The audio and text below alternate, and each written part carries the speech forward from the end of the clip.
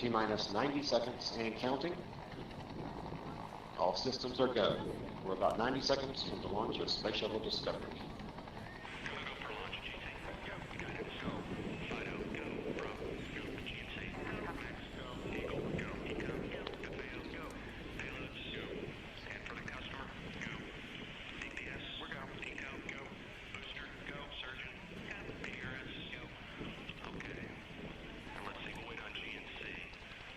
T-minus 60 seconds and counting. We are transferring to orbiter internal power at this time. Discovery is now running off its 3 onboard fuel cells. Coming up on a go for auto sequence start.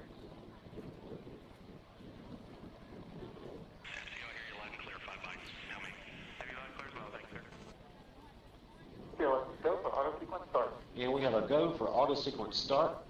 Discovery's onboard computers have primary control of all the vehicle's critical functions. T-minus 17 seconds and counting. 15, 12, 11, 10, 9, 8, 7, 6, start, 2, 1, booster ignition, and liftoff of the Space Shuttle Discovery, returning to the space station, paving the way for future missions beyond.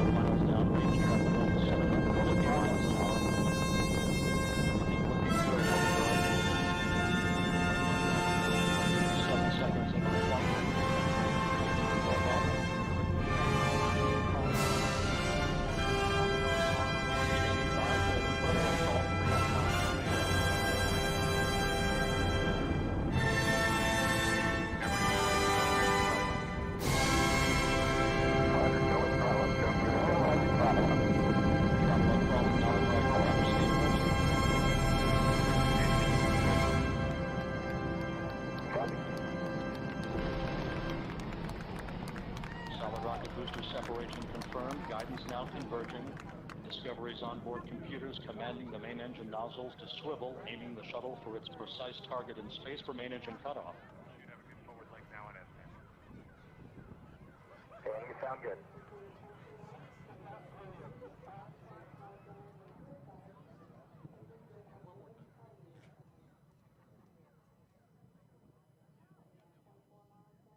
Discovery Houston, negative return. Copy, negative return.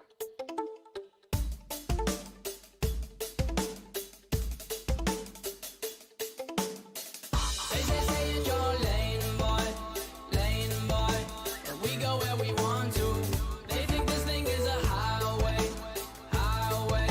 but will they be alive tomorrow? They think this thing is a highway. If it was our way, we'd have a tempo change every other time change. Cause our minds change and what we think is good. I wasn't raised in the hood, but I know a thing or two about pain and darkness. If it wasn't for this music, I don't know how I would have fought this. Regardless, all these songs I'm hearing are so heartless. Don't trust a perfect person and don't trust a song that's flawless. Honest, there's a few songs on this record that feel common. I'm in constant confrontation with what I want and what is popping in the industry. It seems to me that singles on the radio are currency. My creativity's on the free when I'm playing shows. They say in your lane, boy, but we go where we want to. They think this thing is a highway, but will they be alive tomorrow? They be alive tomorrow. I'm sorry if that question I asked last scared you a bit like a hazmat in a gas mask. If you ask Zach, he's my brother, he likes when I rap fast. But let's backtrack, back to this. Who would you live in that for on that list? But the problem is, there's another list that exists and no one really wants to think about this. Forget sanity, forget salary, forget vanity, my morality. If you get in between someone I live with me, honest. Don't trust a perfect person and don't trust a song that's flawless. They say stay in your lane, boy, and we go where we want to. They think this thing is a highway, but will they be alive tomorrow? They say stay in your lane, boy, and we go where we want to. They think this thing is a highway, but will they be alive tomorrow? And one thing that I've come to believe is that technology can bring greater access to our capital markets. Our central question is this, though. When new technologies come along and change the face of finance, as they have done for decades, how do we continue to achieve our core public policy goals? In my role, I will always be animated by thinking about working families in the SEC's three-part mission: protecting investors, promoting fair, orderly, and efficient markets, facilitating capital formation.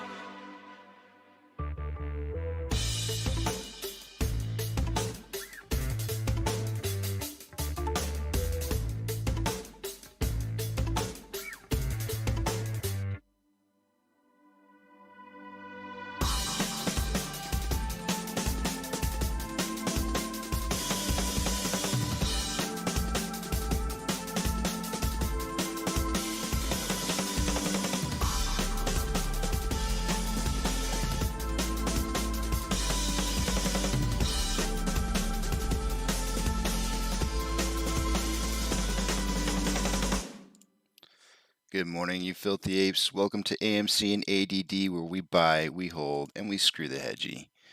Good morning to you. What a wild ride through the night. Yeah, no.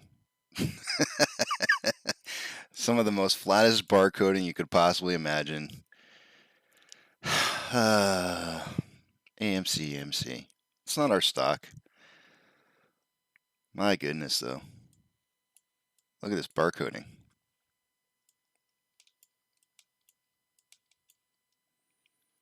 I want to get a scan gun from some store. I want to scan this, and I want to see if it comes up with something with a price.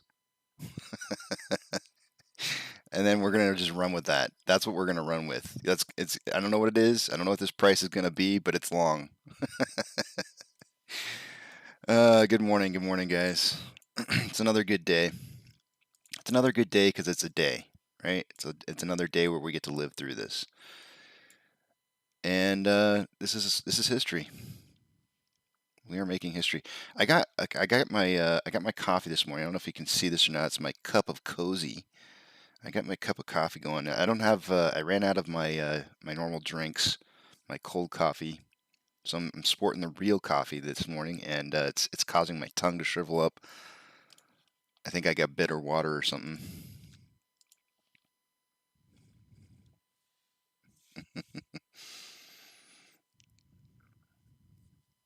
I'm your gym music, so make it a good show.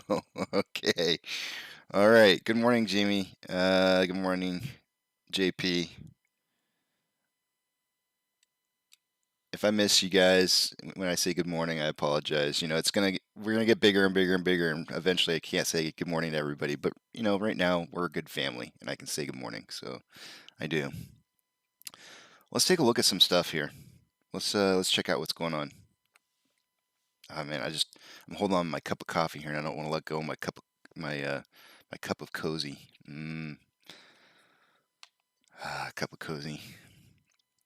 All right, let's pull back out here to 30 minute, I think. I think this is what I want to show you. Nope, maybe it's an hour. All right. Nope, it's not an hour, it's a day. There we go. I don't remember how long ago I did the classic wedge that you see most everybody doing. I drew mine off, not off the flagpole though. I drew mine off the actual data that was occurring off the pennant formation, which ended up not being a pennant, is more of a wedge. So we have a wedge formation that's going here, and so I drew my lines off of the data from inside the wedge pattern, not specifically the flagpole. Because if you did that, if you drew it from the top up here, it would angle this line down just a little bit further and have us closing. Probably would have had us breaking out of the wedge formation earlier than possible. So a lot of people are saying, we've broken out of the wedge, and I think you can't include the top of the flagpole. That's a price where we just kind of got up to and then quickly retraced back from. The meat of the data is here. This is the meat of the data. And so I'm taking the wedge and I'm saying, no, I think we're in the meat of the data here. And I just moved some particular line and I have no idea what it was for. Oh well, delete. But I just want to let you know, we're really, really close to the end of this thing here. Leaving out just the tip, we have, a period of time that we're coming down into where I think the next breakout's going to happen. We're not quite there yet. If you go back in this chart here a little bit further and you look at this period of time, I think we're right here. I think we're kind of like this very last section. You'll see a lot of people posting this everywhere. I really feel like we're on that last section. This is the pump up right here that you saw right here, and we're in this last portion. So I expect to see potentially a couple of days, maybe, let's see, a couple. I'm not sure how many, but I think that we're going to see a little bit of consolidation going on before we do this breakout. That's where I stand right now. On our cup and handle formation, I think I've come to basically, I've come to terms with the idea that we just never hit 49. They only let us go up to 40. What was it? 47.50. They just didn't let us go the whole way, and I'm not sure why. I mean, I can probably guess why. If we had actually hit 49, some of those puts would have been way out of the money. It would have hurt really, really bad if those things were closing this far out of the money. And by pushing us back down to the price that we're at now, it's not going to hurt as bad if they close their positions on some of those $43 puts and $35 puts and whatnot. So that's probably why we're heading back down the way we are. So, having said all that,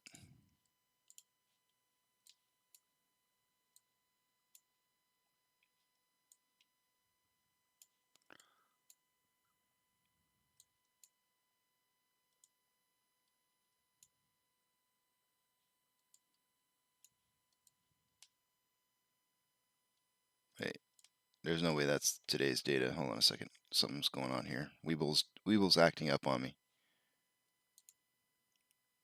There we go. Here's where we stand. And let's pull up all the technical analysis data page here and go cover everything real quick.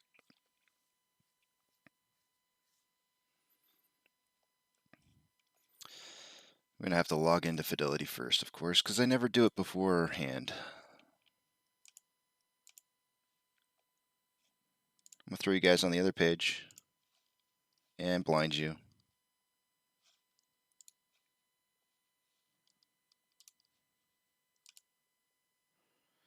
Trying to wake you up, getting you guys started.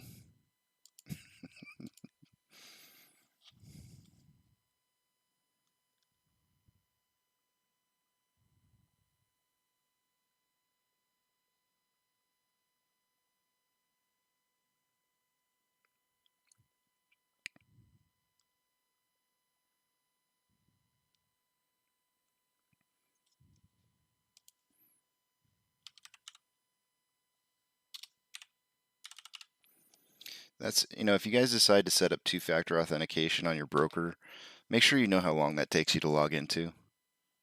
because it does take me a little bit of extra time. I think it's worth the protection, though. There are ways around two-factor authentication. It's not the save-all, end-all, but it might, that few extra seconds might save you some trouble down the road. It might be worth considering. All right, let's start at the top like usual. Who got price prediction points for yesterday? Let me see here. Move this and move this. Okay. Price predictions for yesterday, I was 45 to 48. I am a big fat negative. Eric had 41.2 to 44.2. Adam had Adam was not able to put in a price range yesterday, so I'm going to take Monty's and use Monty's for Adam, which is 44 to 47. And Duncan 43 to 43.2 to 46.2. We all got a bunch of ants. So guess who gets the price tally prediction point for yesterday? The missed tally column. Dun dun dun. Yep. Sucks. Doesn't happen very often, but every once in a while it fools us. Taking a look at an off exchange, moving down the page here just a little bit. Actually, you know, I got to go to True Demons data. Let's go to True Demons data here. Short exempt volume. Let's see. Short exempt volume for yesterday was 280.6, 280,617. Utilization.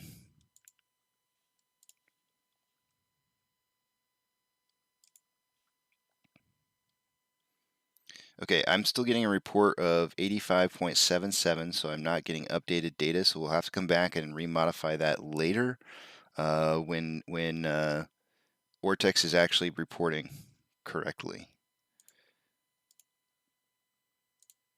And then our total day-over-day price increase was a negative 11.38. Not wiping out our entire gains yet, but that's going to reformat that cell to being red.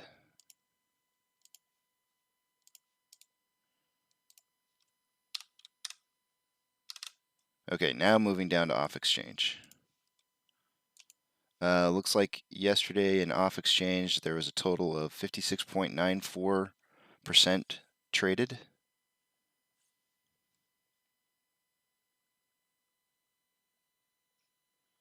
It's updating right now. Let me see if it's make sure that's the right number here before I stick with it.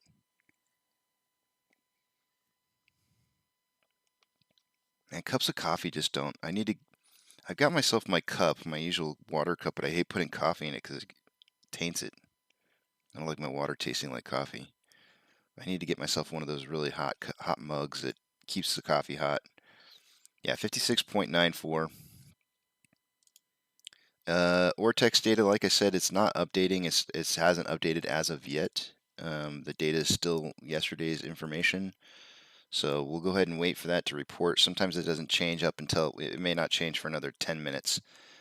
So as of right now, it's reporting 16.55% estimated current short share interest of the free float.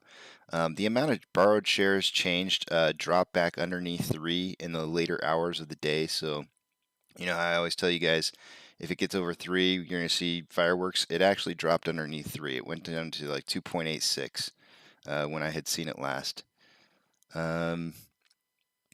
Moving up to the top right with institutional ownership.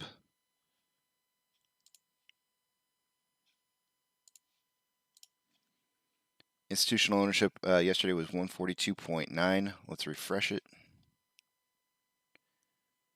152.9. 10 million additional shares purchased within the last 3 months, sometime last quarter. Skyrocketing. 152.9. It was exactly, is it? I think it's exactly 152.916. Nope, 954.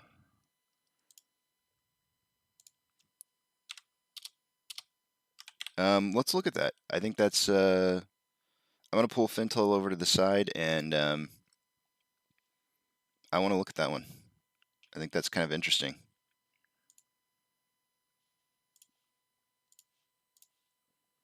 We'll see who it was. I'll pull it up here in just a second. Moving down to Max Payne. Yesterday was $40. I'm gonna guess it's still 40. It might even drop back down to 39. Yep, still 40. And refreshing the options chain.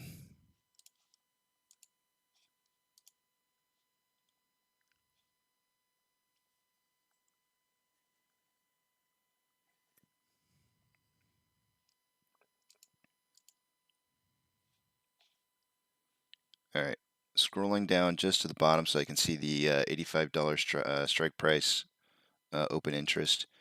Those guys at the $85 strike price went from 17.8 thousand contracts yesterday to 20.9.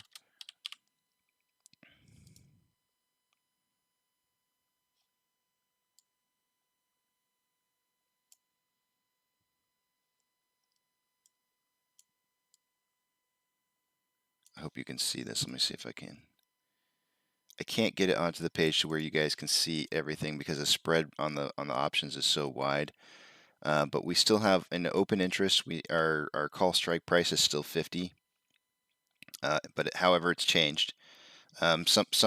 Somebody's smart enough to know that they should have closed their positions earlier, because it's gone from 21.1 thousand open contracts to 19.5, which is good. I'm glad somebody's smart enough to know to cut their losses. That's good. I'd like to see it lower, but yeah, that's good. On the put side of things,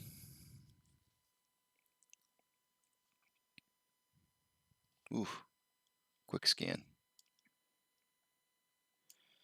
Highest level of open interest at a $30 strike price. That's the same as it was yesterday. Yesterday it was 18.9 thousand options. There's now 15.4. Also a decrease. Oh, nope. It was 18.9. It's now 15.4. Yeah, okay. I said that correctly.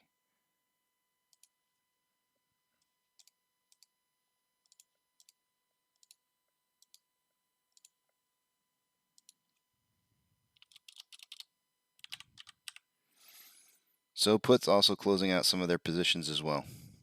Probably the hedged positions. Taking you guys over to the other page.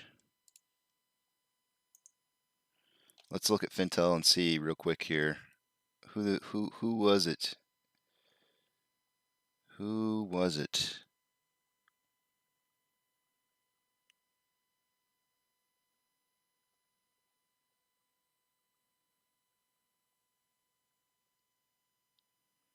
It was a lot of people.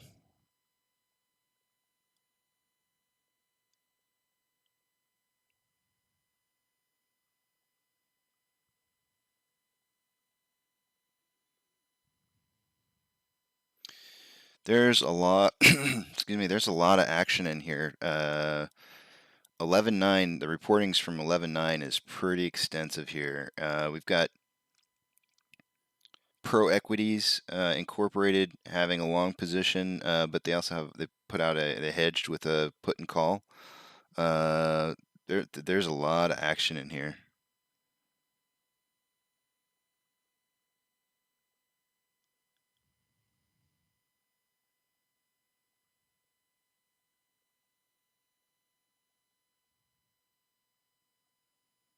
Yeah.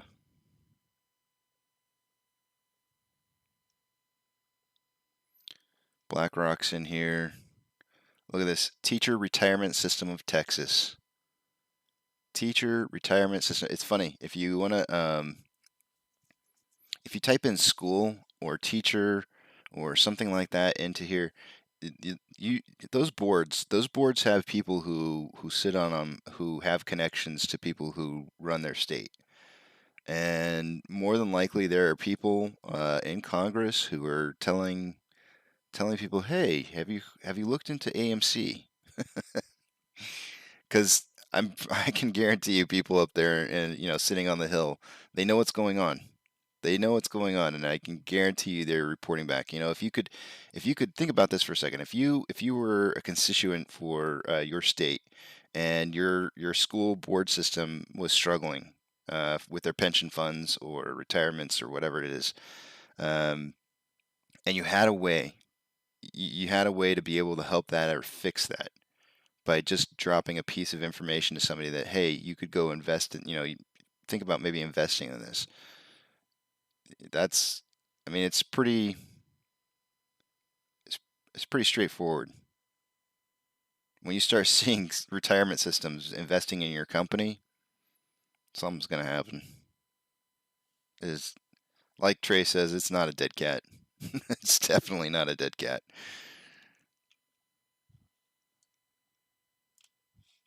All right, let's take a look at Ortex here. Let's see what's going on. I'll go back over if you guys want to go back over some of those and we can do a deep dive into those. I'll do that later. Let's see if Ortex is finally updated here. Yeah, there we go. Utilization going back up, guys. This is looking good. On loan amount, on loan average age per day. So let's see. Let's zoom in on this just a tad. So we had on loan amount decreasing again. We went from 103.6 down to 102.7. So slight decrease in on loan amount, but our on loan average age per day also increasing. So we're getting a little bit of sawtooth action going here. Still furthering apart. I want to see these numbers getting closer to each other. The better, the closer they get, the better. Let's figure out why utilization went up nearly 2%. Because as I look at True Demons data here, yesterday it was 85.77. Today is 87.63. So just underneath 2%. I actually just updated True Demons data. So let's take a look at a little handy dandy notebook. I feel like when I say that, I feel like I'm talking about like Dora.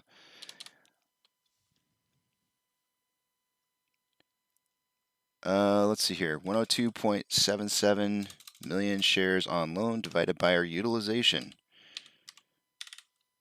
giving us a total of 119.8 million. So nothing changed with the amount of shares that are available to borrow. Nothing at all changed with that. So then we subtract the amount of shares.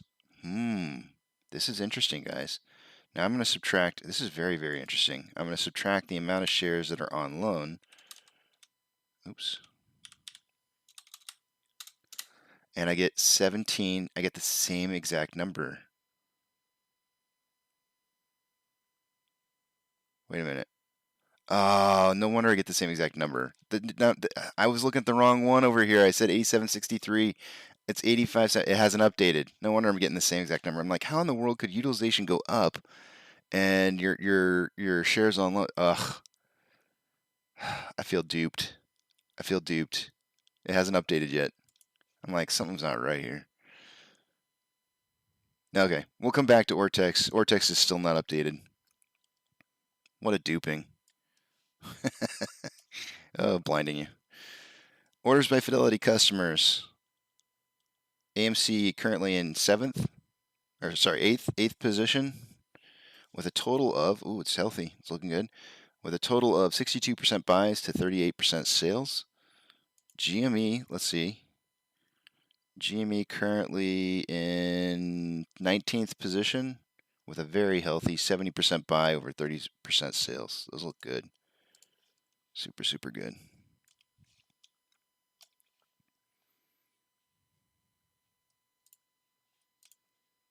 Shares available to borrow. What have they done? What did you guys do last night? What did you hedge funds do? 1.7 down to 600,000. So 1.1 million shares. Let's get this calculator up here. I'm not going to try math this early in the morning. I'll just remember 1.1. 6.4 minus... actually, let's do 0.5. 7. 6.7 minus 4.8. Whoa. And then they just increased from there. So there's 1.9. Then we got 6.4 down to 6.2. So an additional 0.25 plus 1.1. So 3.25 million shares borrowed so far this morning. Pulling back up my cheat sheet. I'm going to transfer some of this data over.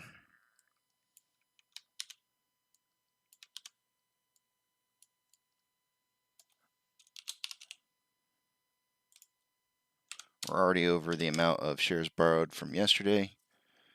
4.5 is average. I think 4.5 tends to be average.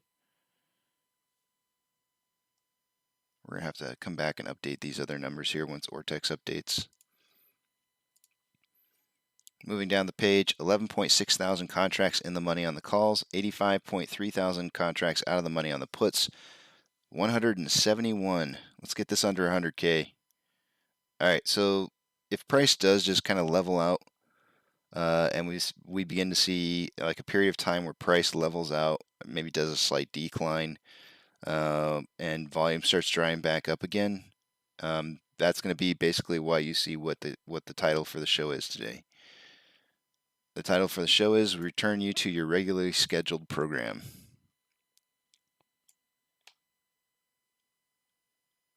We'll take a look at that here in just a second with the Suck, Squeeze, Bang, Blow.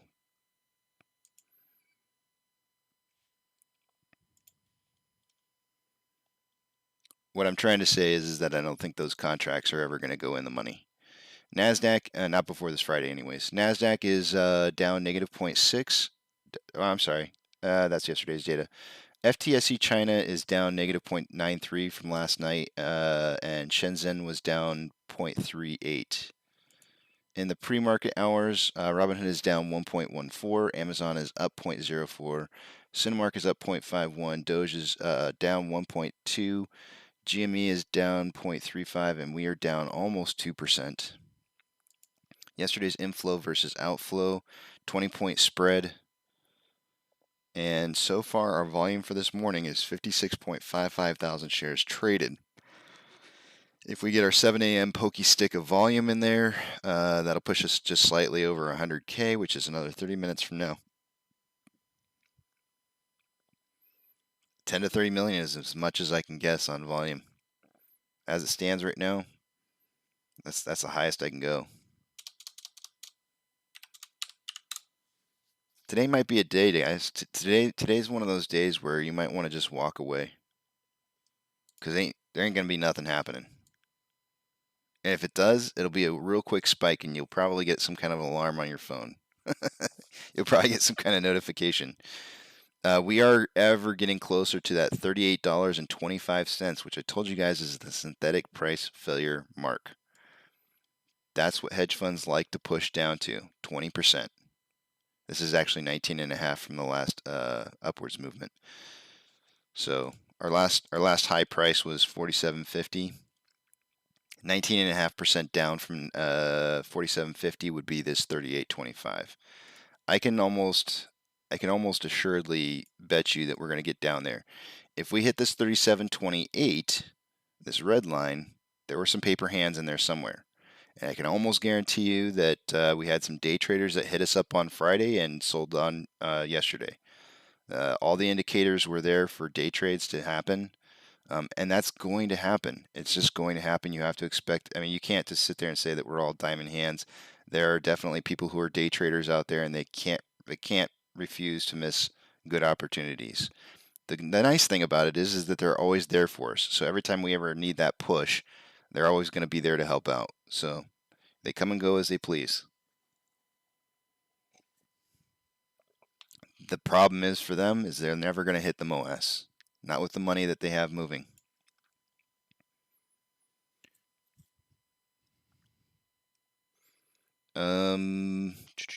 Let's see here. They'll hit the first rise, but they won't hit the big ones. They'll hit the first rise, but they'll miss out on the rest. Intervals.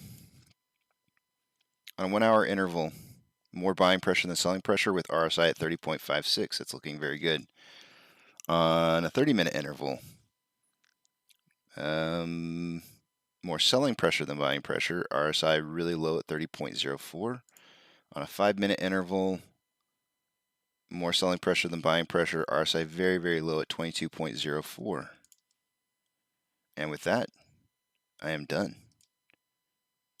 I am absolutely done.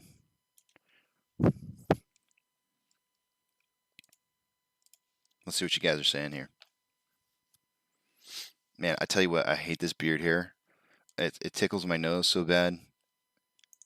I absolutely can't stand this. It's really getting annoying. I'm hanging in there though.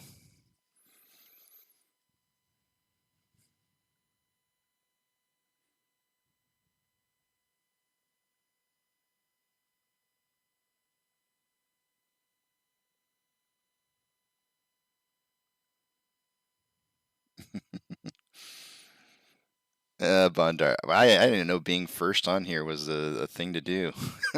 You guys are funny. Jamie, I have a question about GME. Last Wednesday, the price ran up to $255. So if calls were exercised, why wouldn't the price go up? When would you see it? Price keeps dropping. Majority of the time, options are not exercised, meaning they're not. Majority of the time, people collect the money, not the shares. So if there were a lot of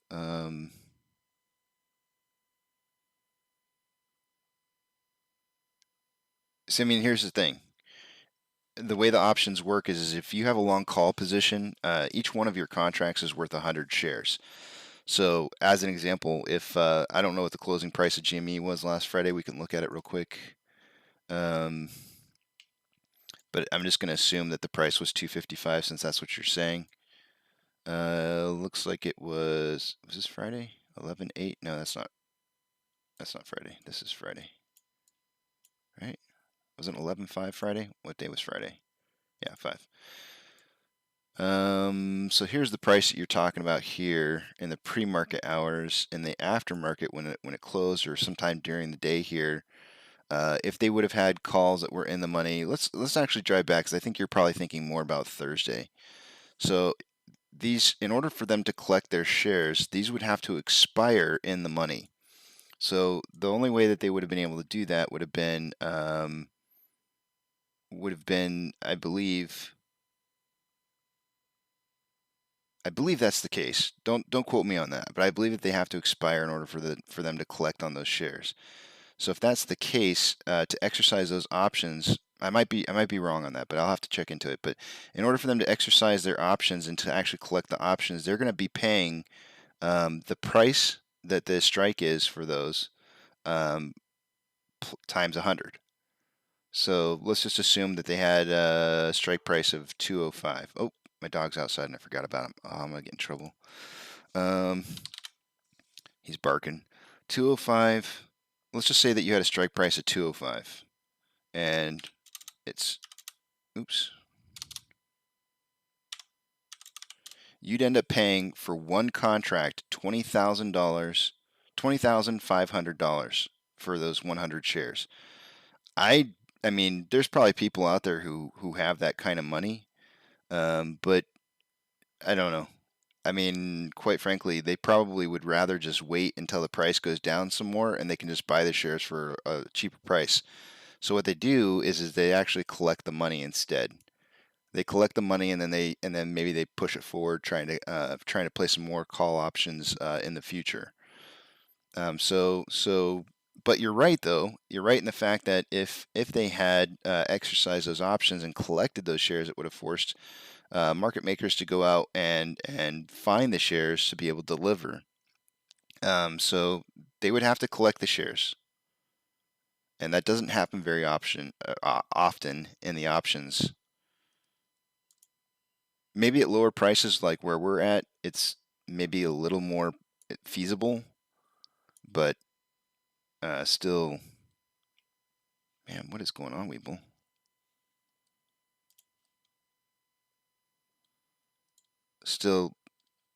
highly irregular. More often than not, people collect the money. Good morning, Salty Dog.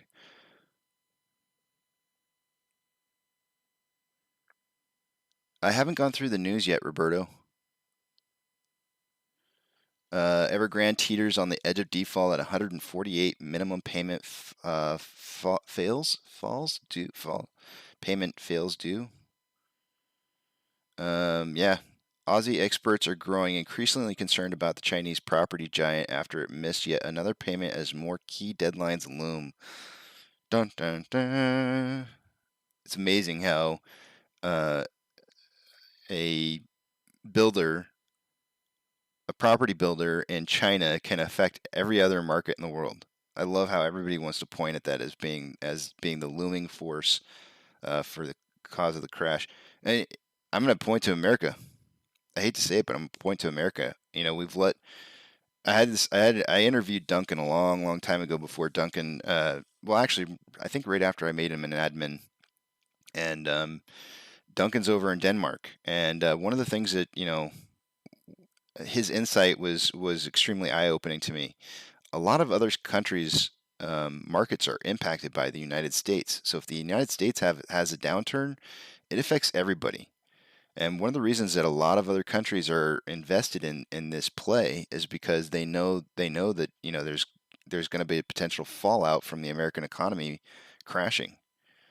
So if Evergrande is the straw on the camel back that causes the American economy to crash, then Americans' economy crashing is going to cause markets around the world to crash. So it's Aussie experts are right, but it's not really Evergrande that's causing it.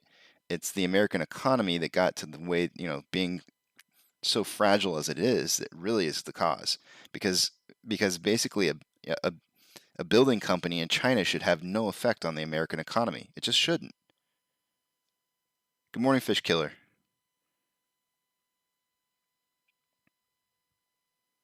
Bondaro says we have an unclosed gap between 42.6 and 45. I'll say it after I read the rest. Therefore, a short-term rise to 45 and then a pullback is possible.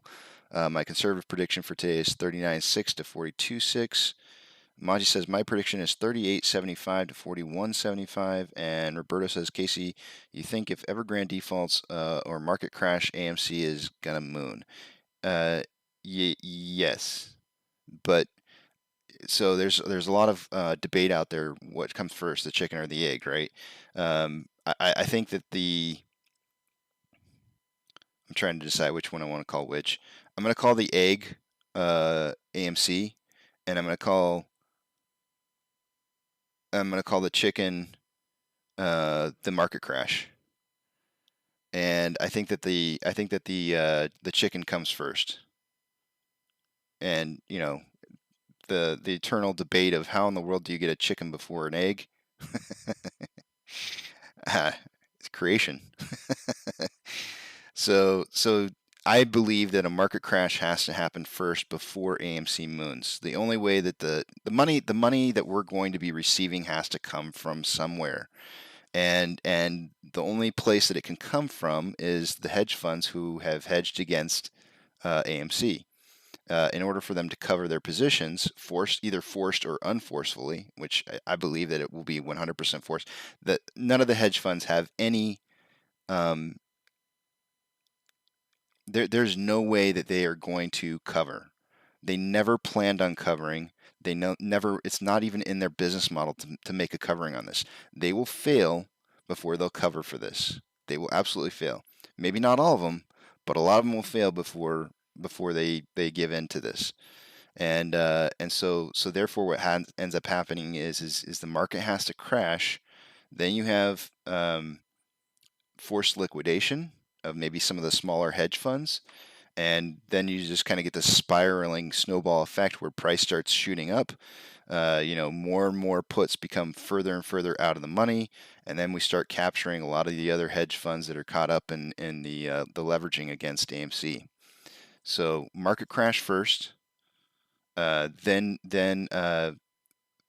actually market crash is basically all of the hedge funds long positions being liquidated, which is the market crash, and then you have payment to AMC. So the question really becomes at that point is does AMC drive down in price with the market crash before the payments start happening, or is it simultaneous? And I would suggest that we would probably see a bit of a hit. We would see probably a pretty big hit at first, but then an increase in price shortly thereafter.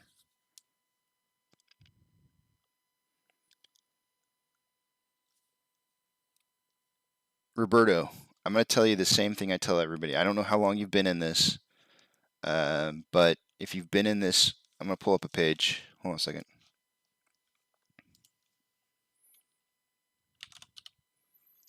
I don't know. Maybe there's probably an easier way for me to look this up, but I don't know. I don't know what it is.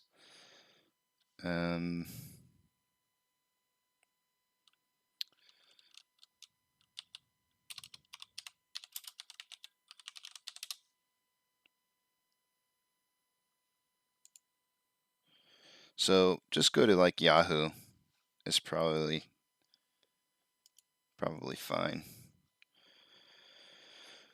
I think. Let me just check and see.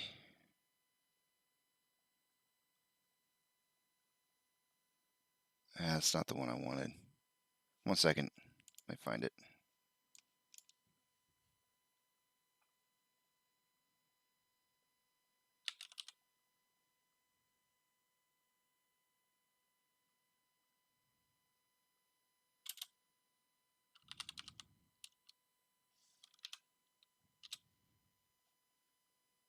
Yeah, this won't work. Okay.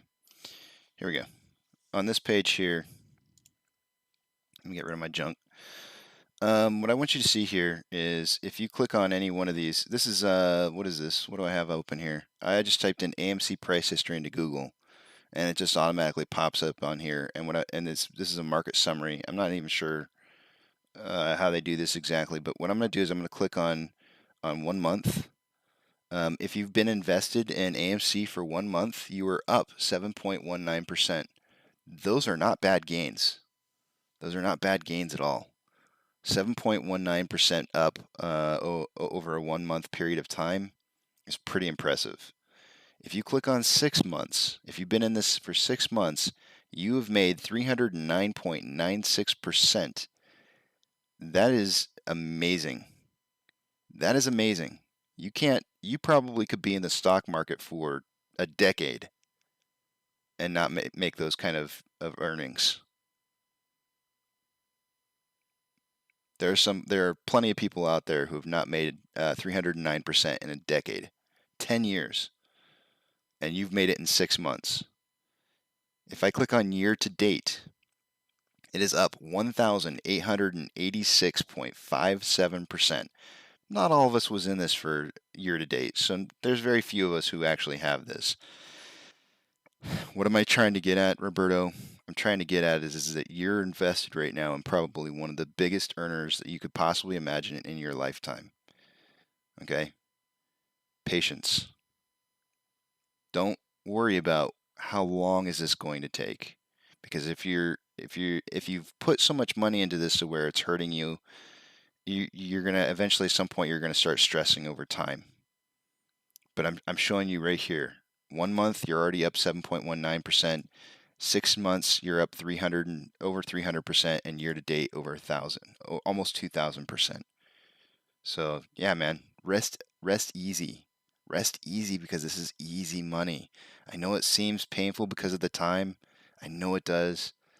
But this is easy money. Super, super easy money. And we're stressing out over it. And there's just no need to.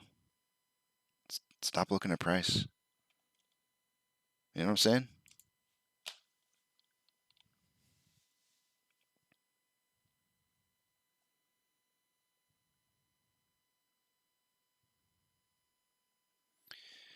I don't know how you're breaking even if you've been in for over 6 months.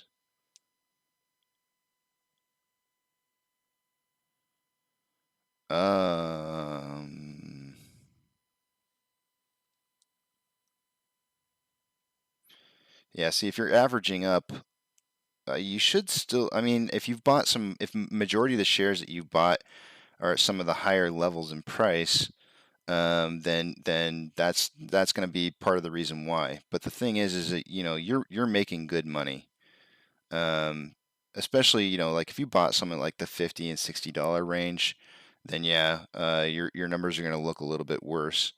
So it does matter when you got in for price point, but I'm simply just looking at those averages over those periods of time, and so what I guess what I'm trying to say is that we're on a very high upwards trend. So even though you may be under, as of right now, 38.97 is your average, well, you shouldn't be breaking even. Oh, yeah, you should be slightly ahead right now. But, that's going to happen. When you average up like that, that's going to happen. But what you're trying to do is you're trying to ensure that you have as many shares as you possibly can at the lower values so that when we do hit those next tiers of big price increases, that you have the shares that you could get at the lower prices. So, yeah, your portfolio is not going to look like what I just showed, but I can guarantee you, if I go into my account and I look, my portfolio says I'm over like 200 and some odd percent, and I've been averaging up too. Probably just a lot longer. I've been averaging up a lot longer and at much lower prices. So, um, but yeah, it's don't you worry.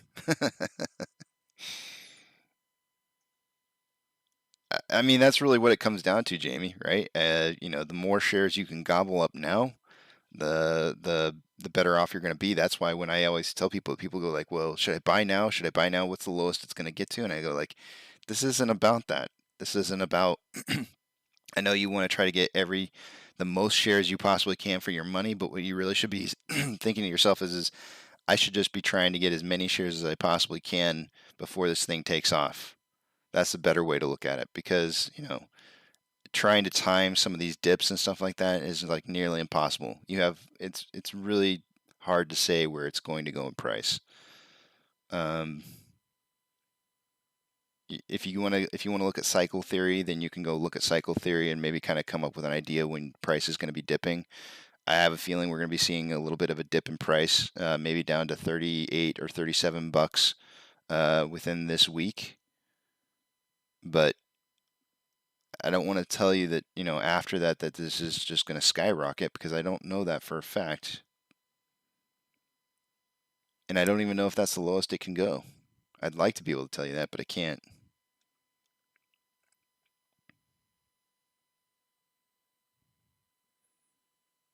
Yeah, obviously the higher up you bought, your price point's definitely going to play a factor. Your price point's definitely going to play a factor in your earnings. Let me go let my dog in real quick. He's upset at me, so I'll be right back.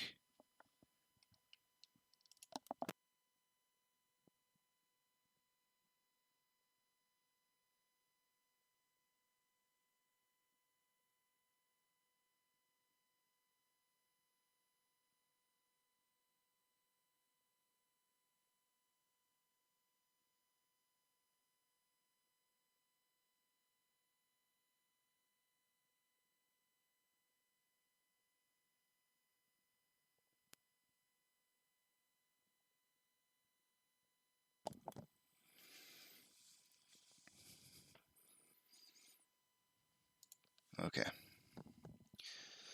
Let's take a look at Ortex again, guys. I want to get that data updated.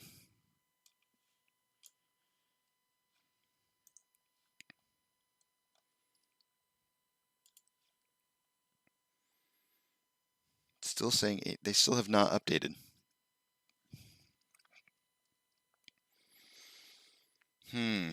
What doing, Ortex? It's very unusual for them to be this late.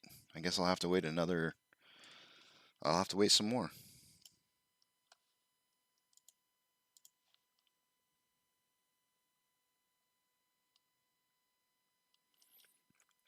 Jamie, I used to have, before I started doing this show, way before, in fact, back in May, I had a general rule of thumb where I didn't want to talk to people about AMC after it broke the number 50. And the reason for that is it was for me, it was a number where I kind of felt uncomfortable on getting somebody involved, because I remember when I got involved in AMC, I think I got in originally, I want to say 14, but I went back and looked at my data and I think it said 13. But so I got in at $13 originally, and I remember when it dropped down to 5 and I was over 50% loss, and just choking, and I remember how tough it was, and when I decided to double down on my position at $6, um, it was hard. It was really, really hard being over 50% loss on everything that I had put into AMC, and then deciding to go ahead and put more in. It was, and I would hate to do that to somebody else, and so I had always kind of came up with that number after I did the in March when I did the trend analysis of GME. I was like, you know what, $50 is that point where I'm just not going to talk about AMC to anybody, because I just don't want to be responsible for them, having to sit through a 50% loss. And it never got that bad, for anybody who would have got in at 50 or less, because I think, what was it, 29 something that it got down to? Let me pull up my data and see. 28.57 looks like. So it was, if you got in at 50, 28.57 would have been the lowest, so it's not even 50% loss. But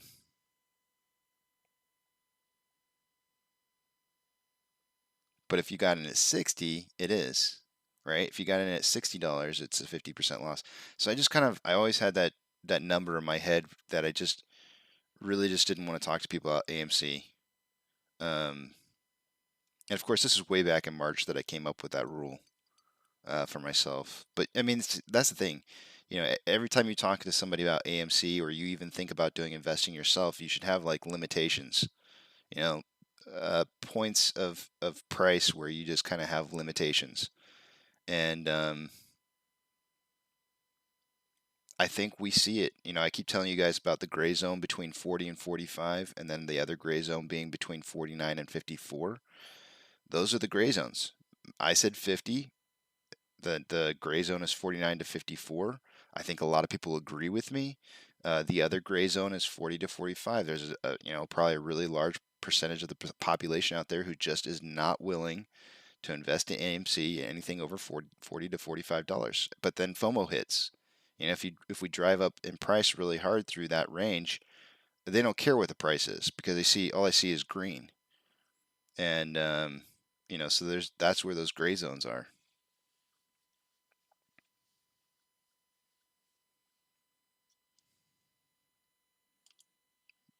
Yeah, it was tough. It was tough, but you earned your diamond hands. I can guarantee you earned your diamond hands during that time. I mean, you watched your account go negative, and you held, and that's all it takes. You did what most people couldn't do.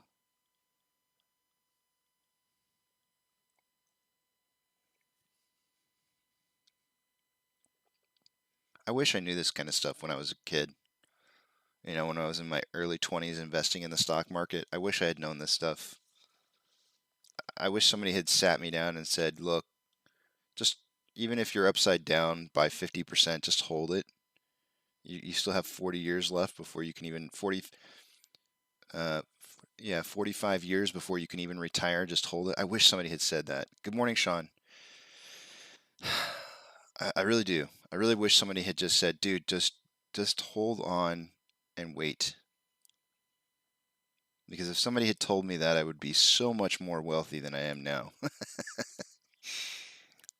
But I got impatient, and I sold positions along the way as the market dropped.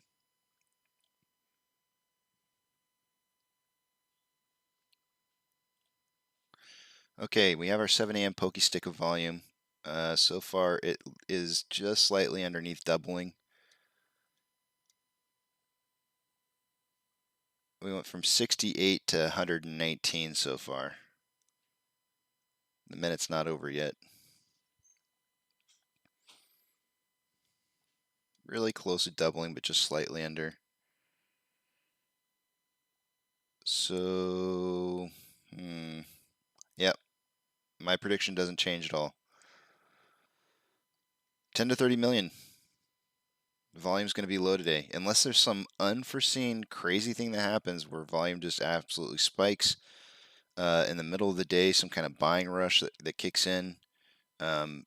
Everything is signaling right now for 10 to 30 million shares traded for the day today.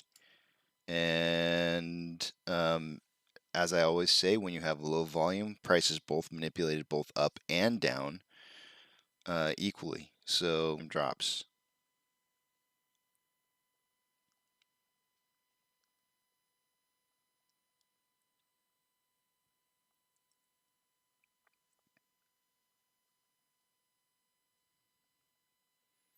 Roberto, man, I'm glad that you're learning because I'm trying to think. We had you. I feel like we had YouTube back then when I sold 2000. Let me look and see.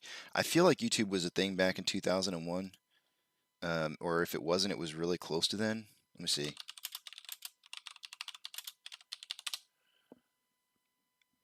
$2005. Wow. Why do I feel like YouTube was a thing back then?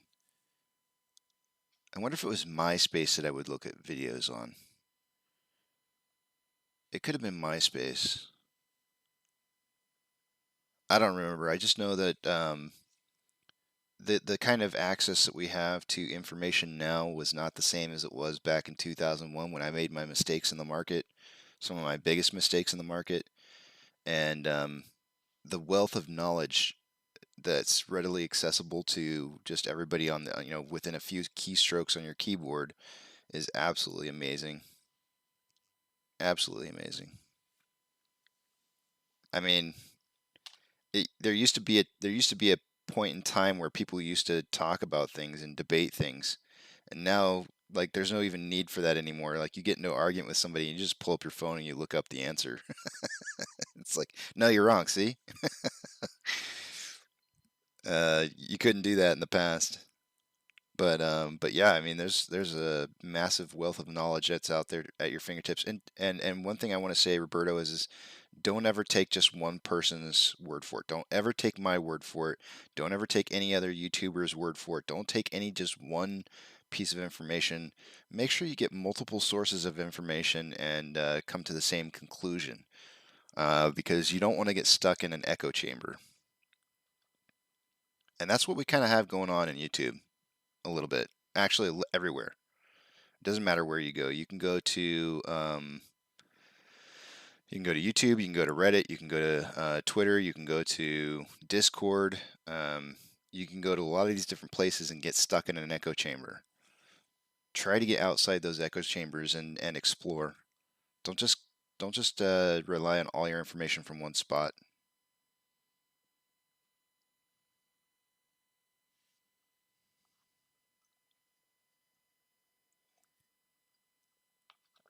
I'm a huge fan of Reddit. I feel like I get a lot of really good information from Reddit. And my brother-in-law mentioned an echo chamber to me coming off of Reddit. And I had to step back and I had to look at it and objectively, and I had to, ask myself, like, is that true? And I think it is. I think there's some truth to that.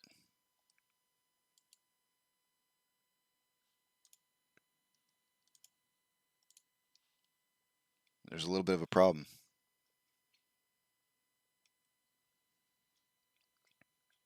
Yeah, but I don't expect price to change a whole lot today. I hope I'm wrong with it, especially if it goes up. But I do think that there's a chance that we might see this thing try to punch that 38.25. I can almost guarantee you the hedge funds are going to shoot for it. We do have SSR triggered for the day today. Don't forget that, guys. That is a thing. Oh, yeah. Why does the title for my show say we return you to your regularly scheduled program? And there's a very good reason for that. And I haven't even pulled it up yet today. I'm going to blind you. Oh, I blinded you before I even warned you. Didn't realize it was there. Blinding you again here in 3, 2, 1. me make sure you guys can see all the information that's there. Let's see here. All right, I'm going to move it up just a tad. Suck, squeeze, bang, blow. We are not in the bang phase yet. Yesterday's price, I've got to plug it in here, which was $39.93. Yes, I did see Fintel. We had a 10 million increase, 10 million increase in institutional share ownership. And I can go through and I can pull it up, and we can take a look at all the institutions that invested, but it was more than just one. There was a lot of a lot of filings yesterday, a lot of them. Let's see, our volume yesterday was 37,809,400. I was off by less than 3 million in my volume prediction. It made me angry. I hate being over. We had a 46% reduction in volume.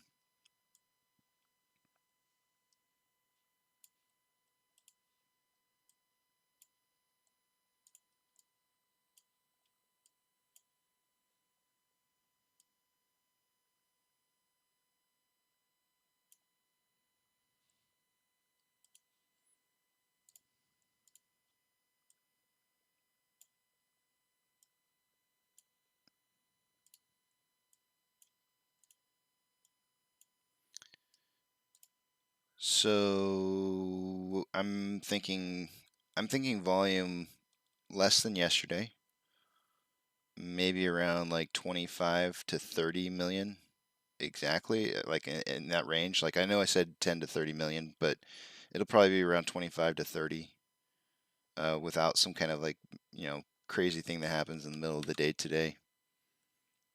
And price, I'm gonna go ahead and I'm gonna hedge off of our closing. I'm gonna hedge off of our opening price this morning. Whatever we open at to the closest dollar, I'm gonna hedge off of that for a price prediction.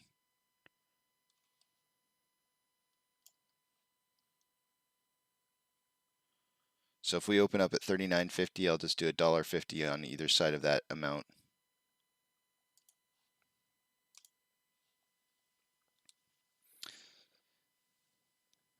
This is correct. I'll pull the Fintel data back over if you want to see it. There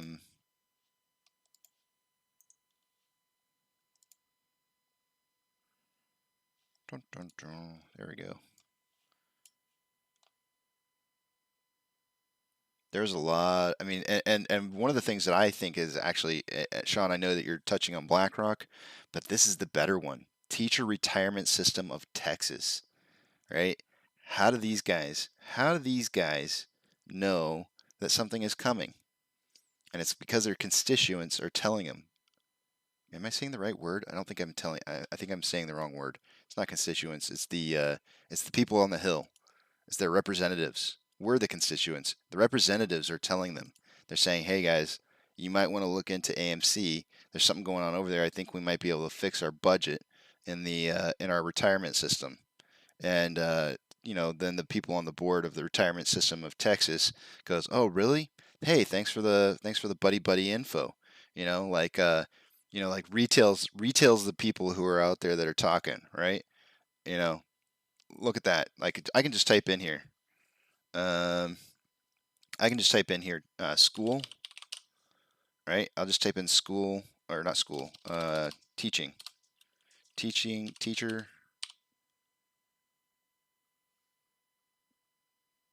Actually, I should just type in. I wonder if I should just type in. Yeah,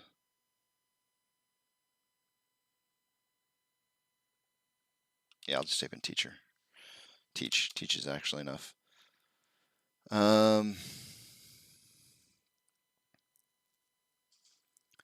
If I just type in teach in here, you got 3 different ones. You got Teacher Retirement System of Texas, California State Teachers Retirement System, which has 556,000 shares. what who on the hill sits, how am I trying to say this? Who is a representative for the state of California that might know something, right? Nancy Pelosi by chance? Maybe. She might know what's going on here. Teacher retirement system of Texas. I wonder what I wonder I wonder where they're getting this information on where they should be investing their money. I wonder. Let's try. What's this? TIAA separate account VA1 stock index account teachers personal annuity individual deferred variable annuity. I can't say annuity. I can't say it. Annuity. What the heck is that? VA? Is it Virginia?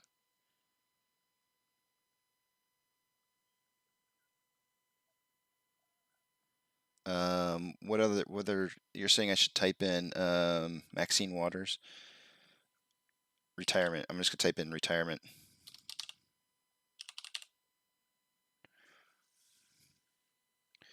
Teacher Retirement System of Texas, State Board of Administration of Florida Retirement System, New York State Common Retired Fund, Global Retired Partners Retirement Group. Okay, California State Teachers Retirement System, Public Employees Retirement System of Ohio, Public Employees Retirement Association of Colorado, and Arizona State Retirement System.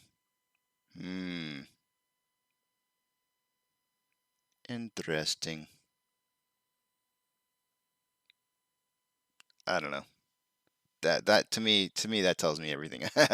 I don't even need to know anything else about this stock whatsoever. If those retirement boards believe that this is a play and they're getting their information from somewhere, it's a good old boys club. It's a type in fund. Okay.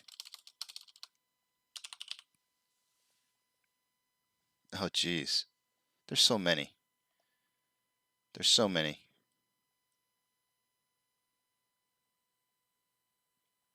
Every single one of these are funds. It's a lot.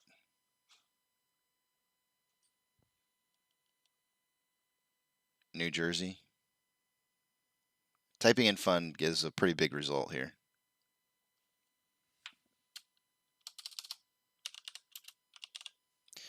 State of New Jersey Common Pension Fund. I could just type in pension. Okay, this is the only one that really State of New Jersey Common Pension Fund. Yeah, I mean they're there, guys. The good old boy club is here.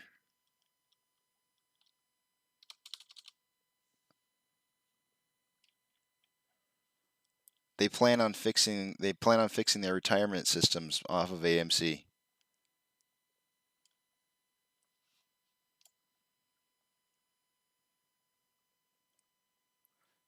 Does it show? Hold on a second. I gotta check and see.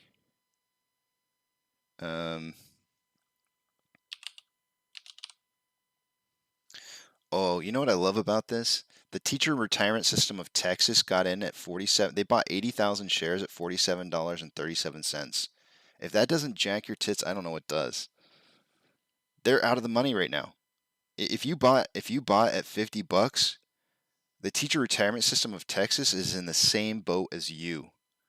They are in the same exact boat as you. They're sitting here under the water, but they're still in it to win it because they know they can fix their retirement program off of one play. One play. You're in the right place. You're in the right place. It really doesn't. I mean, I don't know. I don't even know why I don't ever talk about that. Every time I do talk about it, I go like, oh my God. It gets me excited.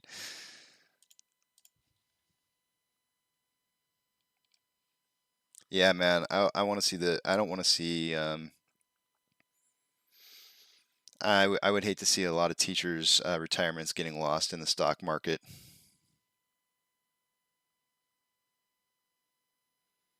No, they're not. They're not all showing the same price. Just a lot of them are, and you know that's the funny thing too is that they, you know, when they show these price, there's a lot of communication, and when they all decide to buy, they buy at the same time. If I let's see, what was it? We'll just pull teacher. Yeah, right. Like this California State got in at 33.45. The teacher retirement system got out at or got in at 47.37. This TIAA got in at 33.41. But let's see, what was some of the things we were typing in? Retirement. Florida got in at 47.37. So yeah, I mean the thing is that you know there's a lot of connections here, right? They hear things at the same time and they all plan these things together. You know, hey, let's maximize our efforts. You know, I'm thinking about buying, and then they all, you know, they probably have these funds are through the government, right? And they all initiate their orders at the same time. You know, they say, okay, they all pull the trigger at the same time, and so that's why the prices are the same or very close to. Ohio and California were off by a penny, so they're not all the same, but you know, you know, I can almost guarantee you they pull the trigger at the same time. A lot of them do. You know, whoever their broker is probably the same, and they all just buy at the same time to, um, you know, help push up the price.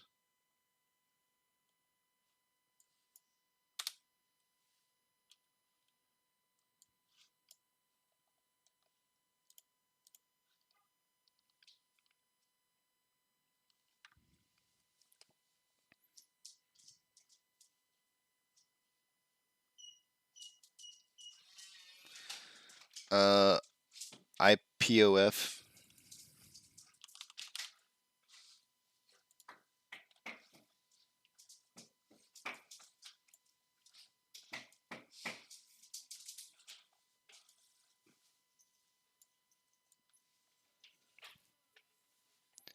As far as news goes,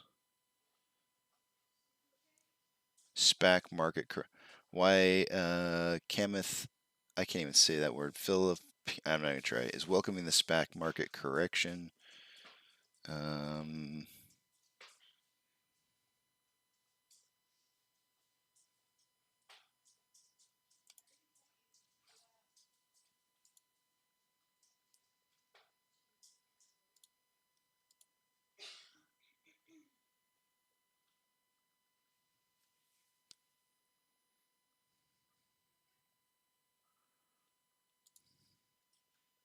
yeah, I don't know. I don't know what information you want to see.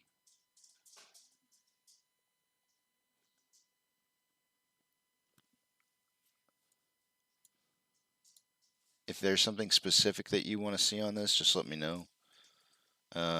But yeah.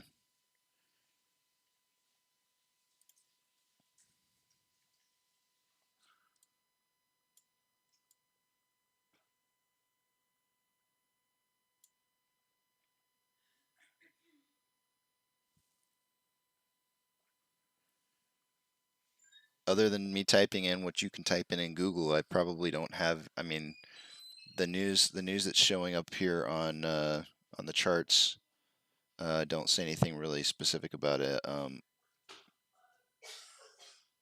Any kind of merger.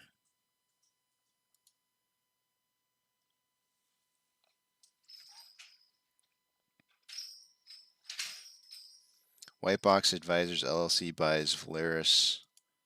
Gulfport Energy Corporation, Highcroft Mining Holding Corporation sells Marathon Petroleum Corporation, Oasis Petroleum Incorporated, White Earth. None of this makes any sense to me. If there's something specifically that you need, let me know and I can get it. I can show when you say block orders, all I have is order book.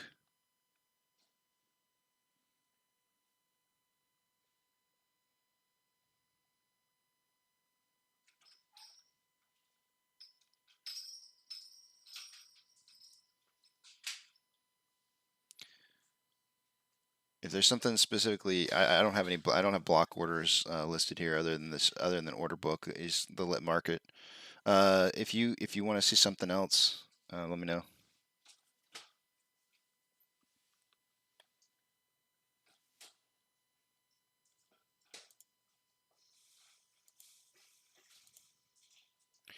I am going to take a break, guys. I'm going to head off here until 8:15, like usual. By the way, Ortex is still not updated. I have not seen it not update by this time in the morning in a very long time. Oh, there it goes. It finally updated. When I get back, we'll take a look at Ortex. It finally updated.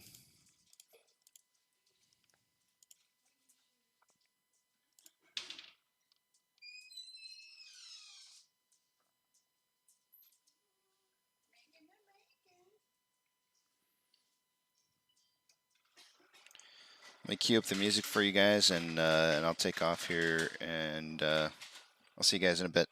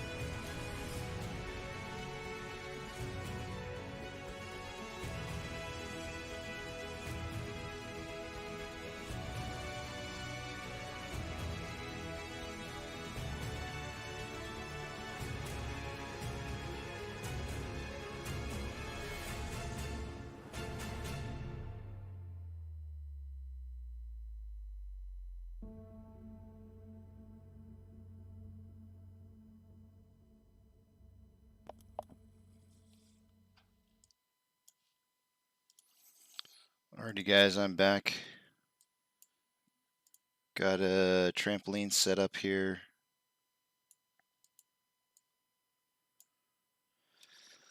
I do anticipate us to hit that 20% mark, or 19.5% mark at 38.25. Let me see what you guys are writing here.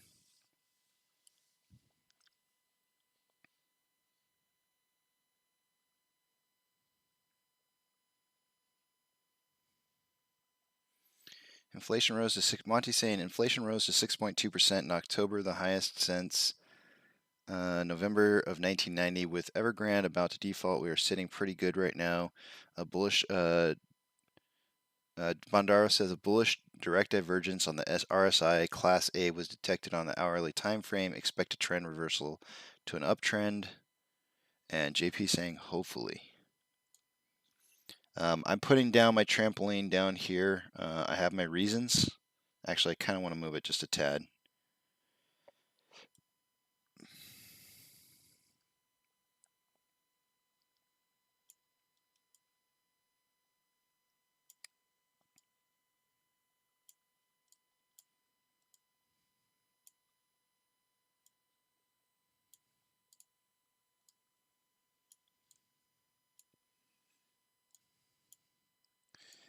Again, 38.25. That is the 20% or the 19.5% down price from 47.50, our last previous high. Now, so that's what I would call a classic synthetic price failure, SPF. Remember, what do the hedge funds apply in order to avoid nice green candlesticks? They apply their SPF, synthetic price failures.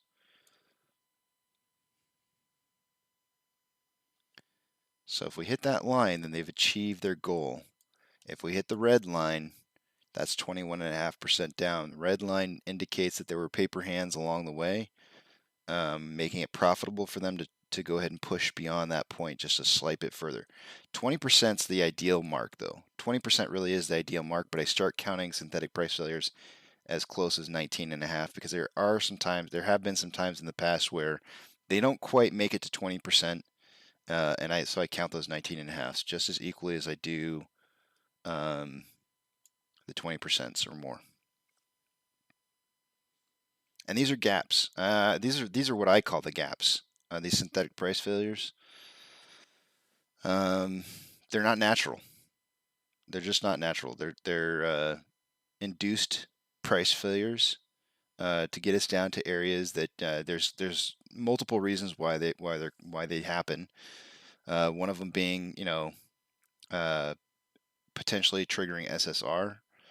A second reason would be to get people to sell their shares, and a third reason would be for options. If there's option plays that where they can get themselves into the money for big option plays to suck up a lot of cash. That's another reason. So there's at least 3 reasons that I can think of why they would want to choose to do these synthetic price failures. And in this particular case, I think they're hitting all 3.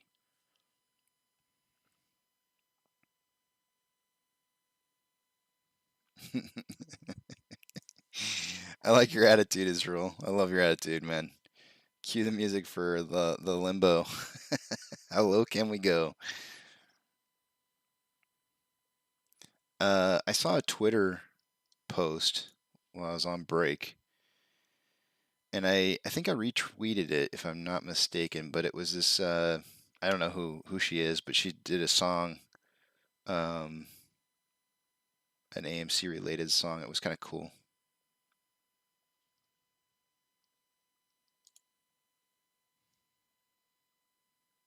I kind of want to play it real quick. I know normally I do that kind of stuff like later on in the morning, but I kind of want to play this. It was kind of cool. I liked it. I thought it was good. Let's see what we got here. Let me I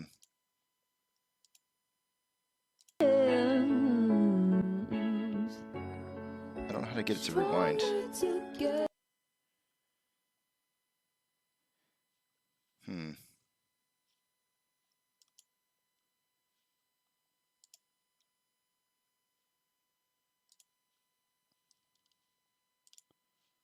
All right, let me try this. No matter where the stocks go, I'll keep buying more. We love the stock. I got diamond hands. Stronger together with the apes army.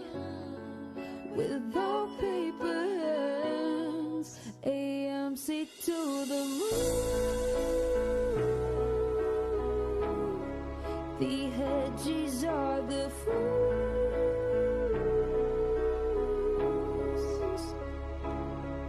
No Anyways, it's just a. I wish I could see the whole thing. AMC two Moon was the one that posted this, and I retweeted it. I think I did. Yeah, I'm pretty sure I retweeted it, and I wish I could see the whole thing. I'd love to hear it.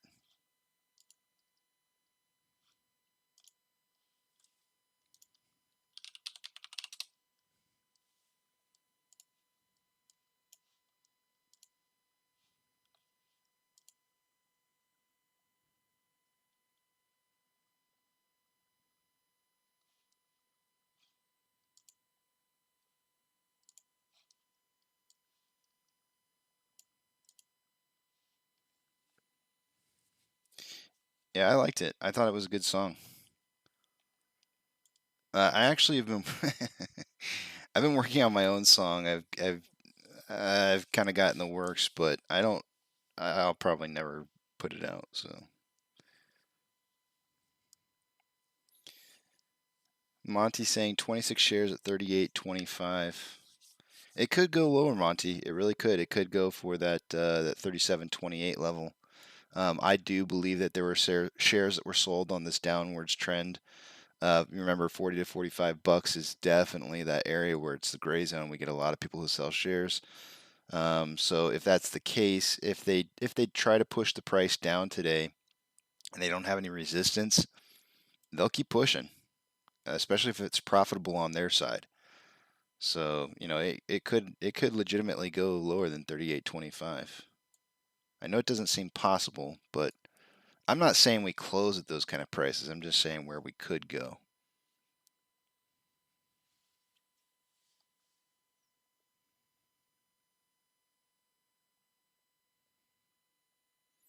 That's right, Bondaro.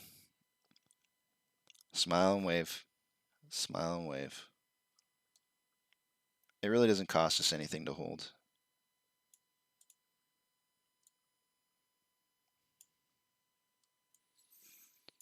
There was some other information that came out. Did you guys see? So I had Delusion sent me a message. He was talking about how the IEX shortage in shares was actually just well, the post says FUD, but I would liken it more to just misinformation. Let me see if I can pull it up here.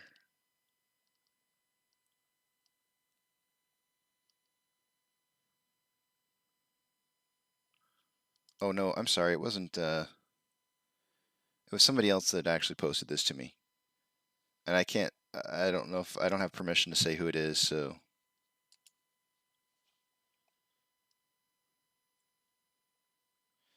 but this is the post, and I can't confirm this, but I just want to kind of throw it up here though.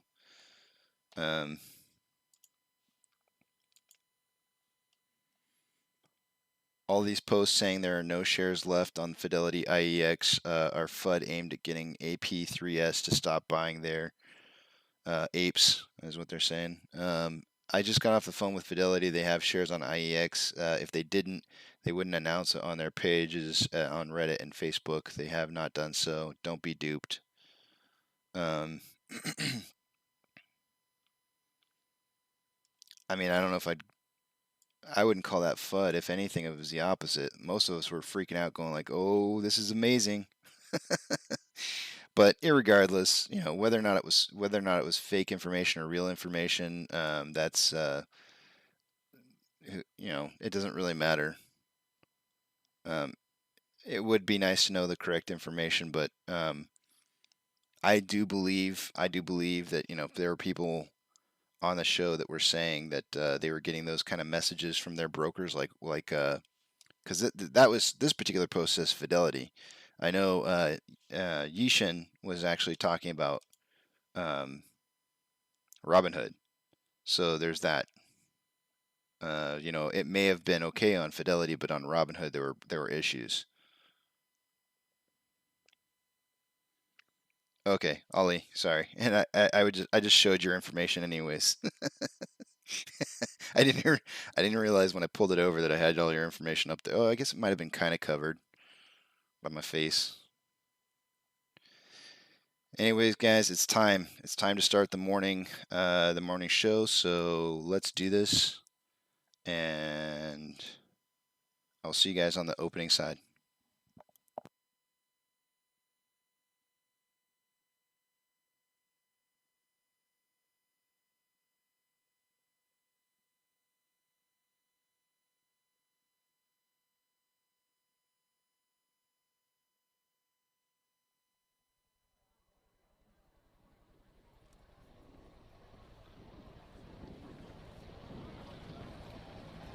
T-minus 90 seconds and counting. All systems are go. We're about 90 seconds from the launch of Space Shuttle Discovery.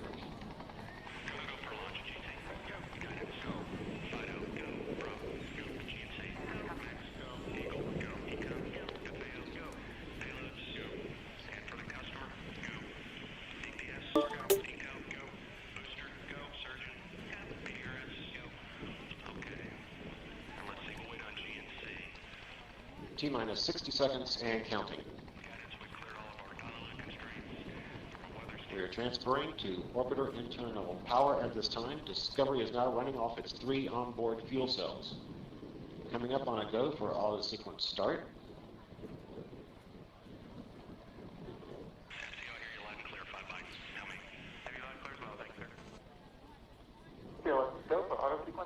And we have a go for auto sequence start.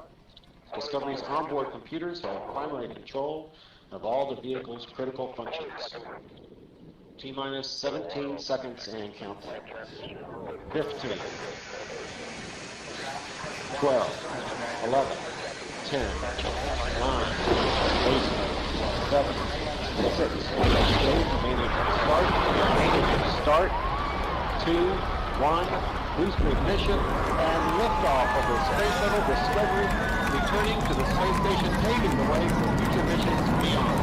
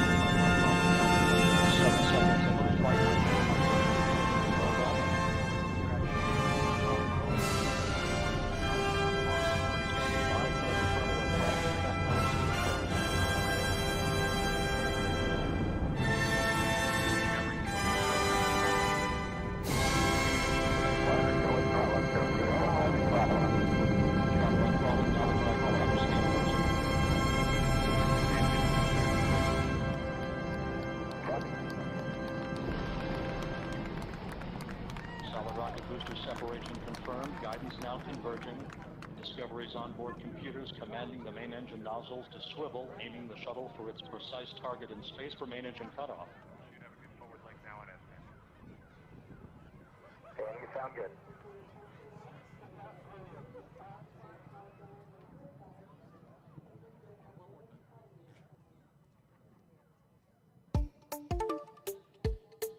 Discovery Houston, negative return. Copy, negative return.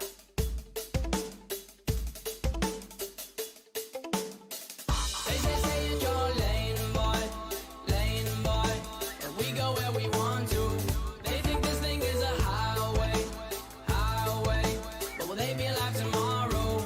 They think this thing is a highway. If it was our way, we'd have a tempo change every other time change. Cause our minds change on what we think is good. I wasn't raised in the hood, but I know a thing or two about pain and darkness. If it wasn't for this music, I don't know how I would have thought this. Regardless, all these songs I'm hearing are so heartless. Don't trust a perfect person and don't trust a song that's flawless. Honest, there's a few songs on this record that feel common. I'm in constant confrontation with what I want and what is popping in the industry. It seems to me that singles on the radio a currency. My creativity's on the free when I'm playing shows.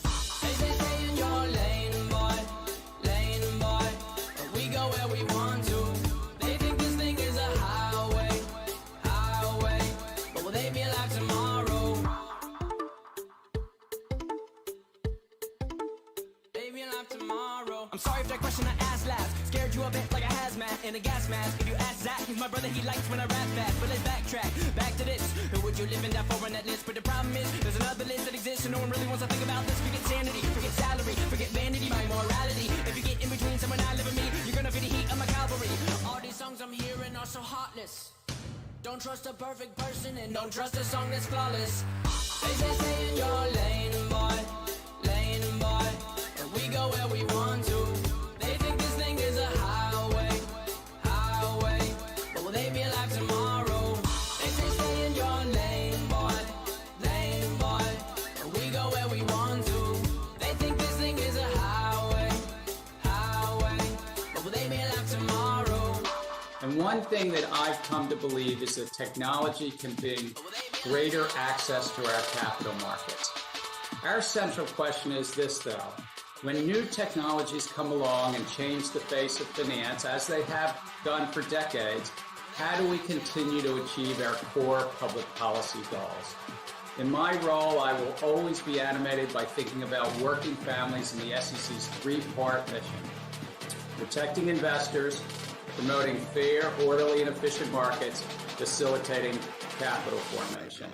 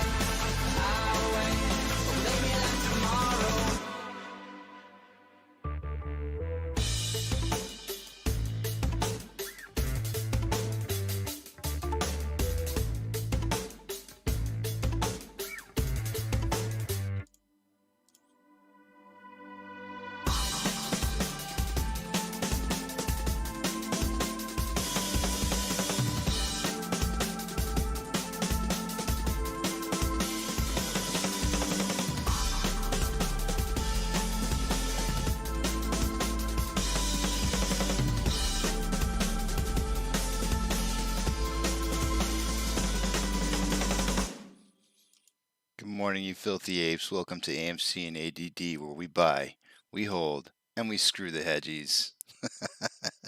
Lane Boy by 21 Pilots. If you have not heard the 21 Pilots, you are missing out.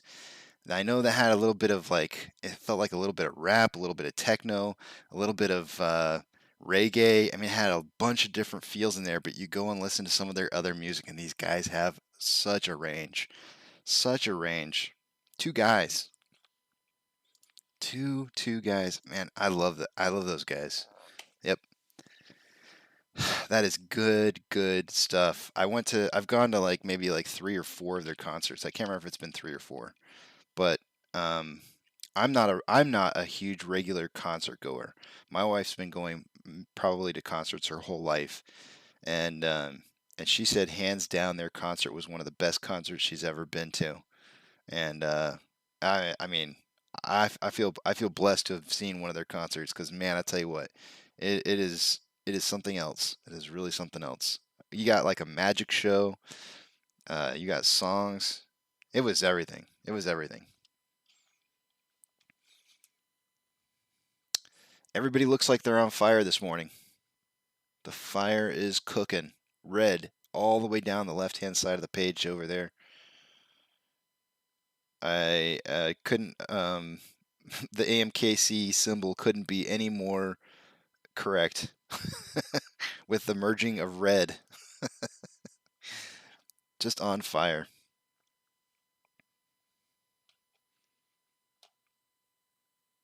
So the question is here, are we going to break the red line or not? That's the big, big question.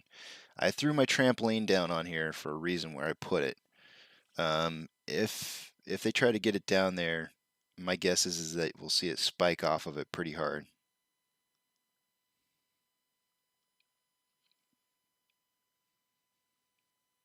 They hit their goal though. They definitely hit their goal. This is indeed 100% SPF confirmed.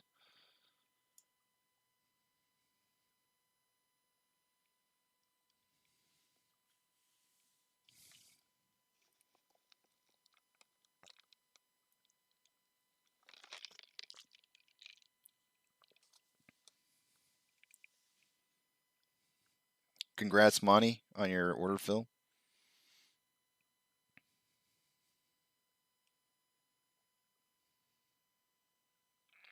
Okay, let's see what's going on here. I feel like I need to look at something. I'm not even going to try and guess where the price is going right now.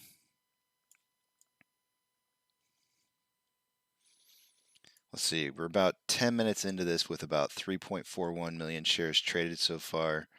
So definitely a low volume day. My prediction for the day today is 10 to 30 million shares traded. It will continue to go down, Ivan. If they had paper hands along the route here, along this path, when you have a synthetic price failure, let me pull back here a little bit to I think the 5-minute. So here's our 47.50 back here. And I can almost guarantee you that where you see these large movements that are kind of abnormal to the rest, you have sales. So right here on Friday, I believe this was Friday. Let's see. Today's Wednesday. That would have been Monday. Monday after market. Wait, today's Wednesday. So here we are currently Wednesday. Hey, I got a trampoline back here. Wednesday, Tuesday, Monday after market hours. It looks like to me like there might have been a little bit of a sale here, a sell off of actual shares, maybe some right here, and everything else looks pretty normal. So if those are compiled into today's price action, they could stand to make some money from some of those.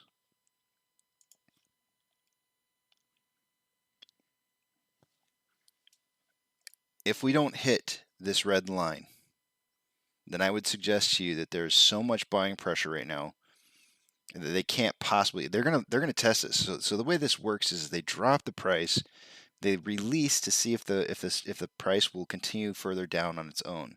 Okay, and what you have here is you have a release. They released it, and the market said, "Nope, I want to go up." And they said, "No, no, no, no, no, you don't understand. We still want to see if there's more." So they start attacking it back again, and they release, and now you see there's still more heavy buying pressure here. Super heavy buying pressure. Don't exclude another attempt to try and drive this back down underneath this. There will be more attempts. If they sense weakness, if there's maybe limit orders that are going through at a $39 price range, they'll hit that. They will definitely try to hit that. If they find them at $38, they'll try to hit those too.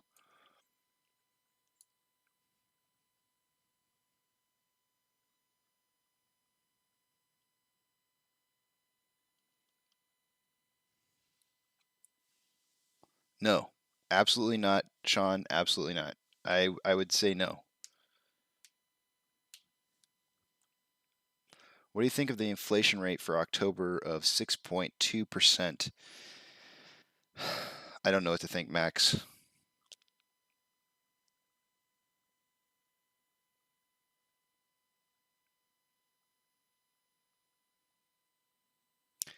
I'd have to do some more research on it, to be honest with you. I don't pay that close attention to inflation rates.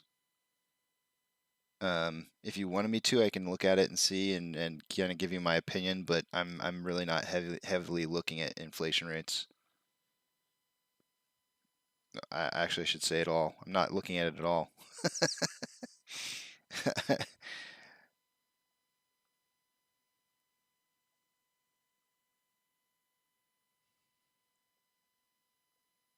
Yes, Bondaro is correct. This is a synthetic price failure.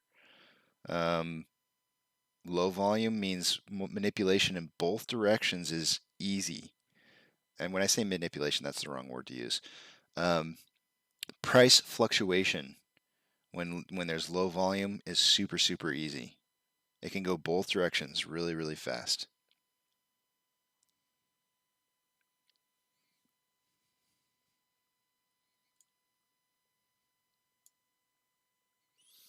But here's the deal. Gray zone, $40 to $45.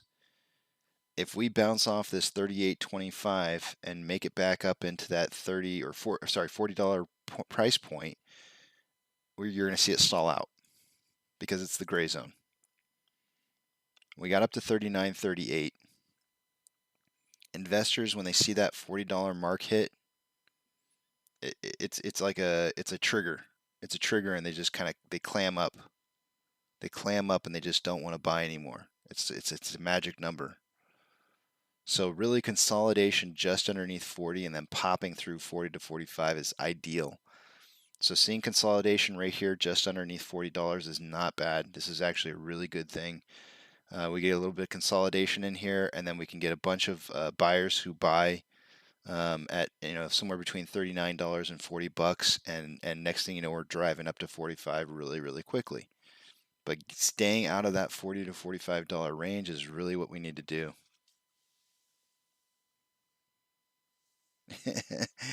While you're speculating, money has already made $26 in 5 minutes.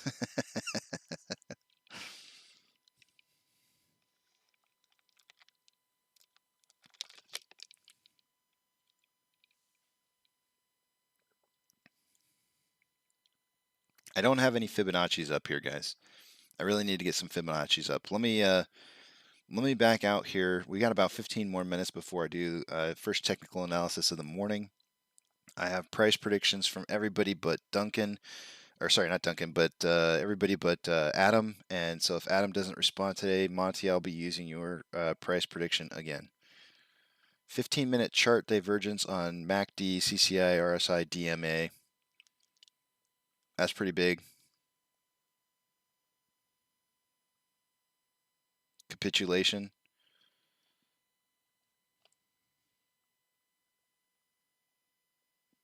Let me get a little bit of a let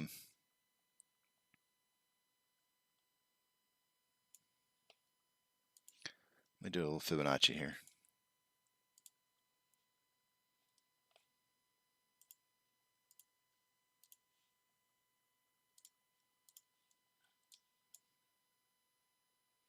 Holy Toledo.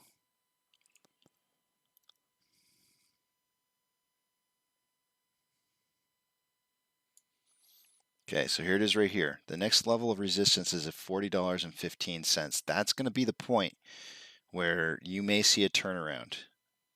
You may see a turnaround or some consolidation just underneath $40. That's exactly what we want to see.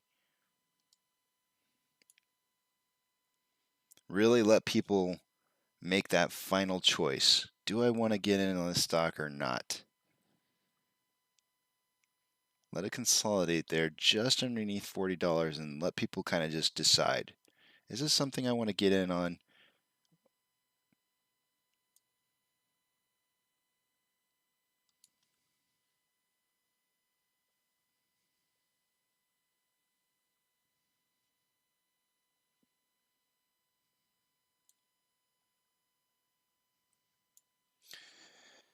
But I am happy to report synthetic price failure achieved.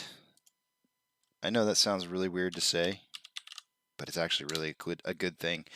We hit 38.13 as the low. That is a 19.7% drop from the 47.50 high that we last had. That means that if we're on an upwards trend, before we would likely see a downwards trend, we would need to see at least 15% in gains. So let's figure out what that is. I can do quick math here.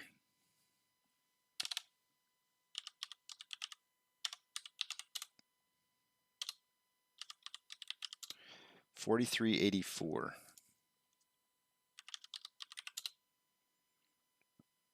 Okay. So what I would suggest to you guys is, if 38.13 is not our lowest, if 38.13 is not our lowest low, then we shouldn't see a turnaround until we get it to at least $43.84. Otherwise, what you could see is you could see the price moving up, coming back down, and retesting the 38.25 to see how supportive we are of this level. Are you guys really sure that you want to be in this stock? That's what this is. Let a bunch of new people start buying here. If, they might decide, oh, hey, this is the bottom. Rise the price up. Let them really think about what it is that they're doing and test them, dropping it back down to that 38.25. See if they can't find some paper hands to move into the next level of definitely some paper hands, which is 37.28. So this will be the key right here. How hard they try to push this down, and whether they get paper hands here going back down. This is a test. This is a test of support.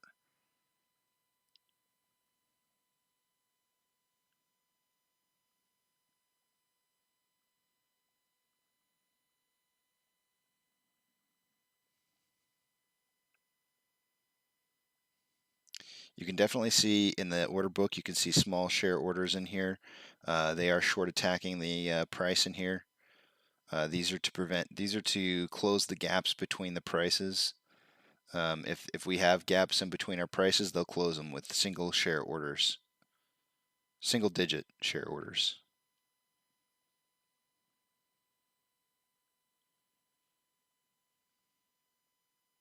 Right now it looks pretty strong. There's almost shares at every single price range, but it's changing pretty quickly.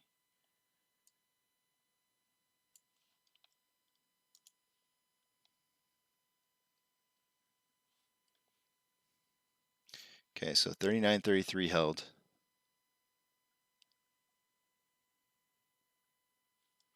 Let me go ahead and check the news that's out here. Let me just see what it says.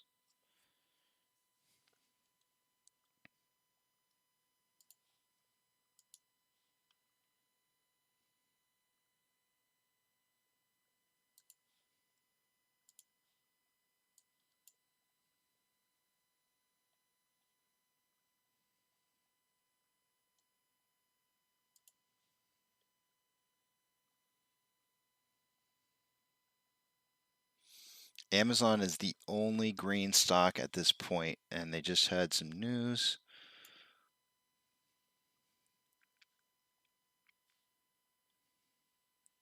What does that have to do with it? Amazon.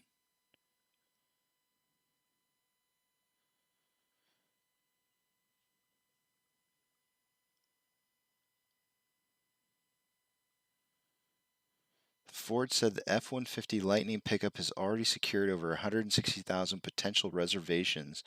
The pickup is expected to compete with the Amazon.com Incorporated backed Rivian Automotive Incorporated. Huh. Okay.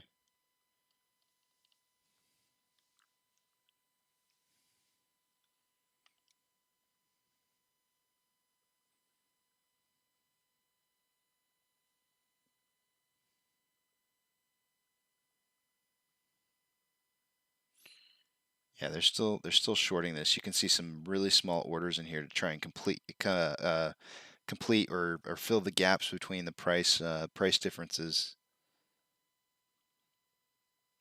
There's definitely shorting going on here, which SSR is enabled. This is what cracks me up. SSR is enabled. They're not technically allowed to short the stock during price decreasing. They can only do it while the price is increasing.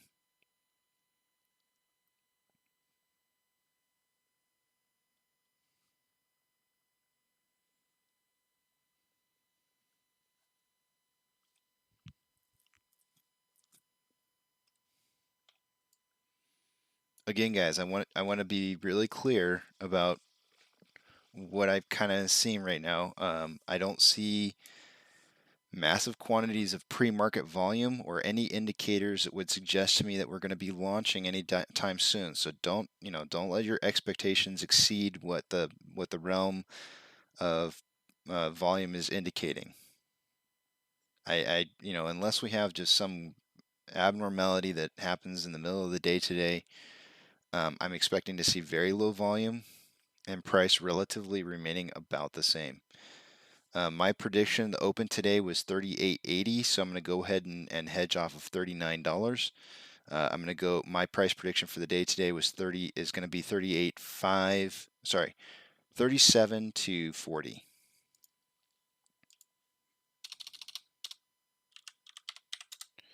Let me go ahead and write down and tell you guys what everybody else had put in. Eric came in. Eric's at 37 to 40.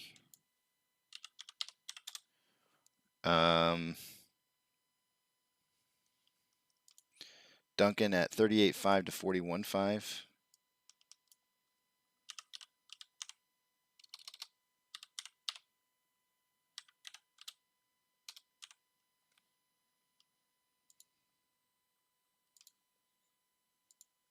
And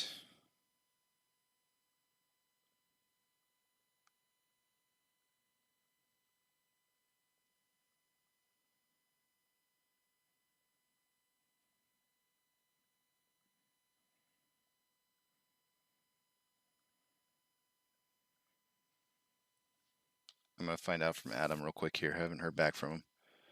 Jason's saying Jason might have to be my new go-to guy for price prediction here. 38 to 41.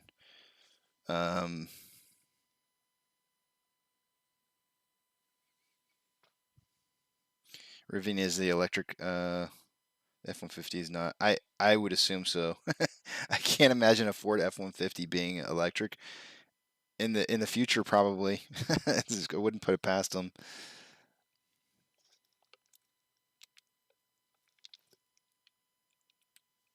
My brother-in-law, I think, bought a Ford F-150, if I'm not mistaken. I'm not sure if it was last year's model or not, but the thing's pretty cool. When we had our we had a winter freeze down here, and this last February or January, I can't remember if it was January or February, but we had this really crazy winter freeze that came through and just absolutely, you know, decimated local areas around here. And the cool thing about his truck is that it's got a generator system hooked into it. So if he needs to, he can just he can plug into the generator on his Ford F-150, bring in a nice long extension cable into the house, and start plugging in essential items into a plug, which is really cool.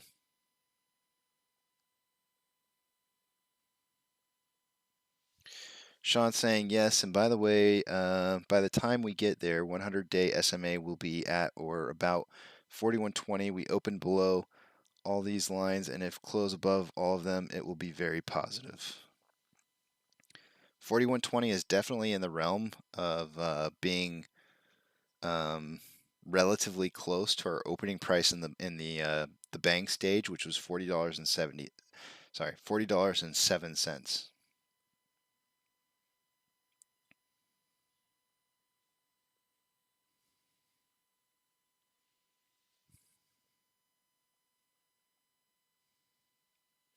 I did not see that, Jason.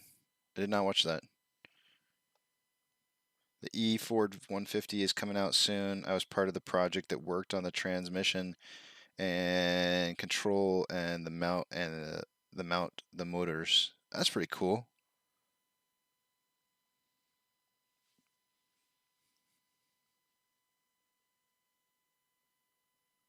Yeah, I'd love that.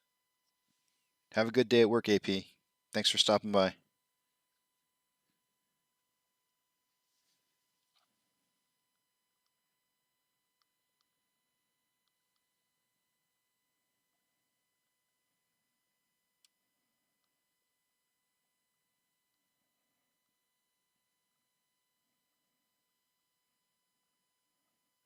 Okay, Adam's going to take the week off for this week. Monty, I'm going to go ahead and let you fill in for today since you were first.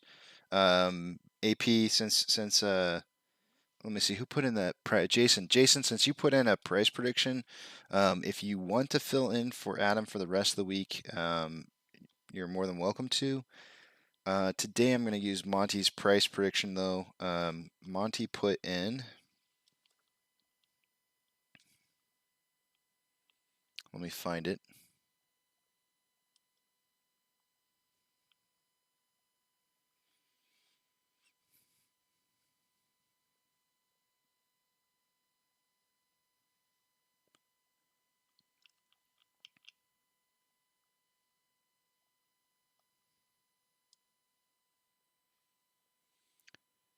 $38.75 to $41.75.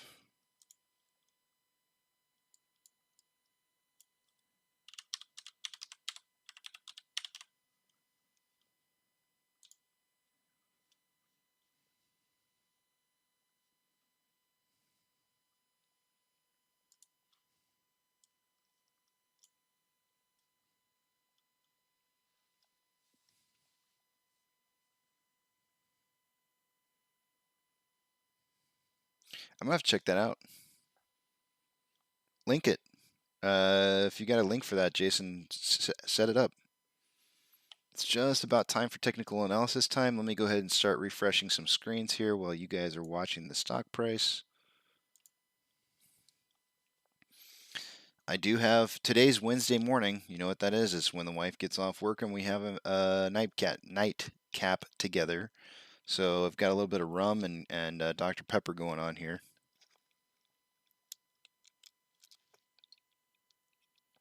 And my cup for a cause from Rudy's. Rudy's Barbecue. Craziest thing. I first moved to Texas, right? And I'm thinking like, well, you know, I got to get myself some barbecue, right? You know, what's the first thing you do when you get to Texas? You get barbecue.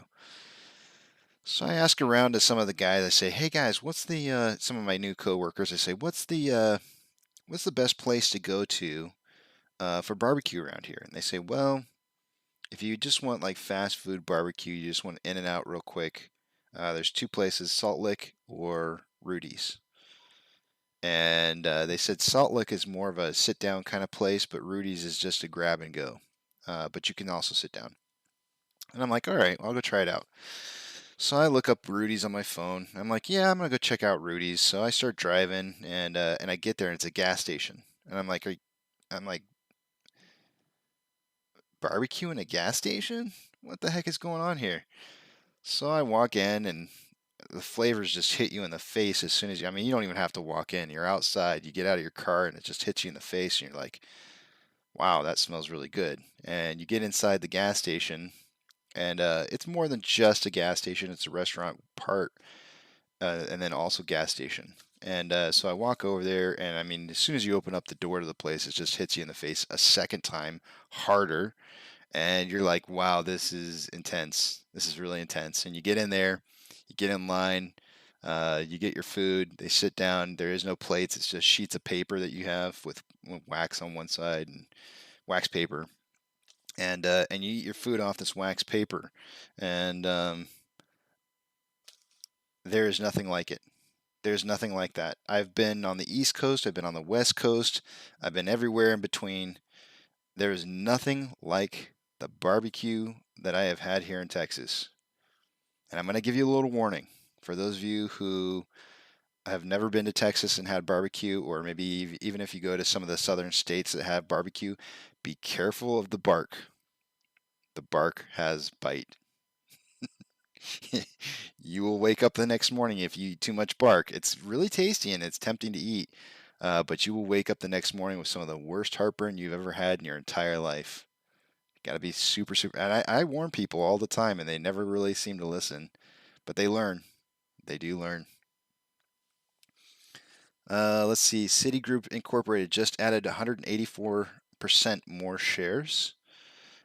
Sean, do remember that the reporting on Fintel is delayed by like 3 months. Try some KC barbecue sometime. You said KC. That's my name. That's my name. I gotta go try it sometime. I will try it. I want to head up there. My goal is to head up there at some point. We'll see. Monty, I'll give you access. You can go ahead and post the link there. I'm gonna go ahead and do. I'm gonna take you guys over to the other page. I'm gonna start it. Yeah, you know, I know you meant Kansas City. Kansas City is definitely. I know what KC is. I mean, that's, yeah, I know what Kansas City is. Kansas City Chiefs are, they're one of my favorites just because they're namesake.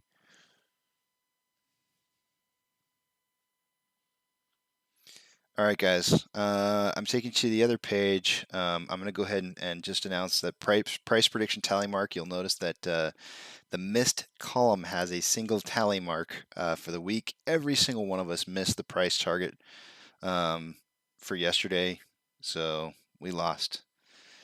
Utilization I have not updated since Ortex finally came through with their numbers. Utilization is actually 85.41, so let me go ahead and update True Demons data. So it's slightly down day over day. And we'll take a look at that here in just a second as I update the rest of my screens. Do you guys remember Paul Harvey? How many of you are old enough to remember who Paul Harvey is?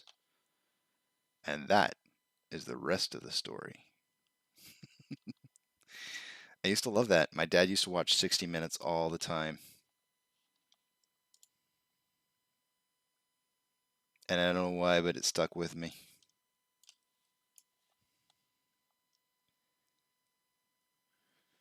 My dad was a DC military guy, so being in the know of what was going on in the world was important.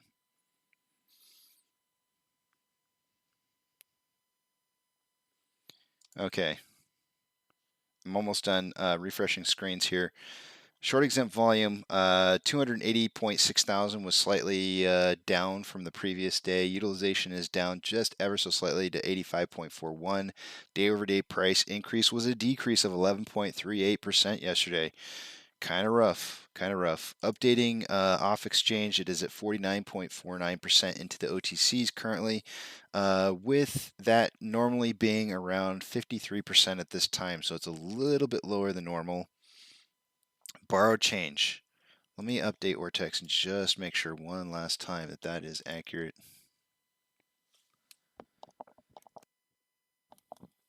$1.68. No, I was not swearing when I turn off my mic. 1.68 million shares borrowed.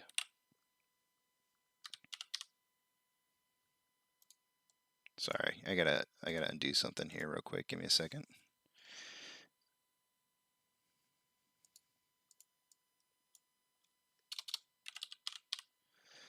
Okay. That's going to raise our estimated current short share interest of the free float up to 17.71%. This is going to be what was it Ollie that was talking about? I'm not sure exactly which who it was. I apologize since I can't remember. Memory's crap, especially when I'm having a little alcohol. 152.9 million shares outstanding for the institutions in the top right-hand corner, fourth line down, maybe fifth line. If I refresh, that should update to 153.165. 153.165. When I first started tracking this a couple weeks ago, when DRS was kind of becoming a big topic, the number was 138 million. It was 138 and some change million institutional owned shares. That is now up to 153. So 38, 48, basically a 15 million increase since I've been tracking. I want to say it's been close to about a month now. Max pain for the day today is, what is it, 40? Same thing as yesterday. It's 40. And updating the open interest, updating the options chain.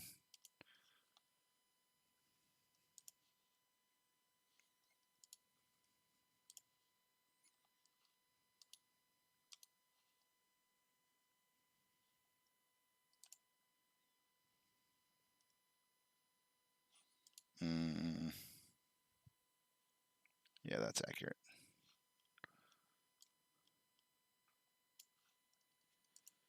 Okay, it looks like the highest amount of volume is at a $42 strike price on the call side. Yesterday it was 45, so a little bit down. Probably a little more realistic as well.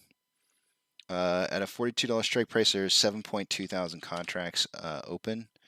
And on the put side, highest level volume currently at 37. Yesterday it was 40, so a little bit of a decrease. Total amount of open contracts, 3,000. So definitely a 2-to-1 ratio in volume. Taking you guys over here. This is the first time we've had a chance to cover this because Ortex was taking so long to update. This is not good. I don't want to see this. This is what we have here is we have on loan amount decreasing day over day from 102 to 99.19 or 189 million shares. I did not want to see it breaking 100.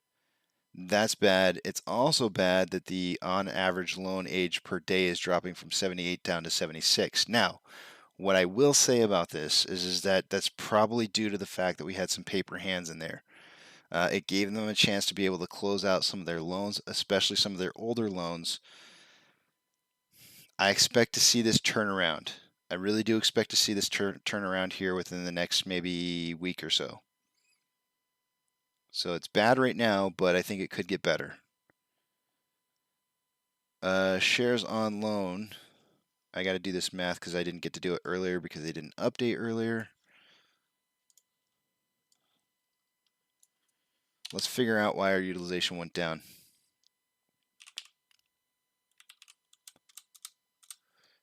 That is, there we go. Wait. So we're going to take the total amount of shares on loan divided by our utilization. And we come up with 116.1.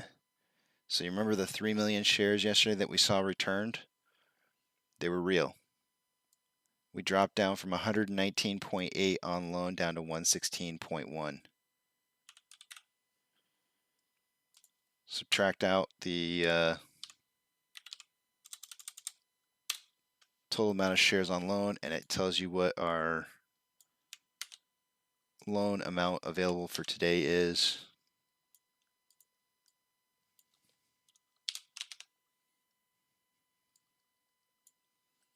$16.943. Yesterday it was 17.050. So just a slight bit difference. So they didn't really, there's more or less like they had a very slight decrease in the amount of shares that are available to loan, but really they had an actual return of shares. They were able to cover. They were able to cover older loans with returned shares. People were returning shares. It is real, guys. It is real, and the numbers don't lie. I'm probably one of the very few people who reports when there is actual shares that are returned. But we have to look at the data and we have to be objective about it. It does hurt us. It does hurt us a little bit when we see shares put back into the market.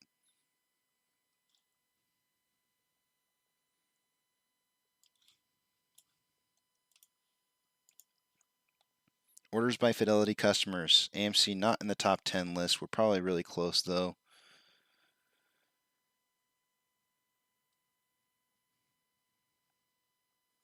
'15th. We are 15th with 64% bias to 36% sales. GME slipping to 24th position with 65% bias to 35% sales.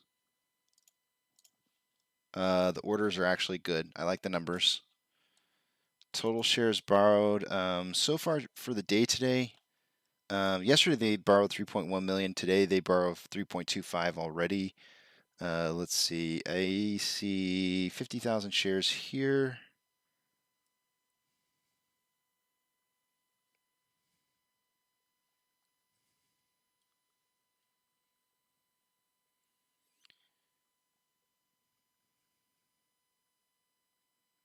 $1.85.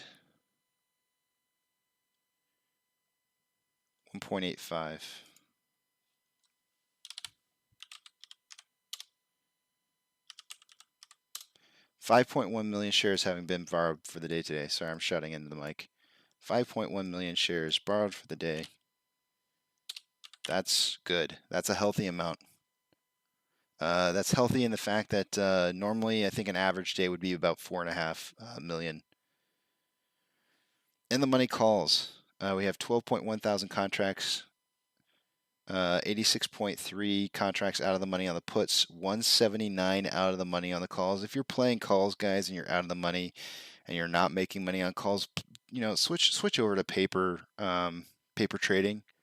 Get it right. Get your numbers down right. Figure out your stuff a little bit better before you start doing the real deal. Don't bleed money out to these guys. They don't need it.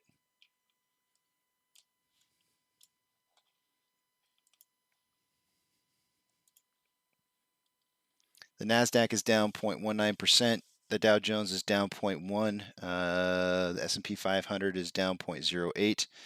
The market is very slightly declining over advancing, with 3,655 decliners to 3,509 advancers. Robinhood is down 2.81%. Amazon is up 0.35. Cinemark is down 0.78. Doge is down 0.39. And GME is down 2.18. And we are down 1.13. Refreshing our inflow versus our outflow, we have a 3-point spread between the two. More outflow than inflow with 7.97. I'm just going to round it off and call it 8.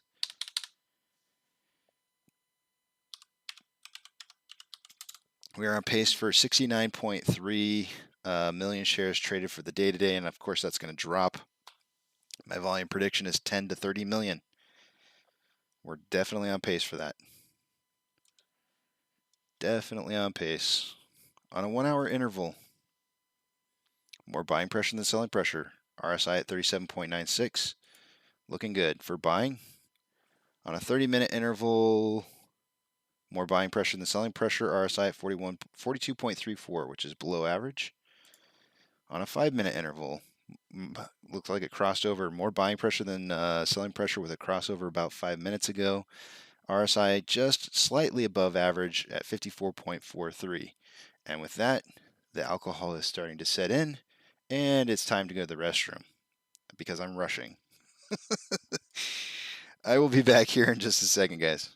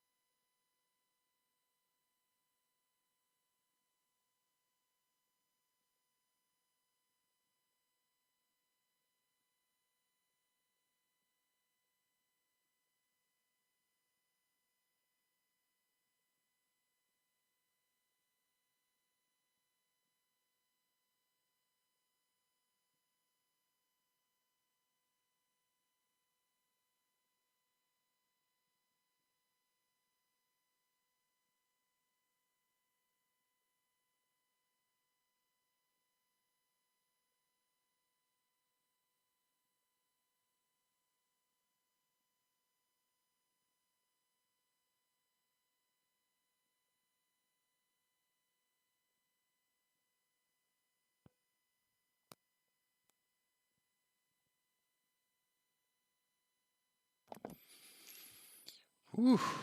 I almost didn't make it through that. All right, let's see what you guys are saying here. I got to click on this link here by Monty. Monty, no offense, I'm going to take away your admin rights just because I've had problems in the past. It's nothing against you, I promise. That's a link to Evergrande Group officially defaulted. DMSA is preparing bankruptcy proceedings against Evergrande Group.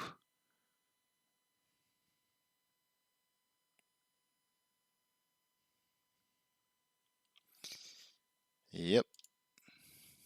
Let the countdown begin.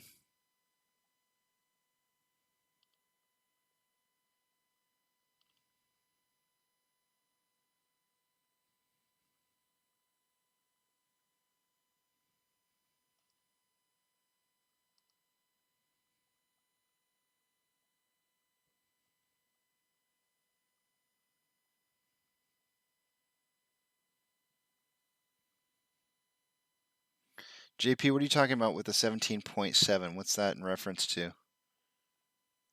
Yes, JP. I love you, JP. I love you, man. You're right. Volume is key.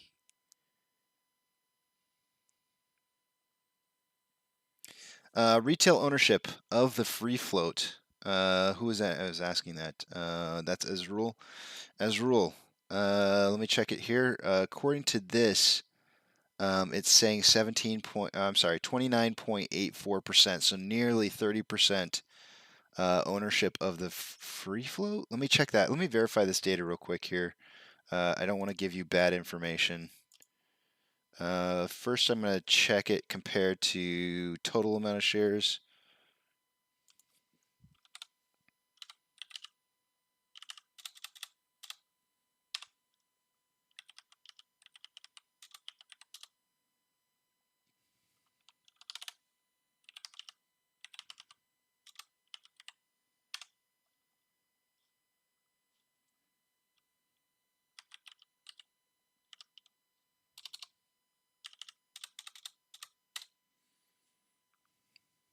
Yes, it's off of total shares. It's off of total shares and not the free float. So they own nearly, it's 29.8 or 29.4. They own 29.4% of the total amount of outstanding shares, not the free float, total amount of outstanding shares. But I guess what I do want to state with that is that the free float and the total amount of shares out is only off by 1 million. So take it for what it's worth. They're really close numbers. I would suggest, hear me out on this, guys. I would suggest that the shares out and the free float, the closer that those numbers are together, means that your insiders know something's going on and they're out. They're out before they can't get out. And they are dang close. Really dang close. By the way, I don't know if I've heard anybody talking about this, but there was some more, I believe, I received 2 emails last night that there was some more institutional insiders or AMC shareholders who exited their positions, some of their position. I didn't go to look to see who it was or any of that kind of information. I don't know if I even care. To me, it's bullish, one way or the other. They're selling when they can.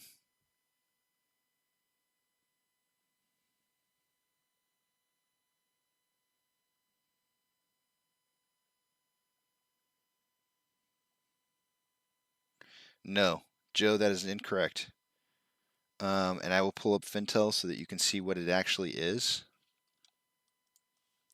I know that's being said out there in the interwebs. I feel so old saying that, interwebs. Yes, the interwebs have deceived you. BlackRock.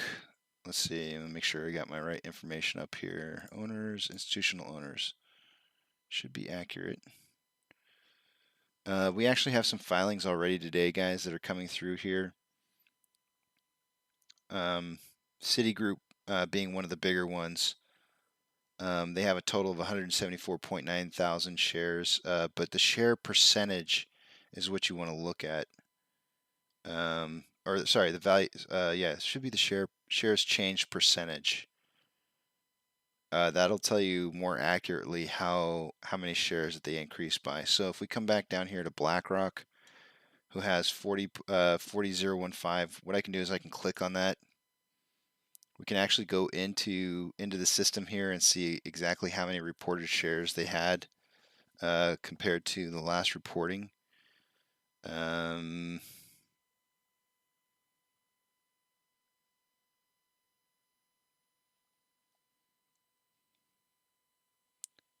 so the total amount of shares would be 40, whatever this number is minus this number. Sorry. You got such a deep laugh out of me. That was COVID coming back. That was COVID coming back right there. Oh man, that was harsh. Let's see, 40,015,669 minus 30. That was a COVID laugh. 9,533,510 shares was how much they purchased. Paul, how's it going? Good to see you.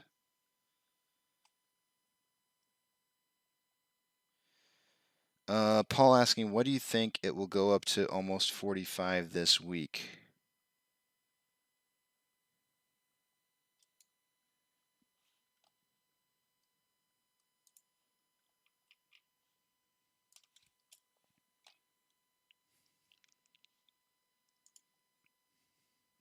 I'm looking, Paul. I'm looking. I don't I don't want to say I don't think so. I don't think so, but you know, in regards because I feel like here's the problem I have, Paul. You're asking me a question where I feel like, you know, you may make a decision based off of what I'm going to say. Could it potentially spike up to $45 by the end of the week before, you know, sometime between now and the end of the week? There's always that chance. There's always that chance. You know, you never know what the hedge funds are going to do to try and persuade people to sell. Running it up to $45 and dropping it right back down to where it's at, like right now, is completely within the realm of possibilities. So, but do I think that we'll close out the end of the week by $45? Probably not. That's just my general feeling. But it's feelings. We all have feelings. Feelings. Nothing more than. I'm not singing.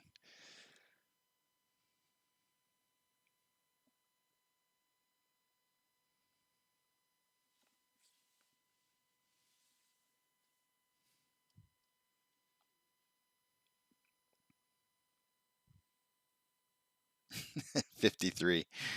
Eric's he's not new anymore. He knows. He knows. He knows the answer.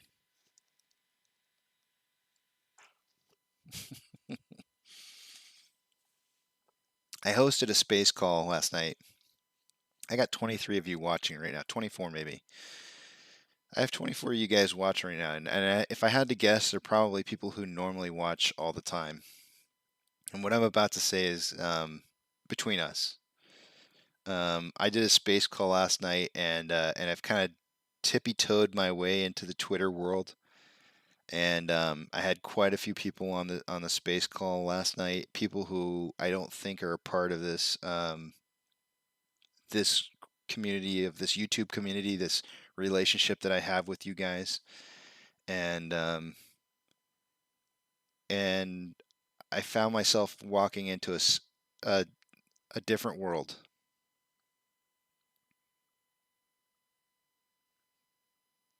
I guess I don't want to expand beyond that. I love you guys, and I mean that.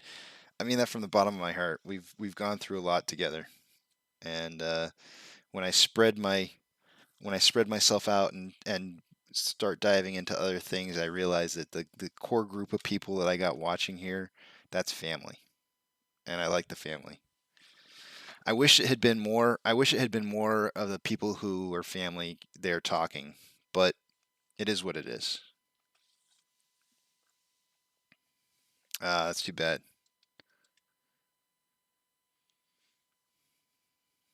That's too bad, Salty Dog. I would have loved to have talked. One of these days, I'm going to start a space call, and I want it to just be just the people who are watching this show, the people who are regulars.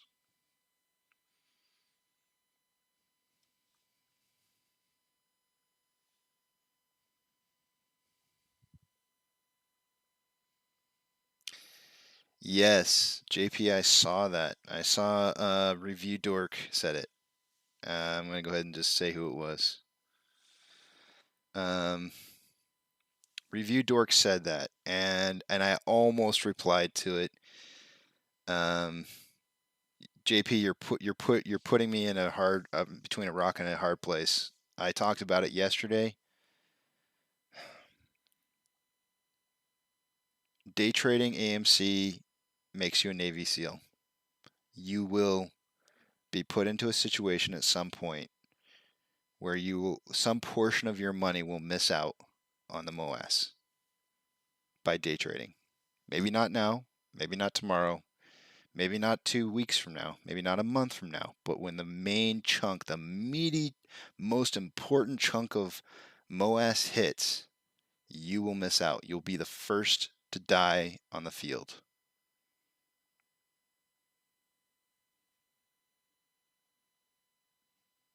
That's all I got to say.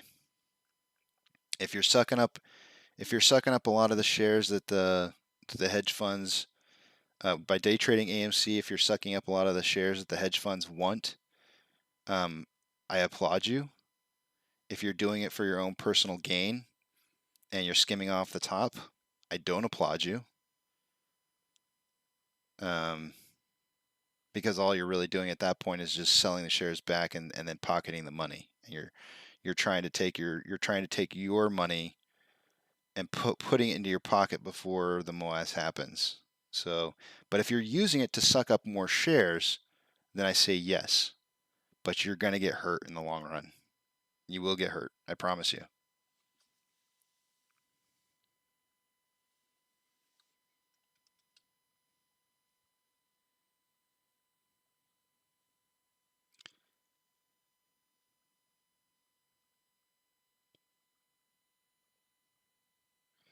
If you're willing to, I'm not going there. I'm not going there. All right, I see a little bit of a pattern trend formation happening here, but I got to wait for it to hit the bottom before I draw it out.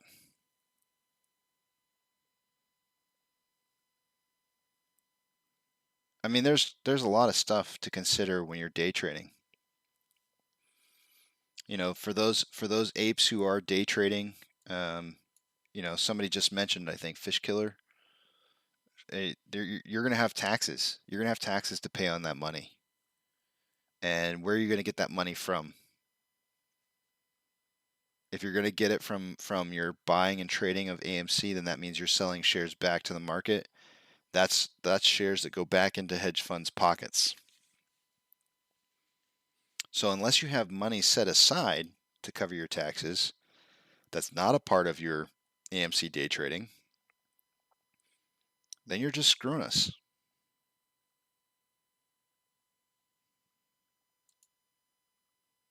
I don't know, guys. It's a touchy subject. It's really touchy. Guess what we got going, though?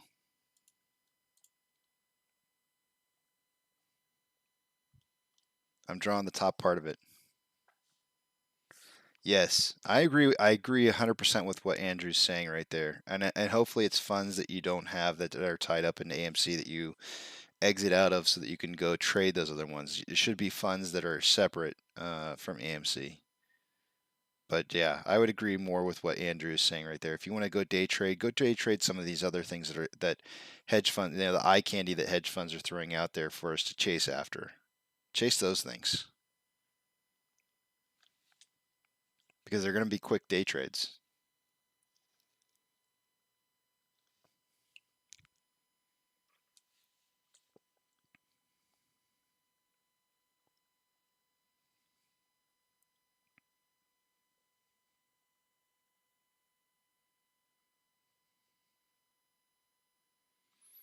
See, and you know, Fish Killer actually brings up a great point. You know, here we are. I don't know how many of you feel this way, but I do. I feel like the apes are a movement of people who want to change the system. And so when you make a stand with a stock and you say, no, this is enough, I'm done, we're changing things. When you take the stance of, well, but I'm still going to skim some money off the top, are you any better than the hedge funds? Are you? Because think about that for a second. When you buy and when you try to buy the quick rip and dips on a day doing day trades, you're no better than a hedge fund. You just aren't. So you kind of have to make a decision. Like, are you in this to make money, or are you in this because you want to see change? That's what it really comes down to. Conviction. What do you want? Because you can't have both. I don't know. I feel like I'm going too far. I'm going too far. I'm getting too serious here, guys. I'm getting too serious. I don't know. Like, part of me wants to say, like, yeah, go make money. But another part of me wants to say, like, you need to stand up for what you believe in. I don't know. I'm done talking about it.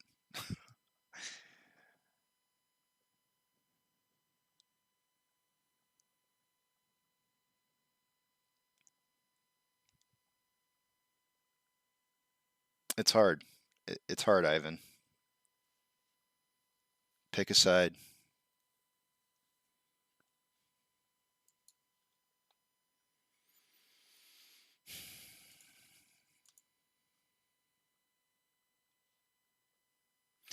Review Dork had a post later that he put out where he said, like, it was a joke, or not a joke, but an example to show, that people are gonna, he was trying to make an example of people who sided with the idea of day trading being okay. I don't know if you guys saw that or not yet.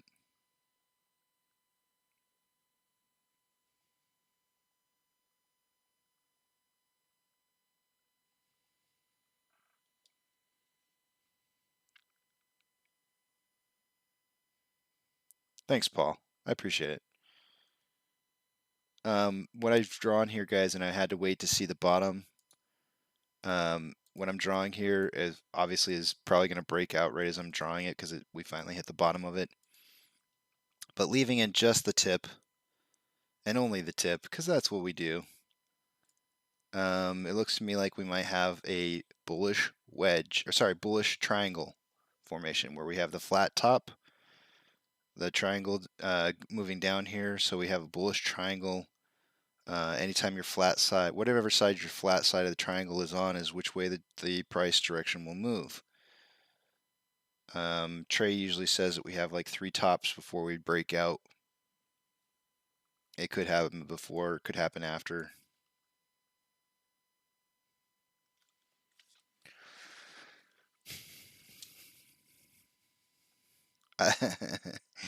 Is mom on? I don't know if she's on or not. What? Oh yeah. Thanks, Fish Killer. Yeah, I didn't even think about it. Only the tip. I try to make things fun, but then I remember my mom's on here. I don't even know if she knows what that means. She probably doesn't get it. Now, and of course, now she's gonna ask me, and I'm gonna have to try to. What is it you mean when you say leaving in the tip? And I'm gonna have to be like, well, when you're eating pizza, and you have to choose between the crust and the front of the. I'm gonna have to make something up. She'll Google it. I promise. I promise she'll Google it. She'll know. It's tough. It's tough having your mom watch your YouTube stream. I should have called her last night. Mom, if you're listening, I should have called you last night. I wanted to, but I had a space call that lasted like 2 hours, maybe even 3 hours. I don't remember what time I got off of it. It might have been 3 hours. And then afterwards I was talking to AP for a little bit, and yeah.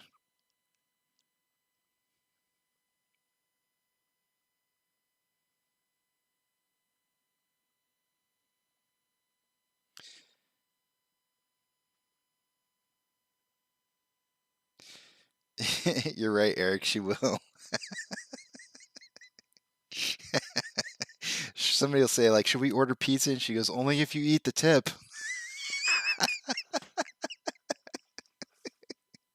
I can't wait for that to happen.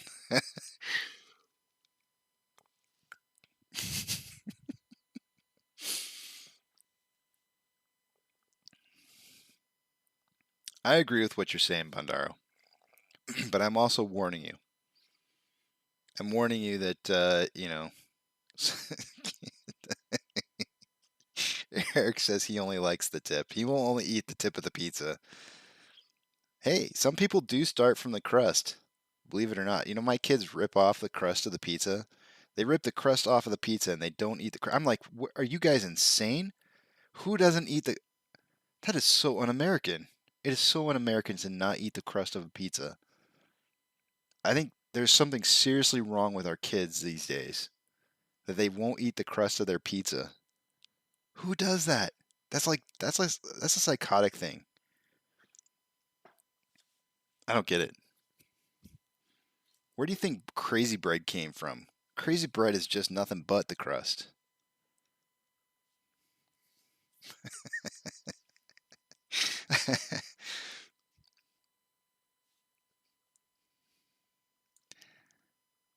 Yep, this bullish triangle is looking like we're going to break out here. Maybe a little bit earlier than my my suggested box. The box that the tip's just breaking through.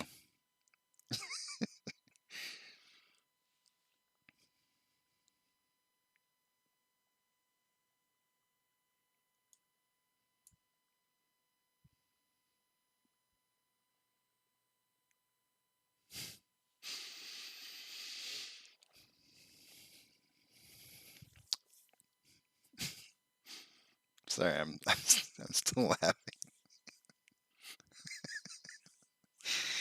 I can just imagine like a family gathering and her saying something like that. I will start crying and busting up at the same time, and oh man, that'll be funny.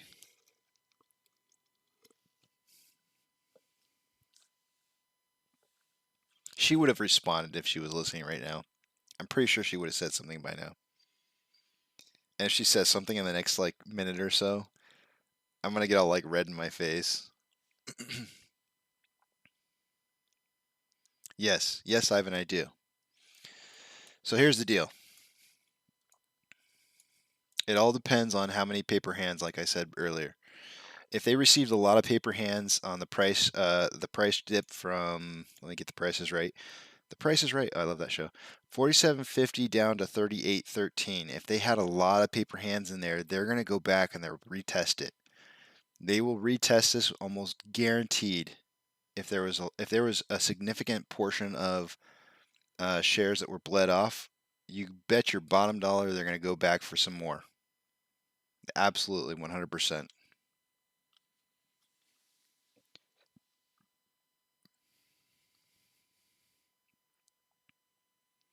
Dude, Joe, I love stuffed crust pizza. All right, now, legitimately, I understand what you're saying. There are some stuffed crust pizzas out there that have gone too far. You have to stuff your crust with the right kind of cheese. It really makes a big difference. I worked in the pizza industry. Trust me when I tell you, I worked for Little Caesars.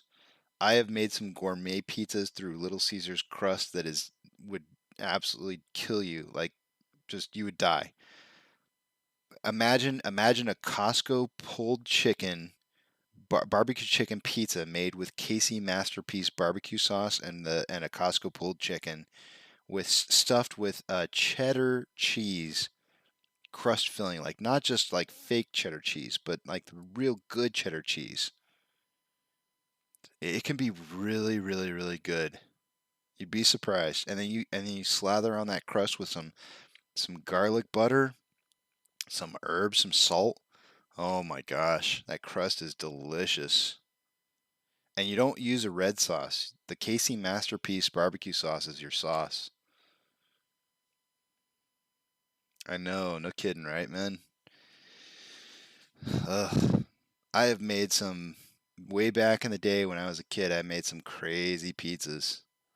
I could have made that company millions and millions of dollars. They have no idea what they were missing out on.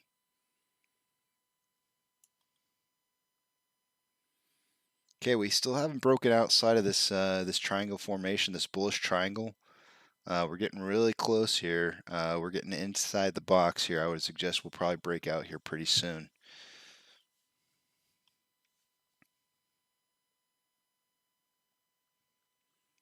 Ivan, it wasn't at this price. It's not at this current price. The paper hands that I'm referring to happened earlier. Right here, there's a chunk possibly just underneath $40. There was probably some. Do you notice? Do you see the price here where it hit $39.92, and then there might have been some paper hands here. Look for I can't speak. Look for abnormalities in pricing, right? Look for those bars that just stand out and just are like clear right here. Do you see this one? Do you see how much different than it is than the rest? This is real paper hands right here. Right here for sure. Do you see this one right here? Right there. And I can actually go back out to the 1 hour and the 4 hour and show you where the day trader position to sell was right here. There was a signal on right at this point for them to exit their positions. And that's why you had this doji candle at 47.50. There was a bunch of people that exited their positions and it showed up in the aftermarket hours right here.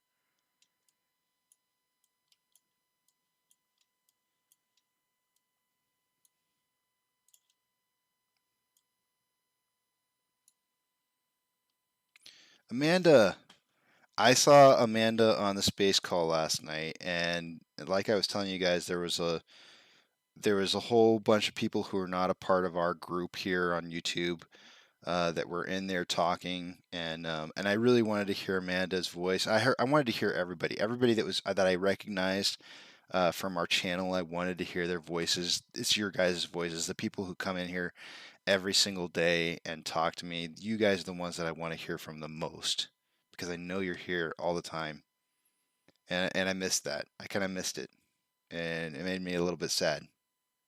But it was good seeing you there, though, Amanda. I appreciate you being there.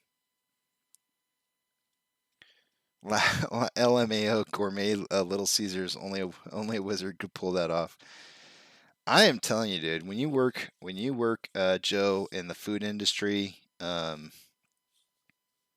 also used to work for Subway when I was a kid, and man, I'm telling you right now, this is gonna sound really gross to you, super super gross. But I could make you a seafood and crab sandwich that would knock your socks off.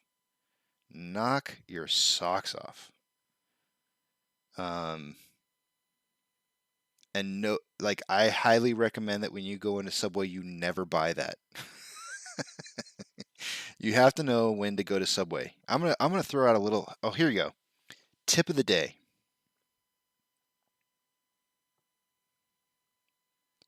All right, Roberto. Well, space calls are on Sunday, Monday, and Tuesdays, so you'll have to wait till Sunday. But here's the tip of the day for Subway. Like, if you guys ever decide to go to Subway, do not ever go the first hour after they open or the last hour and a half before they close. Never go during those times. I don't even know if I should get into why. Just don't. Trust me, just don't go during those times. There's if you work to open this, well, if you work to close the store, you know what things happen during the closing hours. I guess one of the safe things that I can say is that the vegetables that are used from the previous day get dumped on top of new vegetables for the next day. So the guy who closes the night before puts all those old vegetables on top. So if you come in the morning, if you're one of the first customers who walk in the morning, you're the guy who gets the crap vegetables from the night before. If you're there at the end of the night, and you see that they've got covers over the top of the vegetables and all that kind of good stuff, just walk out. Just don't even buy the food. I'm telling you right now, avoid it.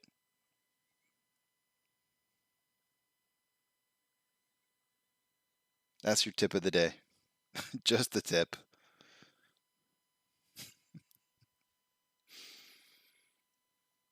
And that might actually be the same for any food company, any fast food place. You know, avoid opening hour and final hour of the day. I think you're probably just better off avoiding those hours. Period. And the employees are done, man. They're done. Crap happens. You don't want to get your food during those times. If it's a 24/7 joint, it's a little bit different, but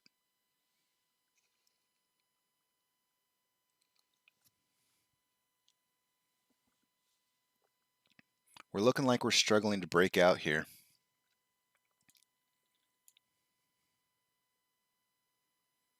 Volume is obviously very, very low.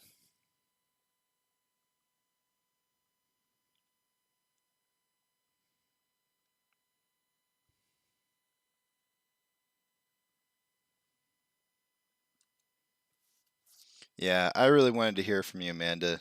I don't know. If there was a way that I could just limit speakers to people that I know that are watching daily from this channel, I would.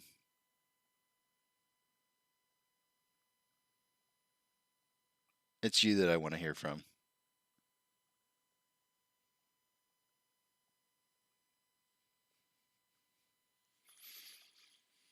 Is it time yet? We got like 10 more minutes until next technical analysis.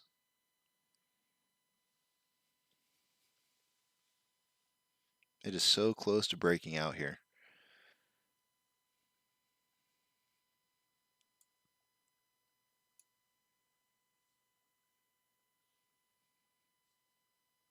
Just super low volume. The one thing that I always kind of point out to you guys is that they usually try to attack volume down around 10 a.m.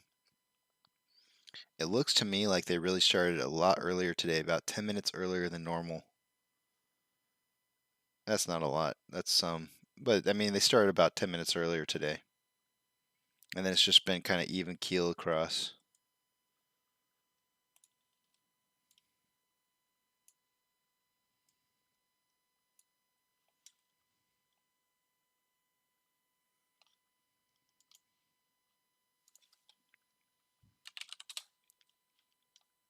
I'm going to pull up the news on AMC.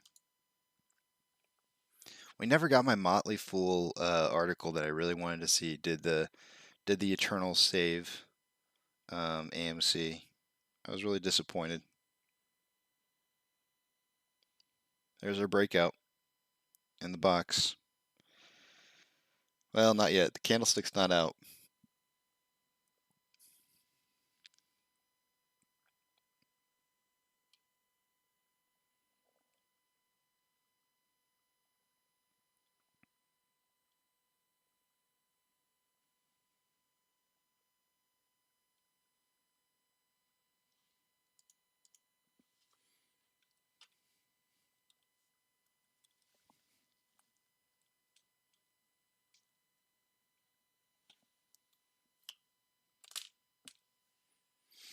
There it is, right at the end of the box.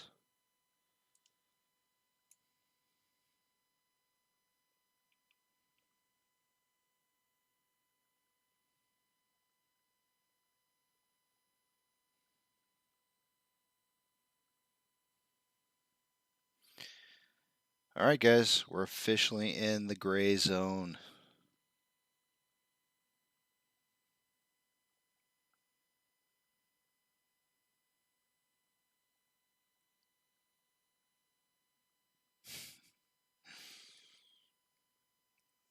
We're officially in the gray zone, guys. $40.18. 425 is what we got up to. Do remember synthetic price failures. as soon as we hit 15%, if we hit there, which is $43.84, the next downturn could come. Usually they let it rip to about 15% before they start trying to work it back down, which could lead to another 20% drop. So that's kind of like one step forward, two steps back, but yeah, just keep that in mind. We're looking for this to blow past 43.84, not just get to 43.84, because if we get to 43.84 and this thing starts to turn back around, there's a very good chance we could see less than 38.13 that we saw this last time around. They could do synthetic price failure after synthetic price failure.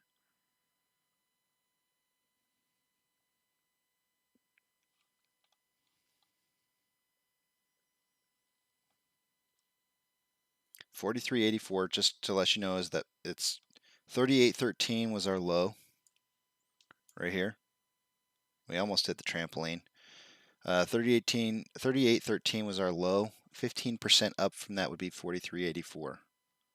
So that's what we're looking for as a turnaround point.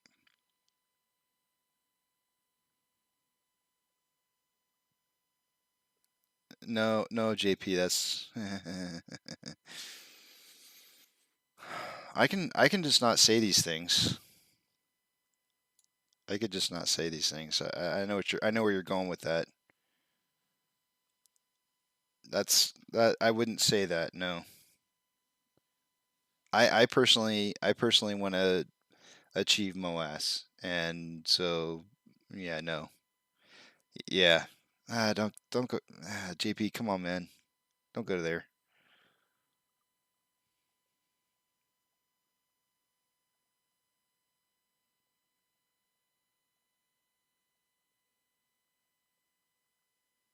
I want to hit MOASS. I want to hit MOASS, and I want to hit it with every potential share that I possibly can.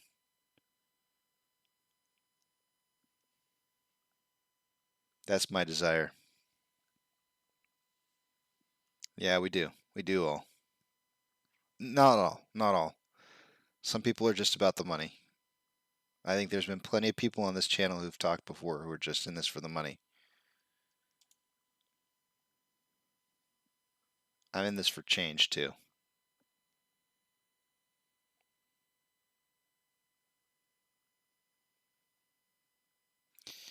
And I'd love to help save a company in the process.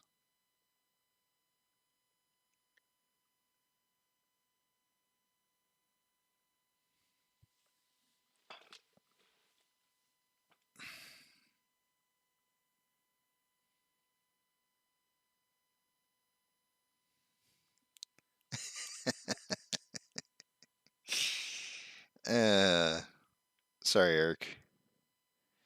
Did you guys see the interview with I can't think of what her name is, and Matt Kors, and she's like, "How do you say MOASS?" I don't know. Like, I imagine that they had to do a retake on that because I'm sure he probably started laughing because if I had been in his shoes and she said that to me, I can't think of what her name is, but if she had said that to me, I think I would have just started busting up. I couldn't have stopped from laughing. And I know it's so childish, but I would have I would have done like a total Beavis and Butthead, you know, like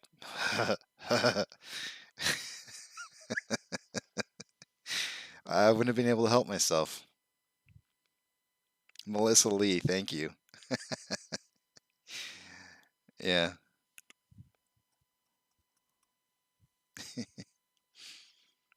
I hear you, Bad Back. Bad Back, by the way, I missed you. I really did miss you, man. Um, I hadn't seen you in it seems like maybe 2 days, and I'm not even gonna play the music, but I did miss you. I did miss you, and just so you know, I've talked about you. Maybe not on the channel, but I've definitely talked to you in reference to conversations that I've had off the channel.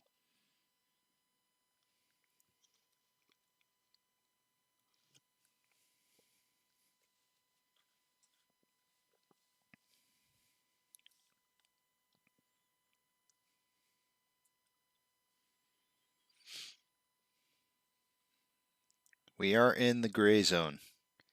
Anything is possible. Do not expect support in the gray zone. I know we broke past this level of resistance at $40.15. Do not expect that to hold. It may hold, but don't expect it to.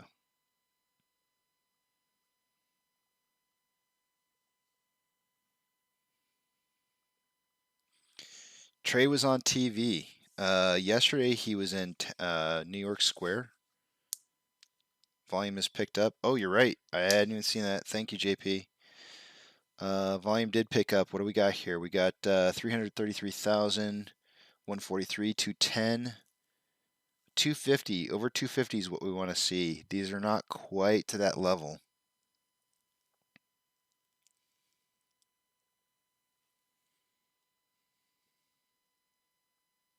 Yes, sir. You got it right, JP.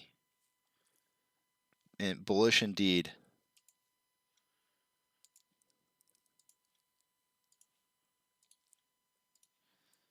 More than likely, we have an ascending parallel channel now. Now that we've broken out of this, we probably have an ascending parallel channel, which is going to be bearish. You're like, but it's bullish. Yeah. I'm not seeing it. Not yet. Let me try something else here.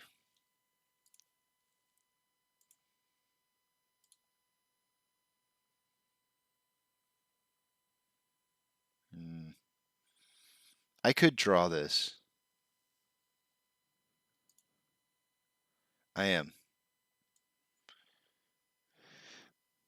So we've gone from a bullish wedge to an ascending parallel channel. An ascending parallel channel leads to bearish price movement. So what you could expect to see, leaving in just the tip,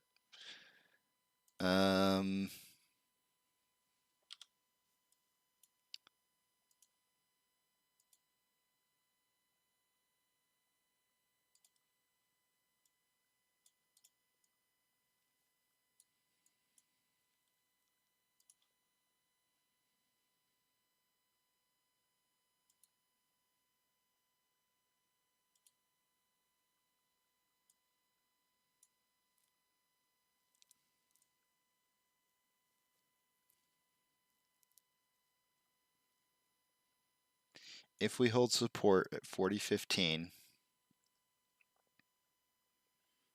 we may not break out of this box here.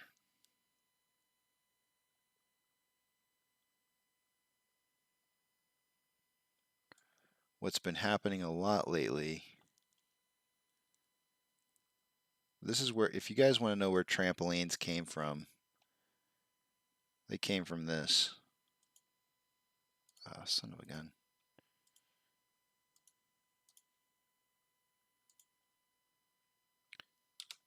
I'm going to draw it down here.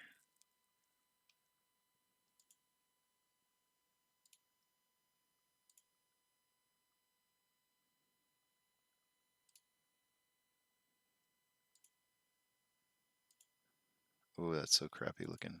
Oh no. Hold on a second, guys. This is bad. This is not one of my finer moments.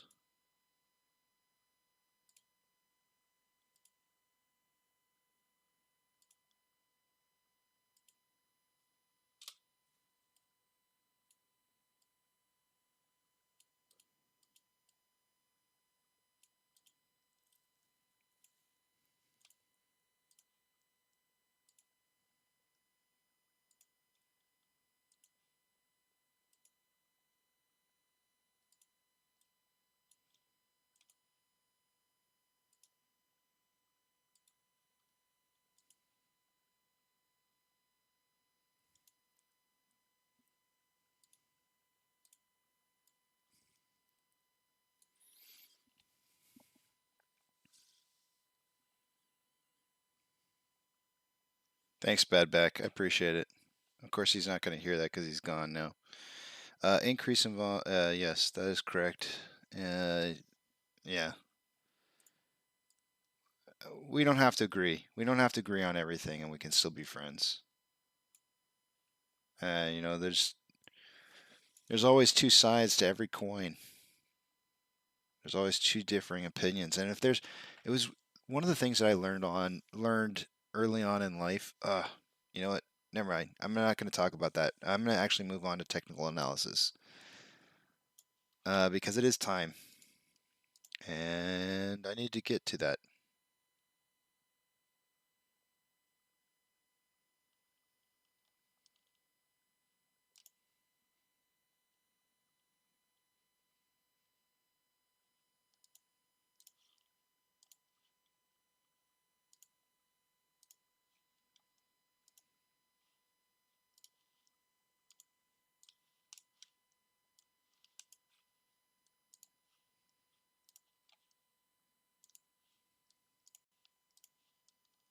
Updating Fidelity, or sorry, Ortex, updating off exchange, and updating options contracts. Options contracts. What am I trying to say?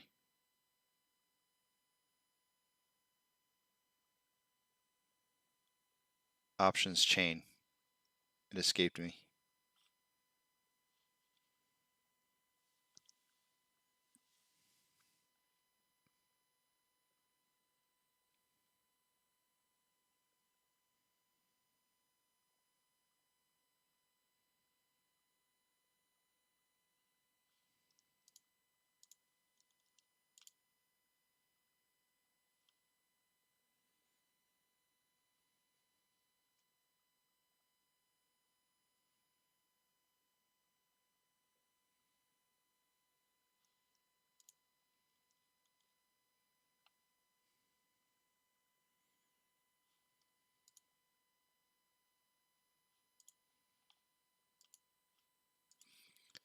Apparently, Fidelity's having a hard time with their options chain.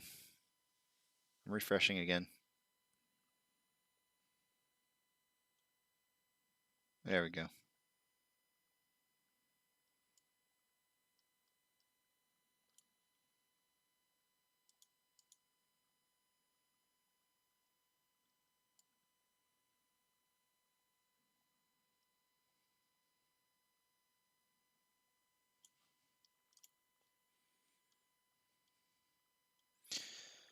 Okay, off exchange reported right now is 55.52%. That is a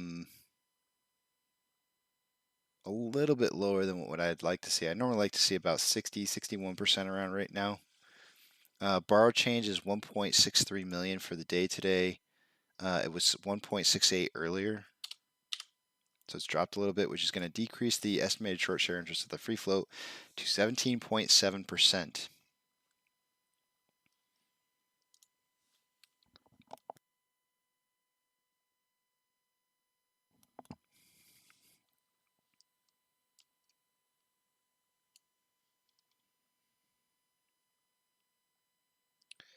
At a $42 strike price, which is what it was an hour ago, we've gone to 7.2 thousand contracts to 10.9. On the put side, whoa, there's a lot of guessing on what's going on here. The clear winner, though, is $38. That's increased by $1. It was $37 an hour ago. So it's increased. The strike price with the highest amount of volume is 38 now.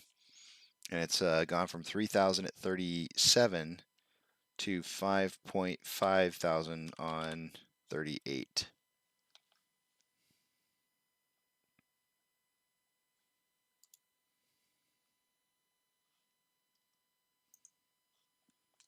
Orders by Fidelity customers. AMC no longer in the top 10 list. I think we were 15 an hour ago. Looks like we've slipped to 16th position with 63% buys to 37% sales. So volume obviously low. Because our volume is low, we've dropped down the list a little bit. You know, we're not going to be in the top 10 with such low volume.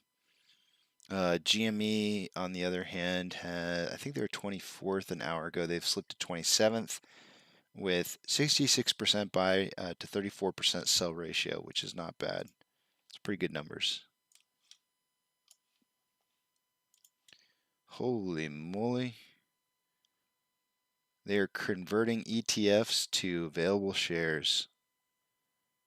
That is something to behold. Huh.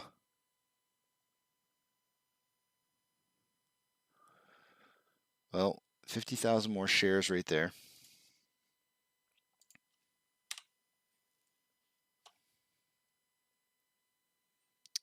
Eight o'clock would have been 7 my time. I'm looking for anything after 11.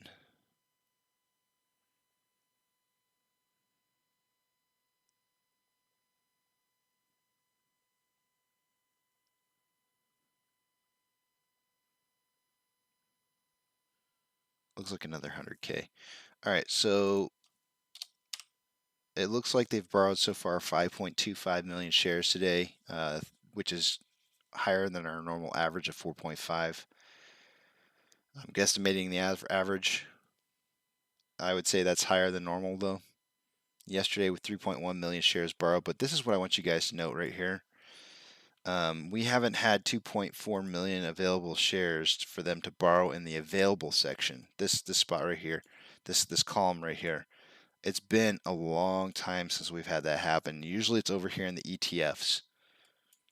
So to me, what this means is that they're decoupling the ETFs in order to give themselves more readily available shares to short with.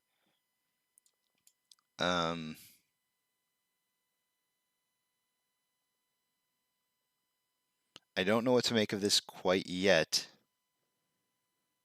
but when I have a theory, I'll let you know. 21.7 thousand contracts in the money on the calls. Sorry, 21.7 thousand contracts in the money on the calls. 92.8 thousand contracts out of the money on the puts, and this number is still over 100K, which I'd rather see under 100K for out of the money contracts. Robinhood is down 3.57%. Amazon is up 0.7%. Cinemark is up 0.64%. Doge is down 0.34%. GameStop is down 0.45%, and we are 1.8% up for the day today. Watch our outflow be more than inflow. Wow. Inflow actually beating outflow. Doing what it's supposed to do. 101 to 90, so we have an 11-point spread with more inflow than outflow. That's actually really bullish, in my opinion. 12.888. Actually, volume's increasing here. If we break outside the upside of this ascending parallel channel, you know what that means. I'm pretty sure you guys know. Most of you guys know what that means. Let me figure out what we got going on here. Let's see, 8:30, 9:30.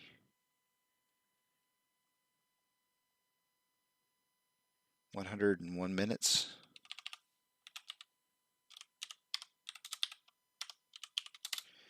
I'm coming up with 49.9 million shares traded for the day today. That's the pace that we're on. I guess between 10 to 30 million shares traded for the day today.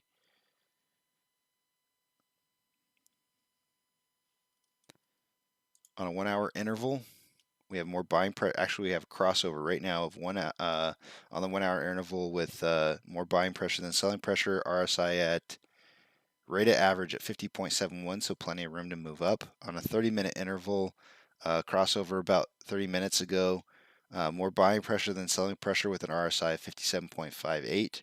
On a 5-minute interval, more buying pressure than selling pressure with a RSI at 68.51. So consolidation right now would be warranted, but definitely more room for us to continue to move on up this ladder here, this ascending parallel channel.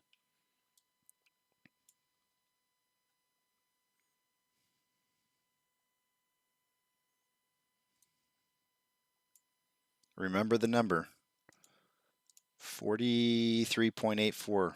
We got to blow past that.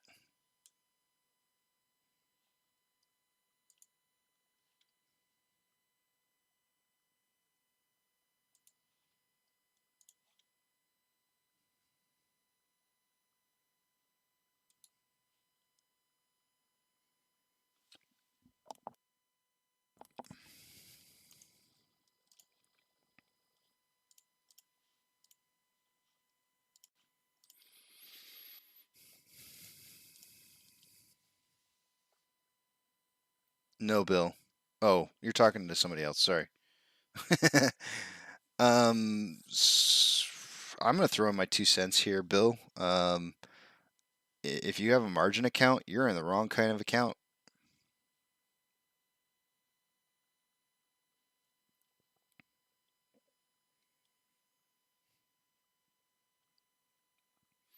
Jason says now walls at 4070 and 4075. That seems pretty prescriptive. Prescriptive.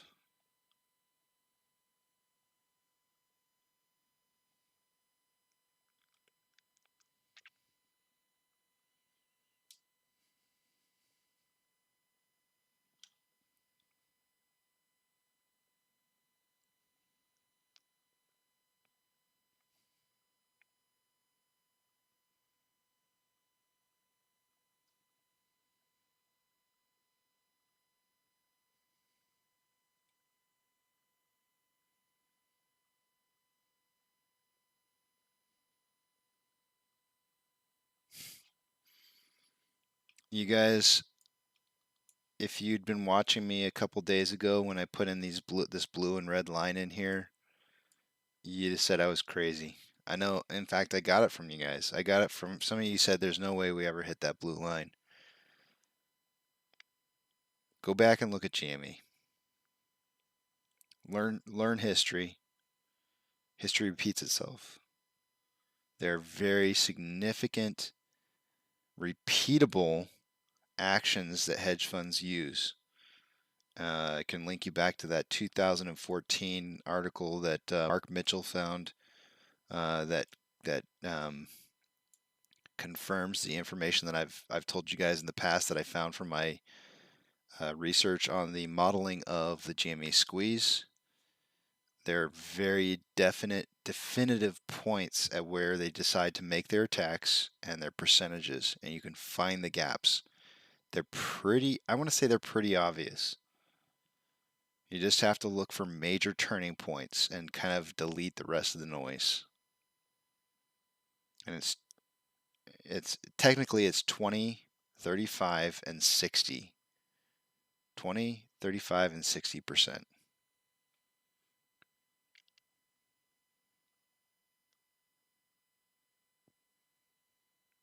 But we're not going to see any of those we're not going to see any of those 35s and 60% until we're actually in the MOASS. Really, it's just the 20% that we're looking for right now.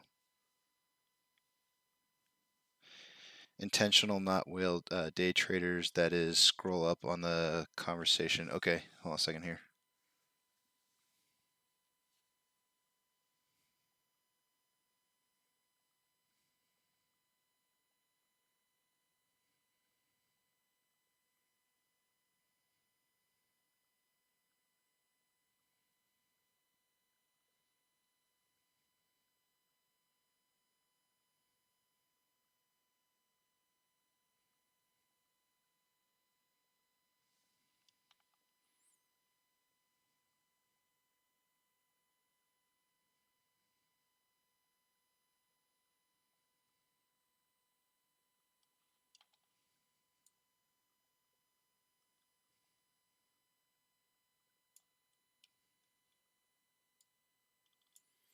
If we break out of this ascending parallel channel going up, which should not be the case, the next thing that I will do is I will, and I'm not going to do it just yet, but I'll zoom out a little bit to maybe like the 35-minute or 30-minute interval, and I'll look for a bigger trend.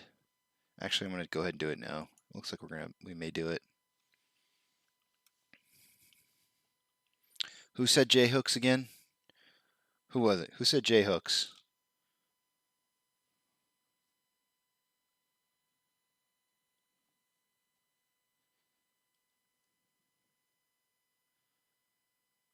I don't know who it was. I keep forgetting. I'm gonna write it down this time if you say it. Whoever said J hooks is right. They said it like a day or two ago. Maybe it was 2 or 3 days ago. That was I. I'm writing it down, Eric. I don't want to have to ask again.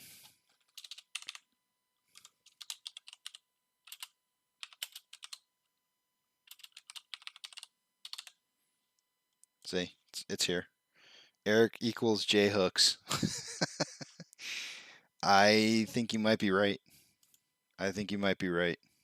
Based on, I mean, if we break out of this ascending parallel channel here, I think you could be very, very right on what it is that you're saying on J hooks.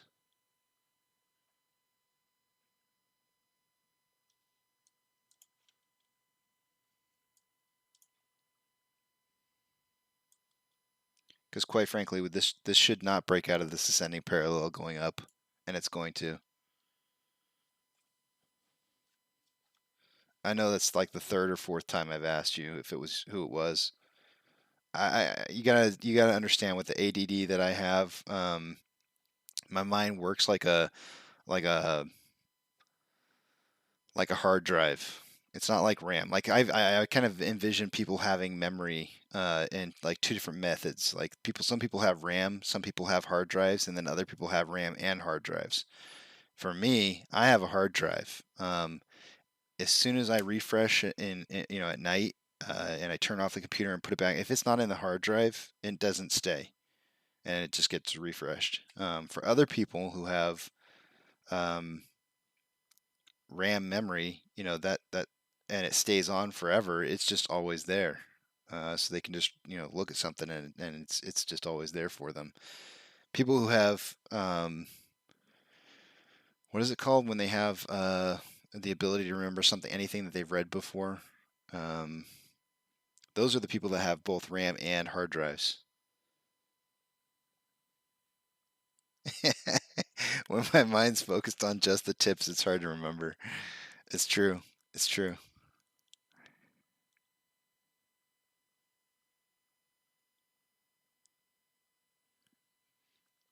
All right, Bondaro, what you have to say though, this is the problem with what you're saying. What you have to be very careful about here is what you need to premise what you're saying with is that that's not for everybody. Photographic memories, yes, Eric, you're correct. That's what I was looking for. People with photographic memories have a hard drive and RAM. It's amazing. Those people are so lucky. But Bondaro, you really need to make sure that you preface the things that you talk about with the idea that not everybody, it takes a lot of experience to do the things that it is that you're talking about, right? Again, going back to that whole Navy SEAL kind of comparison that I've made in the past. Navy SEALs have extensive training in what it is that they do, and if you just threw anybody into a Navy SEAL job, they're going to be dead. So if you're not a Navy SEAL, if you're not a extremely seasoned day trader, you should avoid that kind of stuff. It's just not for you. Don't, don't try to make it easy. Don't make it seem like it's just something simple to do. Jason says, I have 1 MB slow USB stick for both long and short-term memory. Oh, geez. I'm gonna have a drink here. Oh, it's break time. No more drinks for me though. It's just water from here on out. Not until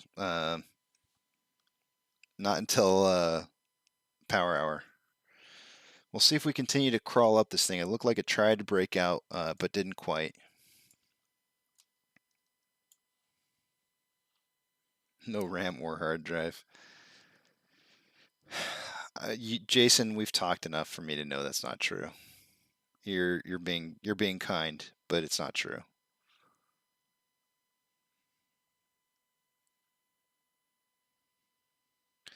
No. I'm not saying you're wrong, Bondaro. I'm just saying that it's not for everybody. You know what I mean? Like you need experience to do day trading.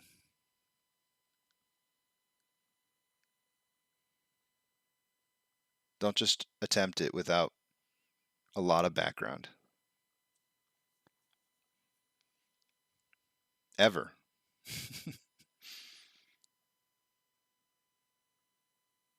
All right, guys. I'm going to leave you on break here. I'll be back at 11 o'clock. Let you write it up here in the top.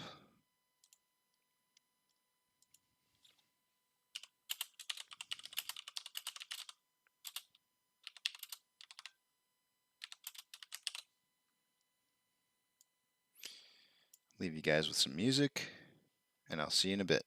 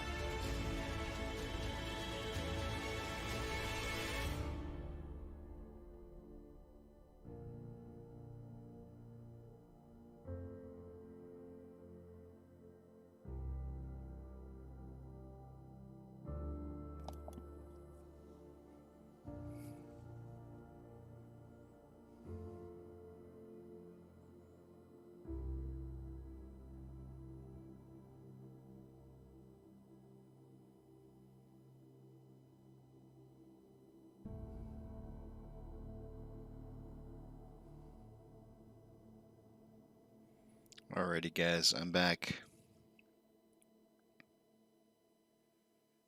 Let me go ahead and update some of the information here. Off exchange.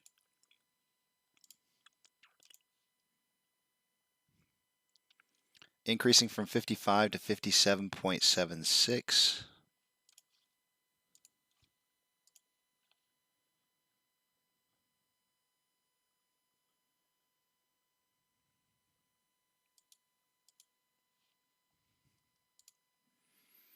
Borrow change is 1.53 million. That is down by 100,000 shares. It was 1.63 an hour ago, which is going to decrease the estimated short share interest of the free float to 17.68%.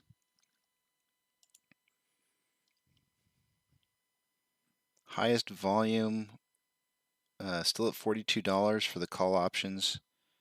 It's gone from 10.9 to 14.1. And on the puts,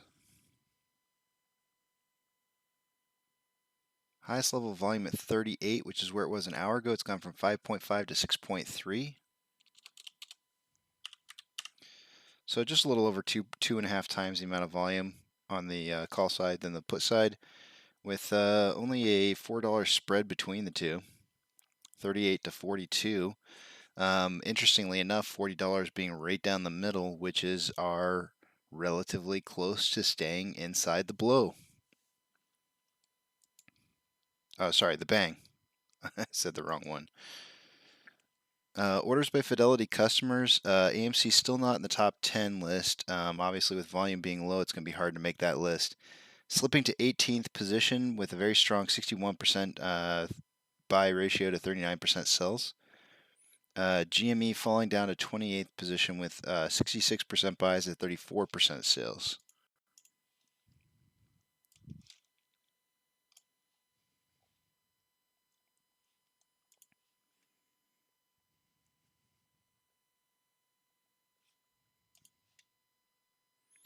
Shares available to borrow.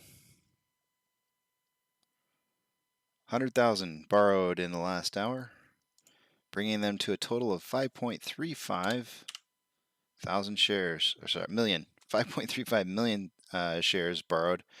Yesterday the high was 3.1.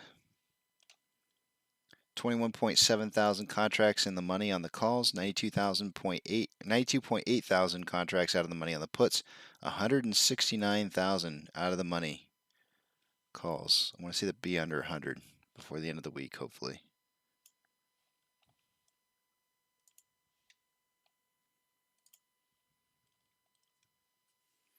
NASDAQ is down 0.53, Dow Jones down 0.07, S&P 500 down 0.16. The market is declining over advancing with 3,794 decliners to 3,429 advancers.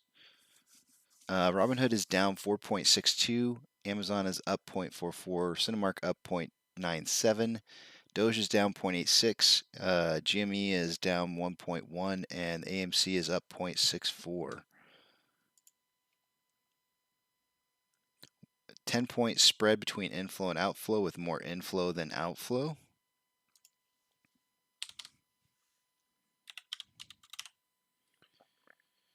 Let's see here. What do we...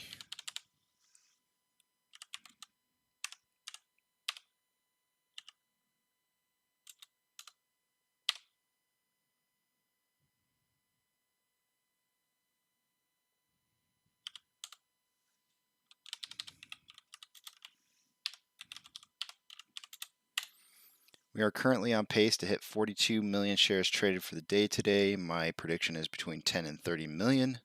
We are on pace to hit that, even though we've had some spike ups in the middle of the day twice, maybe even 3 times here.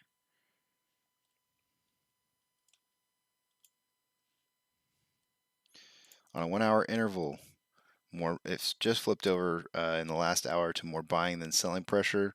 RSI at 45.75, which is just below average. On a 30-minute interval, it's actually flipped the other direction. Just flipped the other direction to more selling pressure than buying pressure, with RSI at 51.16, which is just above average.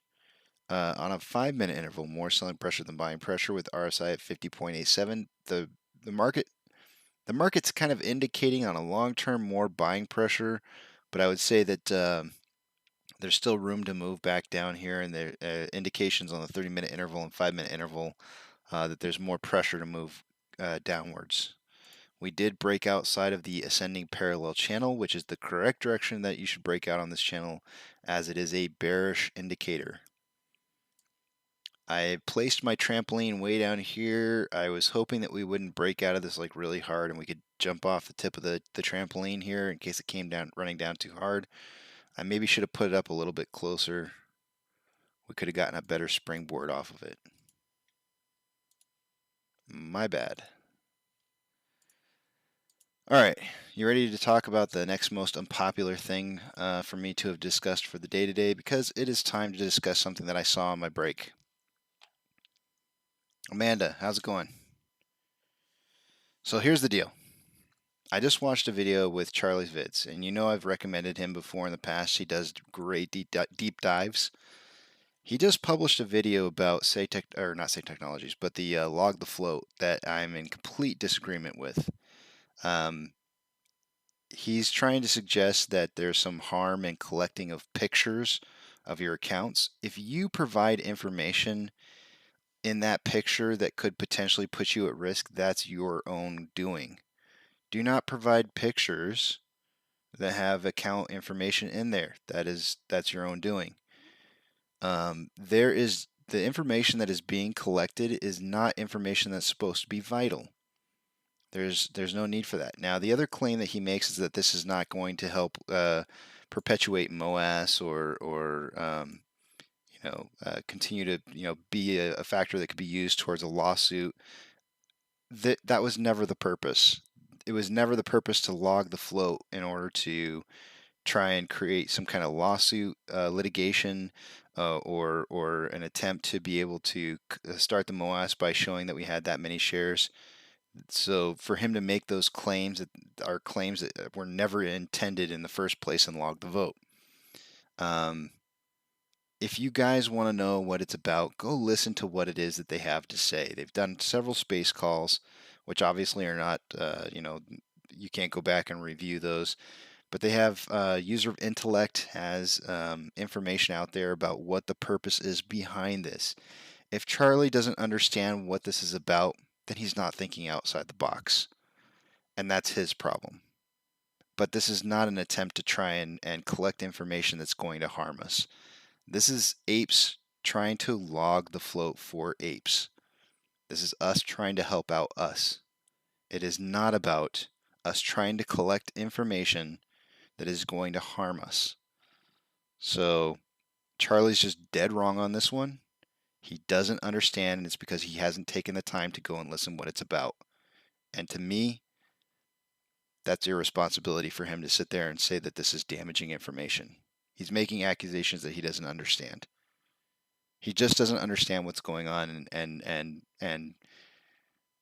that's him. He's not digging.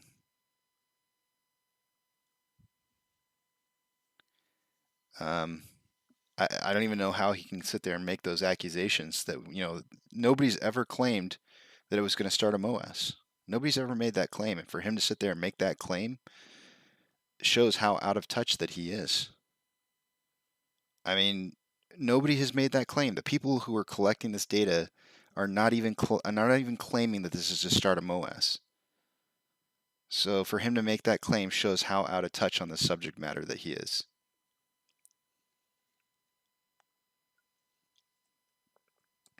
I stand behind it. I stand behind it. If you give up your own information, guys, with harmful information, the picture, and somebody gets a hold of that, it's kind of on you. Don't take pictures of your account numbers and post them in there. There are people that can pull up this information. He's not the user of intellect, interconnect. I want to keep saying interconnect. People who they're not trying to hide anything. There's no information hiding. They're completely open in this open source of gathering of information. And so if you're going to participate in it, protect yourself. Don't put out information out there that just anybody can see with your user account. But they never asked you to take a picture of your user account and put it up as a post on the site. They just wanted a picture of all of your shares that you own. That's it. It's easy. I understand, Bill. I wouldn't want my information out there for everybody to see too. But that is your, if you're going to submit a picture, obviously make sure you do what you need to do in order to make sure that that picture doesn't have vital information. Showing your share ownership is not vital information. It's pretty easy to crop a picture. But some people are going to make mistakes. Now, what could they possibly do with a picture that shows an account information and how many shares are held? Not really a whole lot. Not really a whole lot. So, to suggest that there's damaging information there, this is false. Sure, it shows an account ID and it shows how much shares are in the account. Big whoop and do. That doesn't tell anybody anything.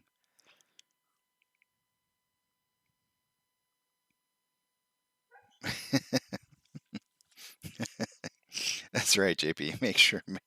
Make sure it's going to be a good picture.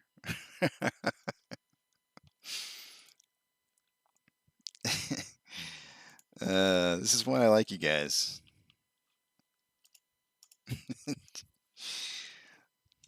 That might actually be, well, don't do that.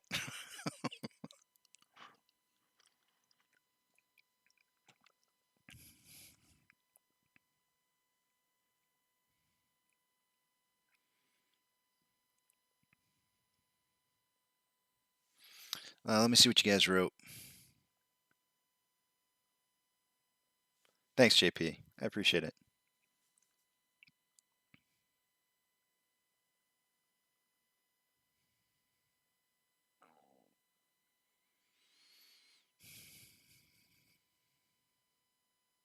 I'm going through and reading what you guys are writing here.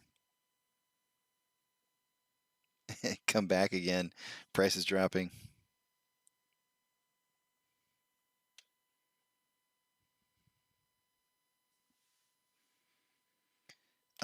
Let's see if we can get an idea on where this thing's going to go. I kind of placed this trampoline where I put it for a reason. My hope is that they don't even manage to get it back down to 38.25, and that they actually bounce off the trampoline here. We'll see if that works out for me or not. I think I'll need to see a reversal in this price action here before I can get a good idea on where we're heading. Let me just scan out a little bit and see. And I want to say, after that whole comment that I made, I still like Charlie. We all make mistakes. We all jump to conclusions. I'm not perfect. One of these days, I'm going to say something that's wrong or misleading. I'm not perfect. Charlie's not perfect. None of us are. This is why I always tell you guys, make sure you get your sources from multiple locations. You know what I mean? Like it's good practice. It's good to get outside the echo chamber. Yeah, see, I really need to have a reversal here before I can come up with anything.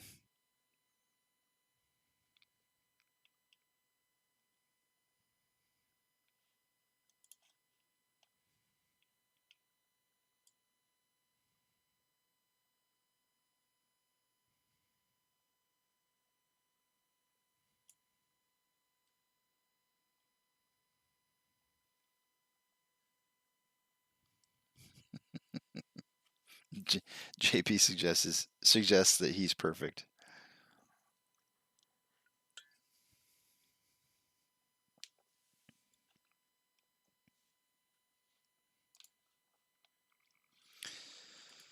Let's see what we got going on here in the news.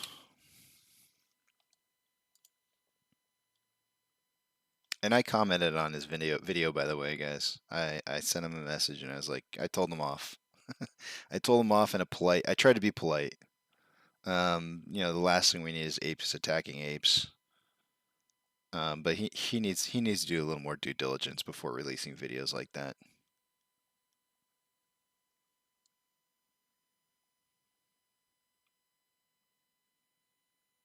It's real hard as a YouTube personality. Your gut reaction is to try and release information as quickly as possible so that everybody is aware. Like, legitimately, I worry about you guys. The community that I have here, I worry about you. And so, I will probably on occasions jump to conclusions because I'm worried. I'm worried about us. I'm worried about our future. And, when you jump to those conclusions, you can tend to make the wrong initial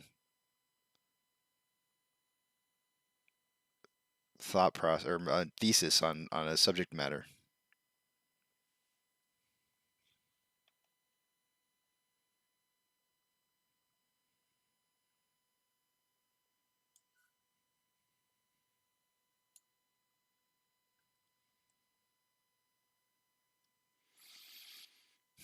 Hmm.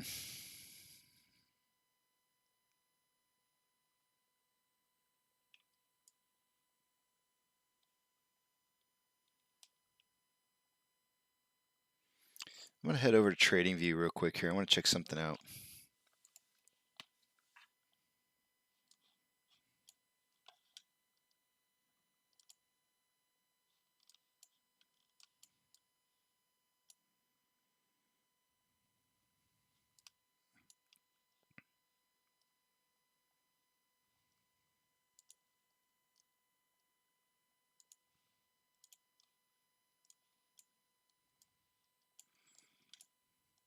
So I had a talk with AP last night, and we were talking about some of the cycle theory stuff.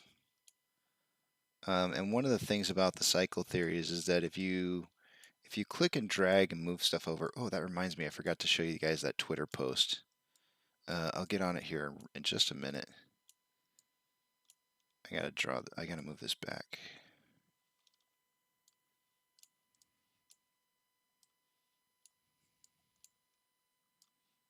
I want to show you guys a good Twitter post here in just a minute.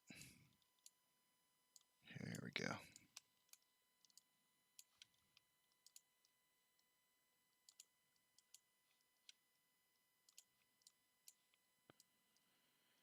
Okay, so most of the cycle theory that you've seen out there has been people taking the past. Let me see what you wrote here. It is in real time.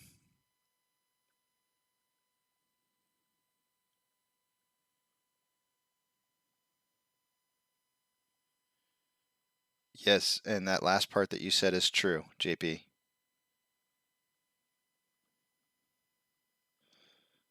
To my understanding, that's true. So let me show you guys a little something here. Most of the cycle theory that you've seen in the past, I'm going to take away my stuff real quick so you guys can see this. Most of the cycle theory in the past has been people copying the past and moving to the future. In this particular instance, I'm taking our current price movement, which is this blue part, and I'm moving it into the past. And I know that really doesn't seem like it makes much of a difference, but what I want to let you know is that I have not resized this. I have not changed the size or the price amounts. I have not moved it whatsoever in left or right direction. I just simply copied it from the current price movement and moving it to the past and putting it down. And the important part about this is that I want you to see that there's a big, big difference here. There's a big difference in time and spacing. Now you can see some of the features match up. Your devil horn, I keep saying this all the time, devil horns and head and shoulders, right? So you got your devil horns and your head and shoulder feature here in our current price movement. You've got your devil horns, head and shoulders movement here with the downwards action, and then about 2 to 3 days of sidewards price movement with what I would say stagnant volume. Maybe a little bit of increased volume on the third day here. But if you look at where we're at without changing the size of our pattern, you can see where there's a little bit of differences in the trading pattern. So what I want to suggest is if we look for similar portions of time, we might be able to line this up and say, like, here's where we're at this point in time. This should be kind of like a unique feature right here that we should be able to see. And I would say that's probably something along the lines of this, maybe right here.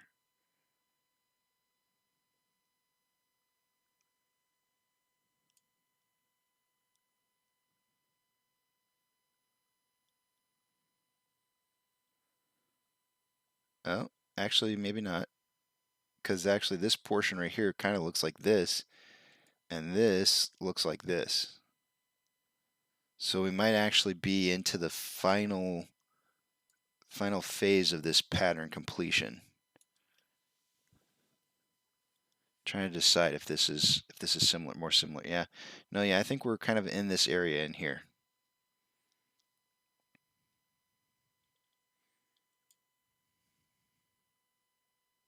It doesn't exactly line up. That's for sure. But that's the important part about what it is I'm trying to show you, is that you don't have to manipulate the price in order to get it to look the same. You know, like normally we're trying to resize this and get it so that it fits in exactly into the pattern formation, and I think that's the wrong thing to do. I think really what we should be doing is just kind of identifying the features, and this goes along with what Stonkmaster, kind of does with his technical analysis on the chart, pattern charting. Is he's kind of looking for pattern formations and how they complete themselves, and that's really the key here. So this run up right here, I think, is kind of this downwards action right here is maybe this portion. Then you have a price action down, then going back up, and then we'll see a little bit of a decline, maybe a bit of a rise in price. Tomorrow, maybe some falling action in price. I don't know if this lasts through tomorrow or not. And then potentially a nice run up on Friday. I don't know if that's going to exactly, that there may be some additions in here, some places where the pattern doesn't, obviously match up exactly. But I'm going to try to make more of an attempt to identify the patterns than trying to resize the pattern to fit the shape.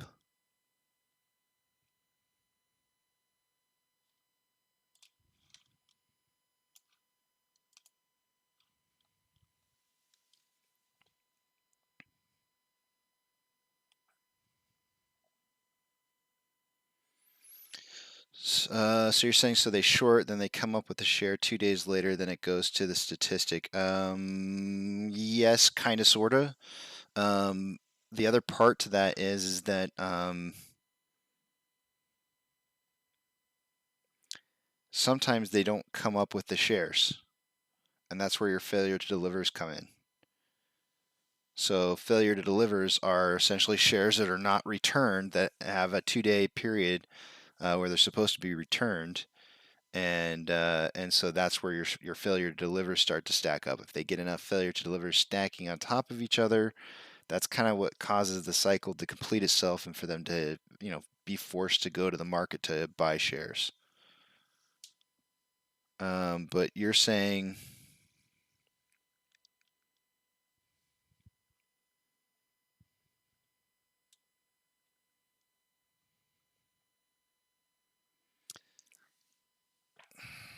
if they have to borrow shares, yes.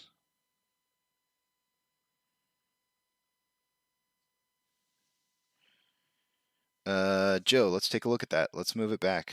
The 14th. I'll move it back over.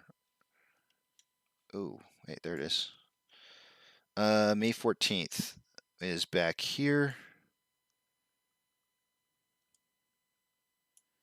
That's actually May 14th is where my pattern kind of this is May 14th right here.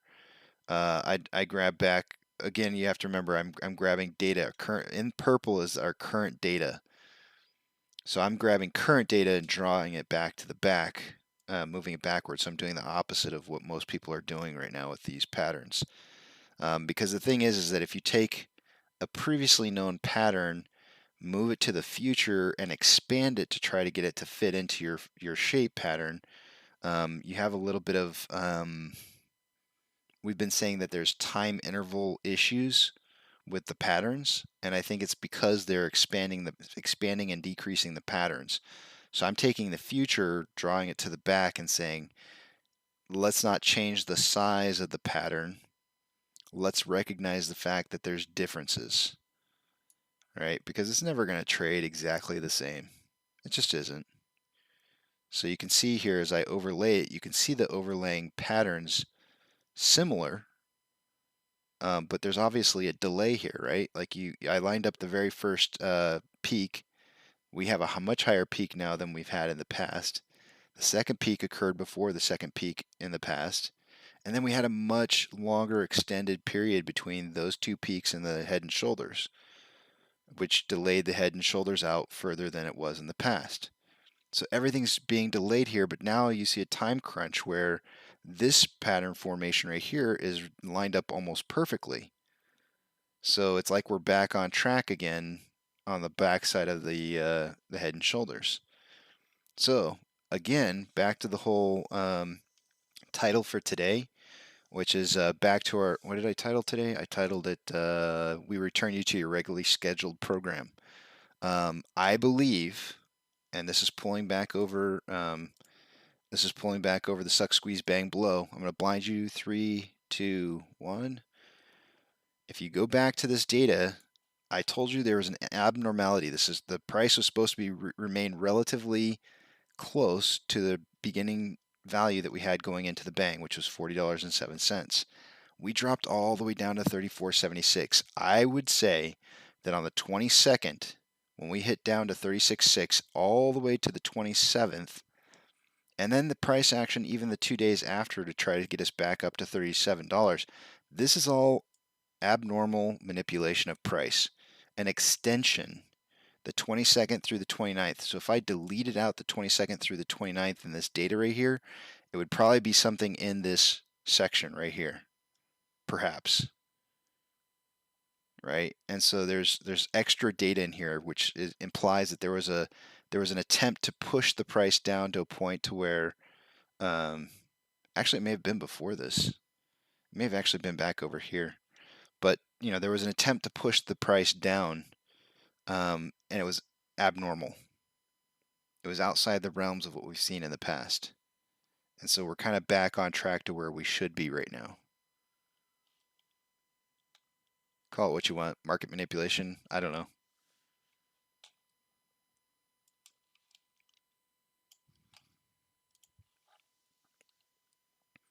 So in this perspective, some of the pattern is going to be in extra days compared to the past. Yes, that's correct. That's correct. It's a different way of looking at something, right? I'm really big on thinking outside the box. I love it when we take these patterns from the past and then we take them over and put them to current day, and then we kind of manipulate the pattern to make it look like our current price movement, but then it never plays out the way that we think it's going to play out. Every single time it's just slightly off. We go like, why is this? Why is it always so just off a little bit, And so I kind of went about it a different direction. I said, well, let's stop trying to manipulate the picture, the price action, and take what we're currently getting, moving it into the past and saying, what does it look like in contrast? Are there differences? Where can we see the differences? And were there attempts to try and manipulate the price to prevent it from, continuing on the pattern?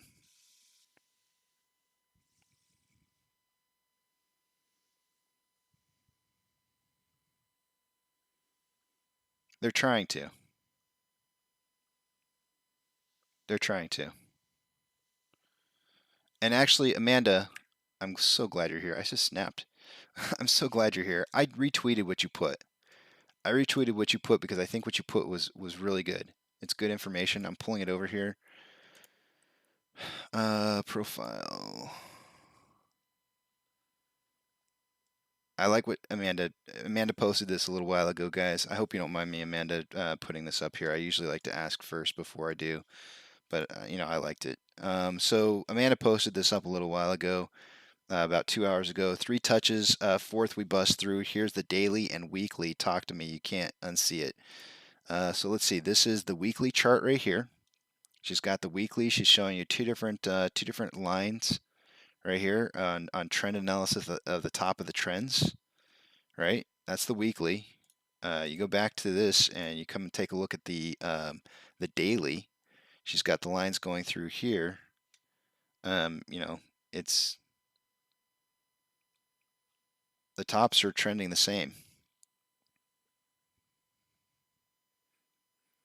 One thing that I responded to her was the Hilbert sine wave. You know, when you have patterns that repeat themselves on different intervals, the Hilbert sine wave says that that increases your probability of moving up in price exponentially.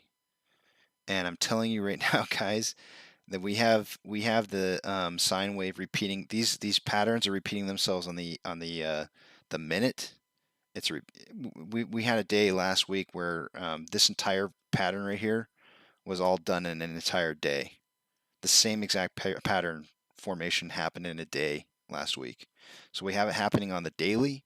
We have it happening on the weekly. We have it happening on the, sorry, I said daily. I meant minute, hourly, weekly, and now daily. We have 4 different time intervals where we have these same exact patterns repeating themselves. And that's huge. Really, really huge.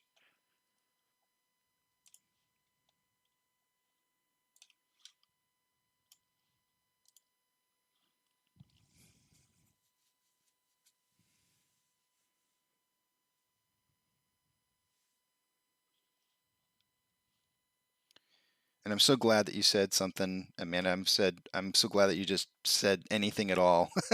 All you could have said is hi, and I'd have been like, oh yeah, that's right. I gotta talk about what Amanda posted when I was on break and I saw it.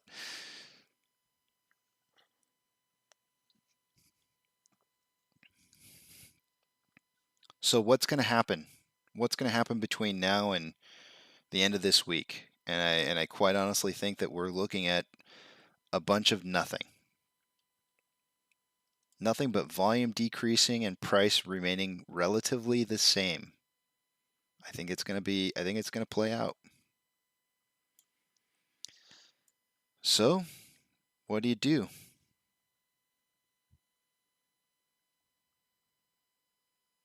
Walk away. Enjoy your days. Enjoy your time. Don't stress. It's going to work itself out.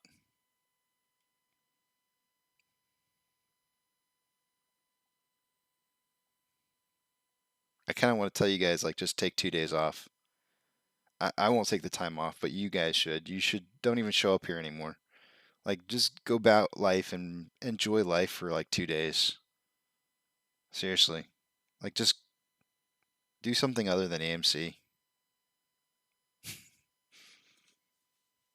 I know this is fun. I know it's a lot of fun, but I just don't think much is going to happen over the next 2 days.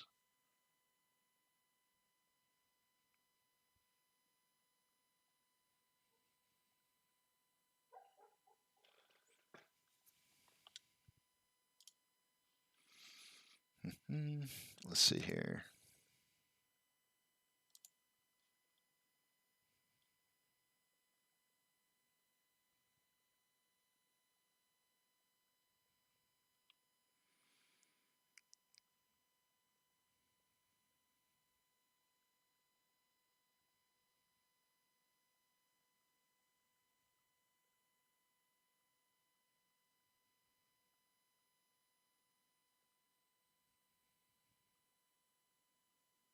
If I'm missing something, Amanda, tell me, because like I'm really bad at Twitter. I'm like getting blown up on Twitter right now, and I have no idea. Like, I'm so overwhelmed by all this. Like, I need your guys' help. I really don't. I can't deal with all that. It's too much. Twitter, Twitter is not a young man's, sorry, Twitter is not an old man's playing field.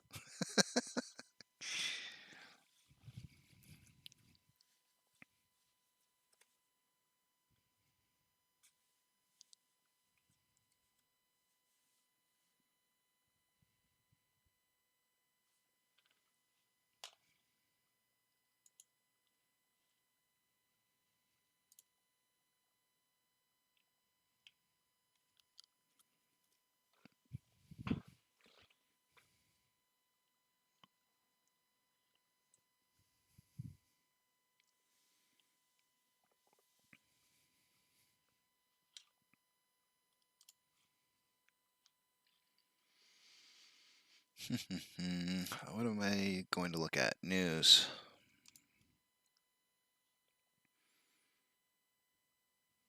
I got a little bit of a post-alcohol headache forming. Ugh, it hurts. So the Street posted a news article saying AMC stock, now we know what tickles investors. 6 hours ago they posted this. I've resisted the last 2 times that I saw this article to click on it. I don't even know if I really want to know if they know what tickles me. You know what I'm saying? Like, do you? You ever had somebody try to tickle you before and you're just not ticklish where they think you're going to be ticklish and you're just kind of like staring at them, you're like, don't touch me. That's what this feels like to me. Don't touch me. Stranger danger. Who is this? The Street. I clicked on it.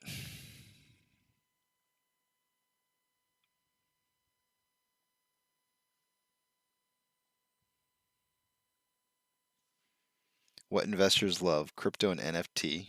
All right, I'll give them some credit there. What we hate, selling AMC. Okay.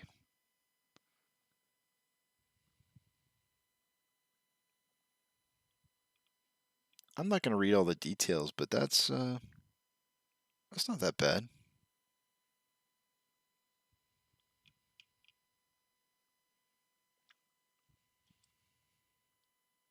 Could have been worse.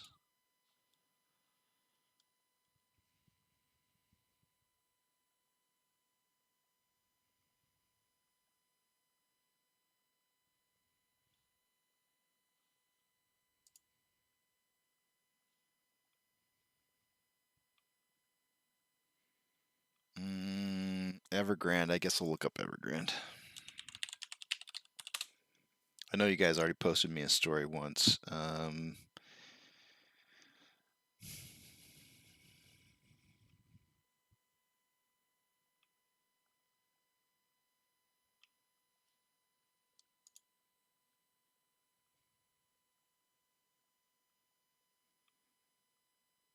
Oh my gosh. So I went to Google, I typed in Evergrande, and I hit news.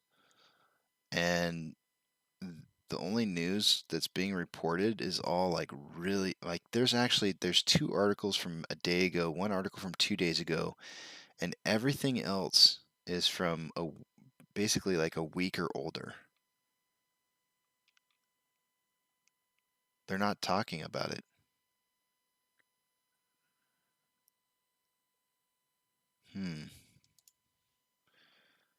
Let me go back to my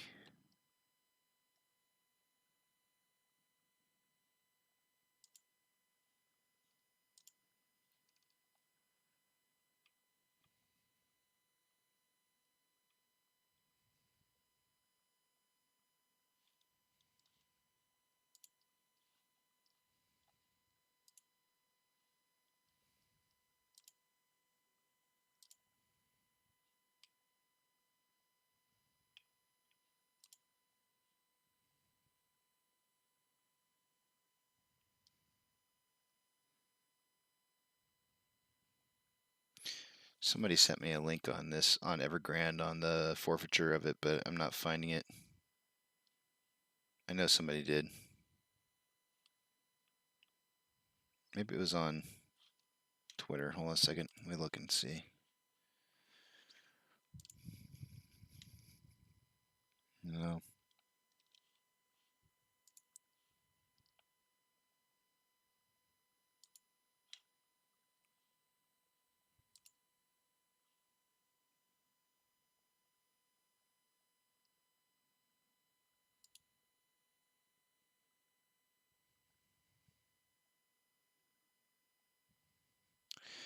For those of you who are wondering, I know some of you guys had talked about the NSCC 2010-010, or sorry, 2021-010.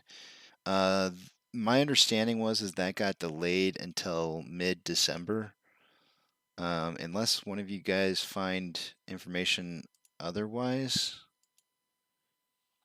I'm going to continue to run with that.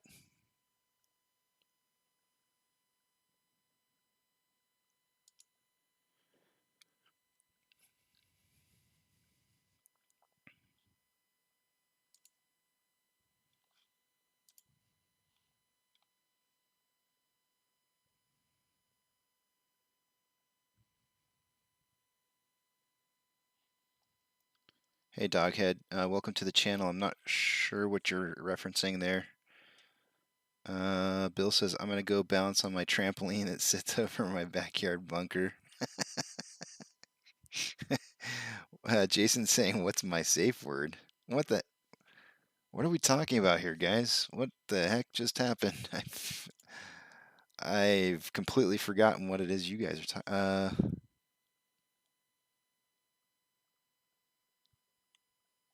Oh, you guys are talking about my tickle. That took me a second. So mature, but seriously, have a look at the guy's name. The SEC charged line 2 in the main text.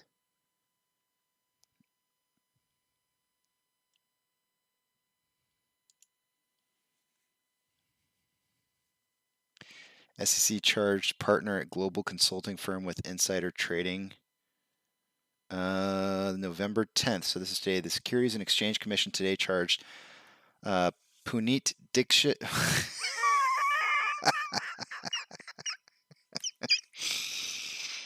Yeah, I stepped right into that one. Is that for real? That can't be your last name. Come on.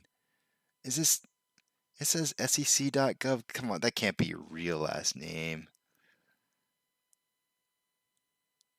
A partner at global management consulting firm with illegal trading in advance of a corporate acquisition by one of the firm's clients in September.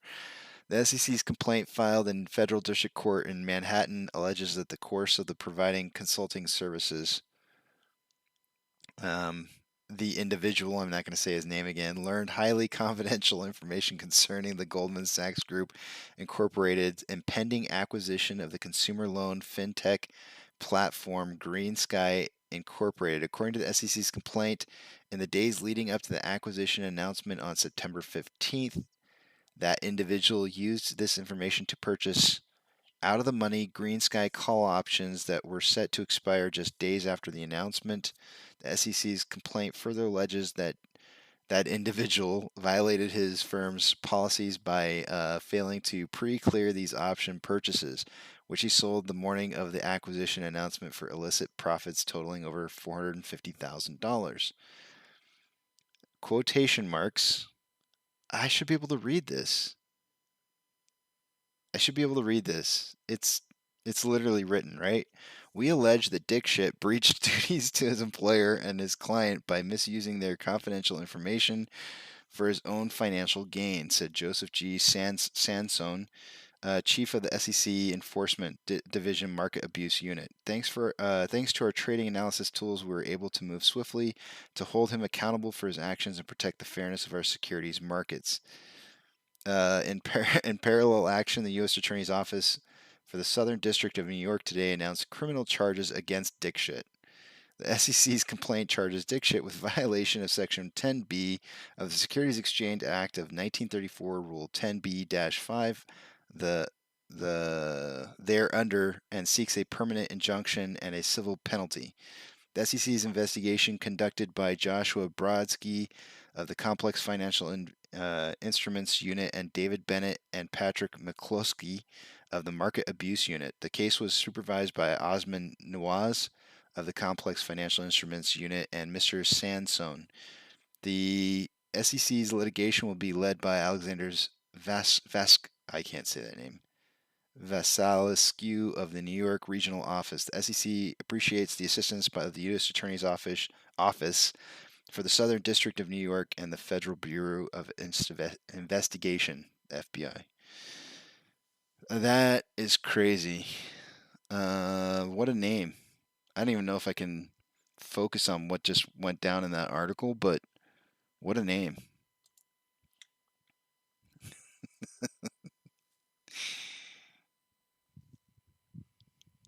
Oh,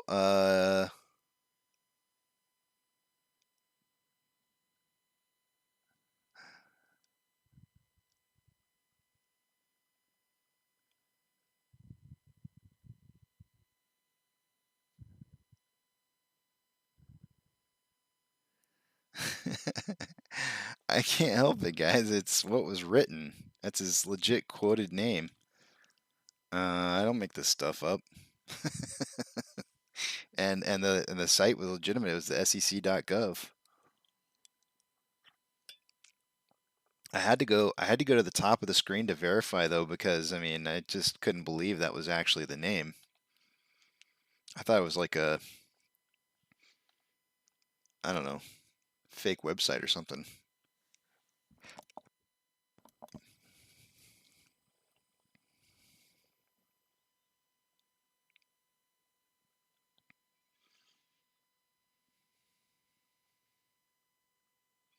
They're avoiding my trampoline. I feel like I need to move it.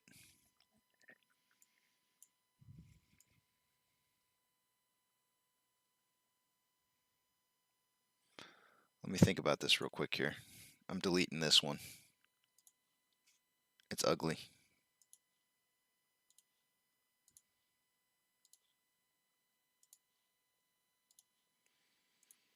Where am I moving the trampoline to?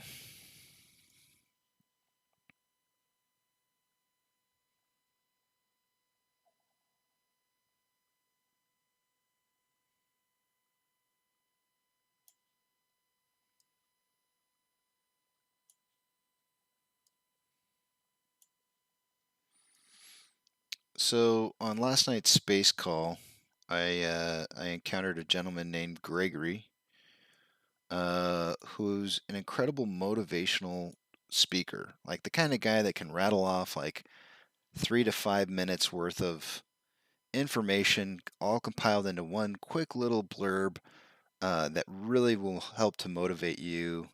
And I'm thinking about having him come on the channel, and I want to know what you guys think. I don't know how often he'd be willing to do it, but I would love to have him come on and just talk maybe once to 3 times a week, maybe Monday, Wednesday, Friday. Kind of give like a maybe like a um, power hour pep talk. I don't know. The guy is really good. I mean, he sounded like a kid to me, a little bit younger, but the guy could talk, and his data. It could be something just really fast. I think it would be really kind of fun to add to the show.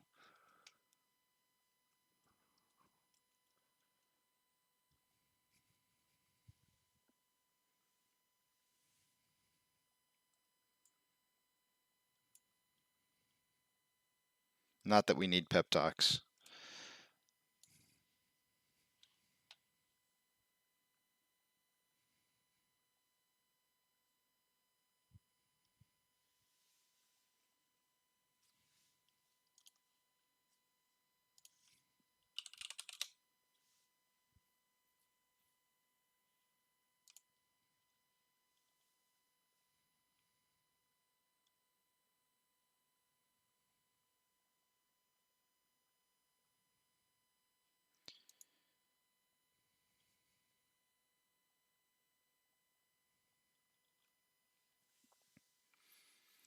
So this is from the White House, statement by President Biden on today's economic news. It was released today. I'm not sure exactly what time.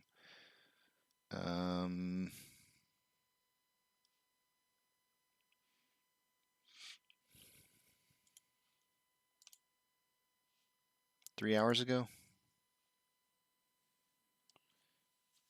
Let me see. Let me see if I can just kind of skim it real quick and give you guys the lowdown.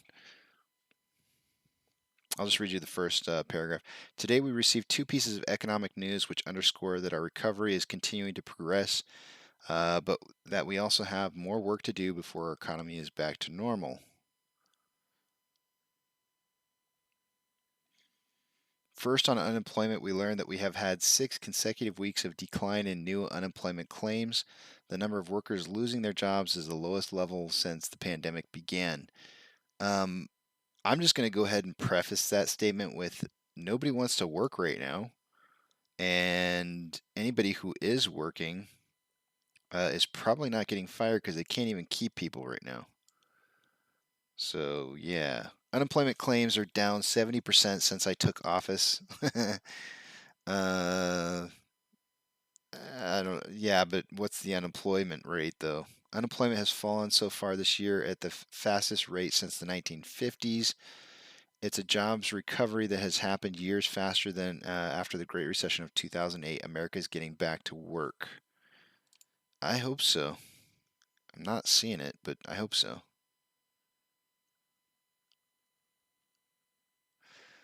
And on inflation, somebody had mentioned inflation earlier, which I don't really pay too much attention to, or any attention really at all. On inflation, today's report shows an increase over last month. Inflation hurts America's pocketbooks, and reversing this trend is a top priority for me. The largest share of the increase in price in this report is due to rising energy costs, and in the few days since the data for the report were collected, the price of natural gas has fallen. I've directed my National Economic Council to pursue means to try to further reduce the costs, and have asked the Federal Trade Commission to strike back at any market manipulation or price gouging in this sector.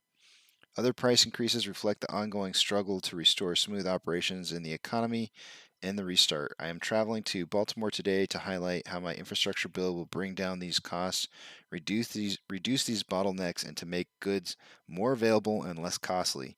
And I want to re-emphasize my commitment to the independence of the Federal Reserve to monitor inflation and take steps necessary to combat it. Going forward, it is important that Congress pass my Build Back Better plan, which is fully paid for and does not add to the debt, and will get more Americans working by reducing the cost of child care and elder care, and help directly lower the cost of American families by providing more affordable health coverage and prescription drugs, alongside cutting taxes for 50 million Americans, including for the most families with children. 17 Nobel Prize winners in economics have said that my plan will ease inflationary pressures, and my plan does this with raising taxes on those making less than 400,000. Wait, what? And my plan does this without raising taxes on those making less than 400,000 or adding to the federal debt by requiring the wealthiest and big corporations to start to pay their fair share in taxes. We are making progress on our recovery. Jobs are up, wages are up, home values are up, personal debt is down, and unemployment is down. We have more work to do, but there is no question that the economy continues to recover and is in much better shape today than it was a year ago.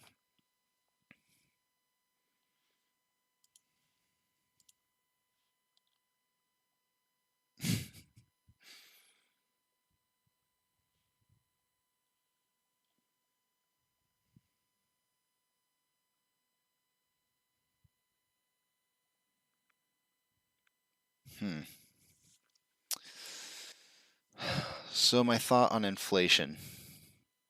If it gets too far out of hand, they're going to have to raise interest rates.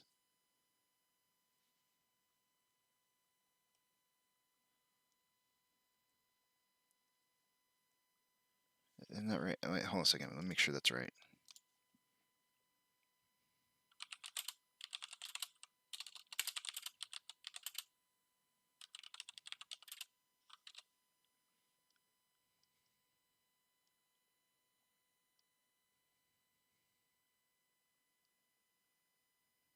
Yeah, that's right. For some reason in my head, I started to think maybe I got that backwards, but yeah, raising the rates is what they would have to do if inflation's too high. If they raise inflation rates,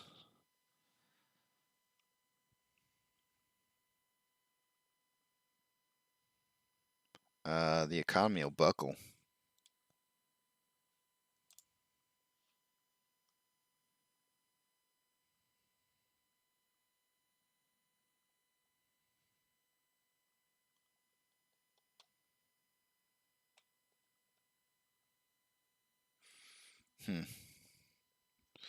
Well, it's time for technical analysis. Let's check it out.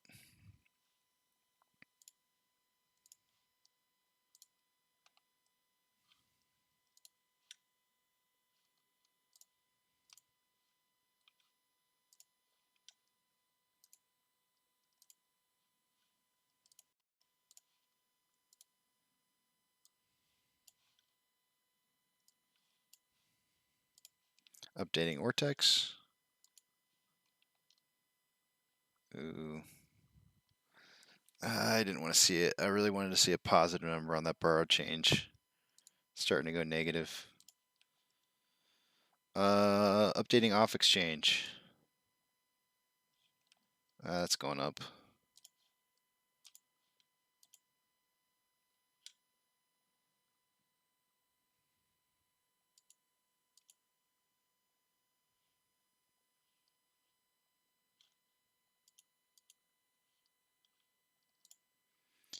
Off exchange up to 58.7%. Borrowed change is now a return of 586.5 thousand shares. It was 1.53 million borrowed. Now it's a return.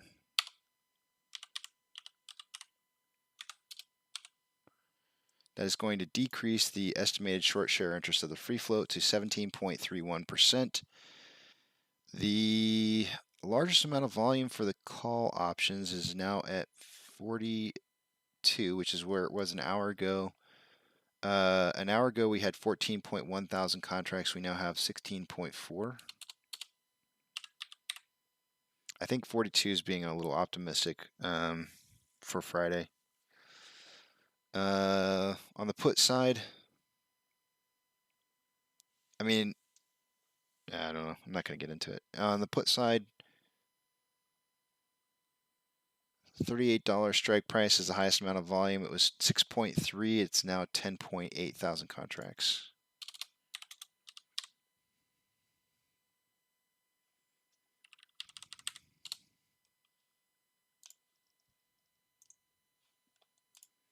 Orders by Fidelity customers. Obviously, with our volume low, we're not going to be making the top 10 list. However, we are on the top 18 with 61% buys to 39% sales. Not bad. GME dropping down to 28th with 66% buys to 34% sales.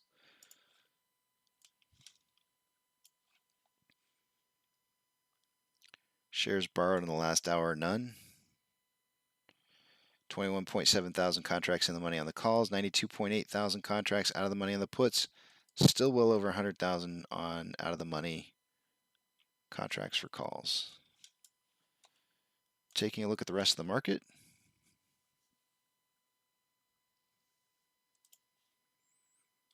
The NASDAQ is down 0.67, the Dow Jones is down 0.21, and the S&P 500 is down 0.29, 0.3, 0.32, 0.4.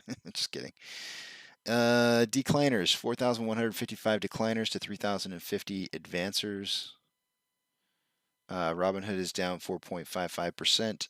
Amazon is down 0.43. Cinemark is down, or is up 0.33. Doge is down 1.08. GameStop is down 1.53, and AMC is up 0.23.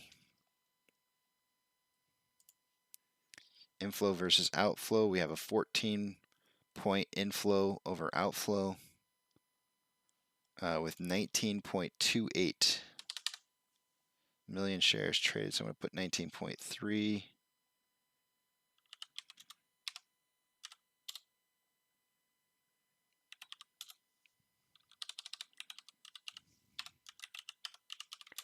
We're on pace to finish at about 35.33 million shares for the day today. My prediction is 10 to 30 million shares. I think we're going to make it.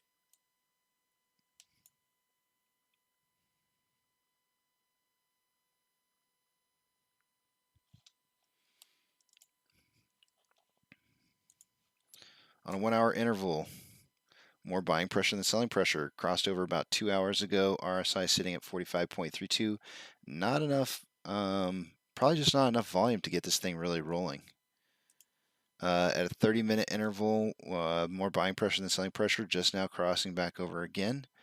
49.22 for RSI, which is just below average. And a 5-minute interval, more selling pressure than buying pressure with an RSI of 48.15. Where are we going?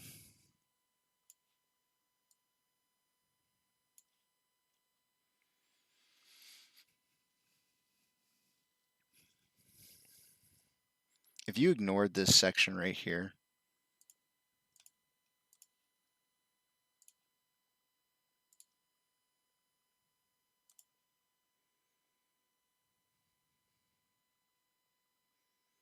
if you were to ignore this section of price activity, I want to say that it looks like we're on an ascending parallel channel. Let me just take out the extended hours, draw back out to maybe the 5-minute interval. I'm just kind of curious how much data that captures.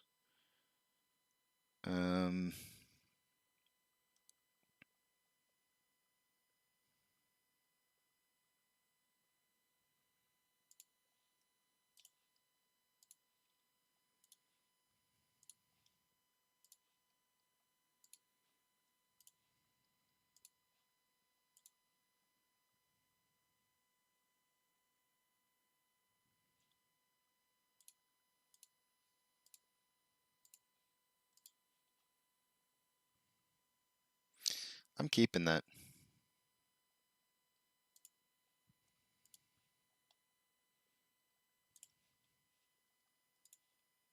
Although it looks like it's going to break out like right now. I'm keeping it. It's kind of sketchy, but I'm keeping it. I'm keeping it, and I'm going to draw a breakout here.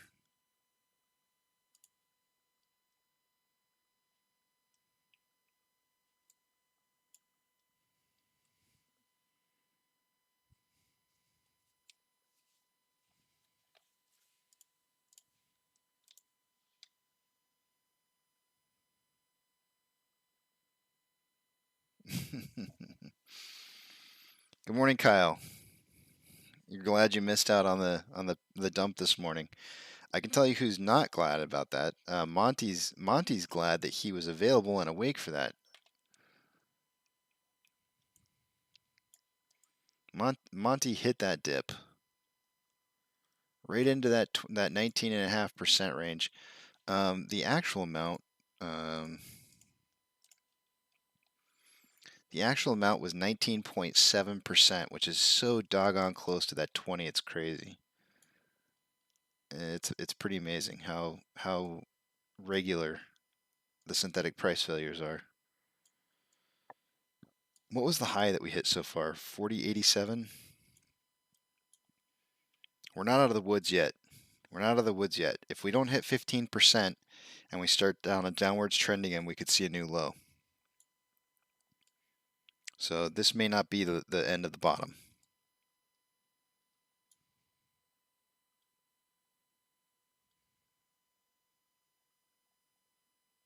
But this ascending parallel channel that I have here is bearish, and we should be breaking out of this going down.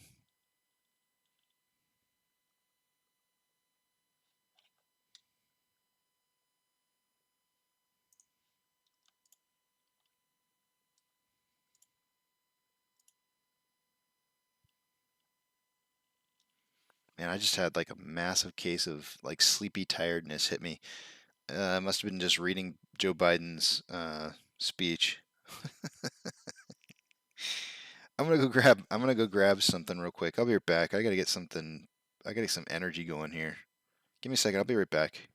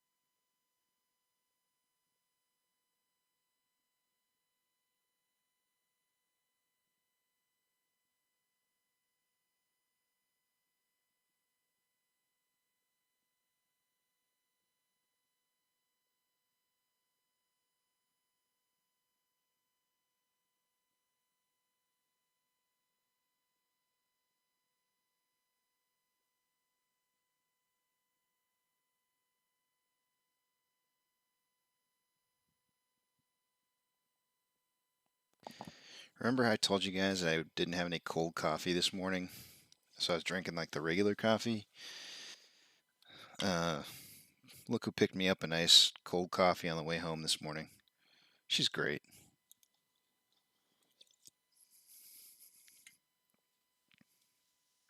When this is all said and done, guys, if if there's anybody you want to thank for anything after this is all said and done and over, thank her.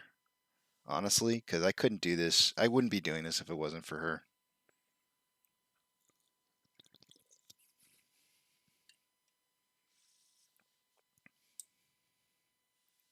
She's a trooper.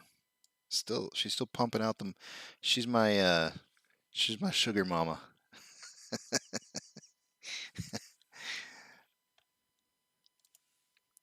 It sounds bad.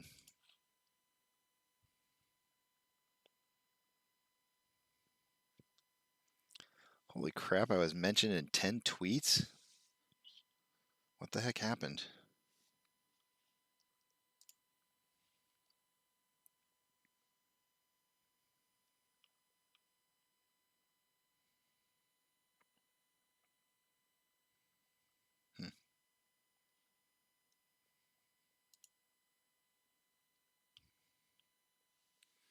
Y'all are too much on Twitter.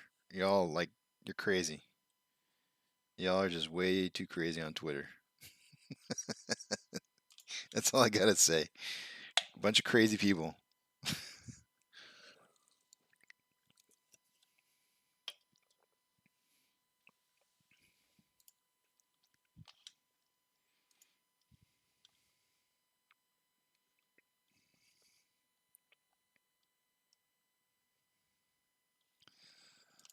Man, I miss Chico.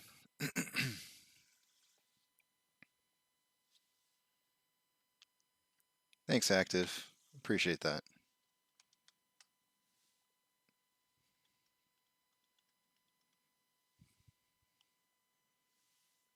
Um, what was I saying?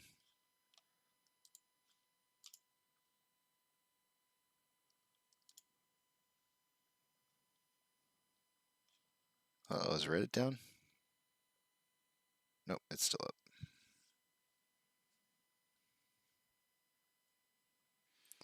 Element Capital hit with $1 billion loss in bond market shakeup.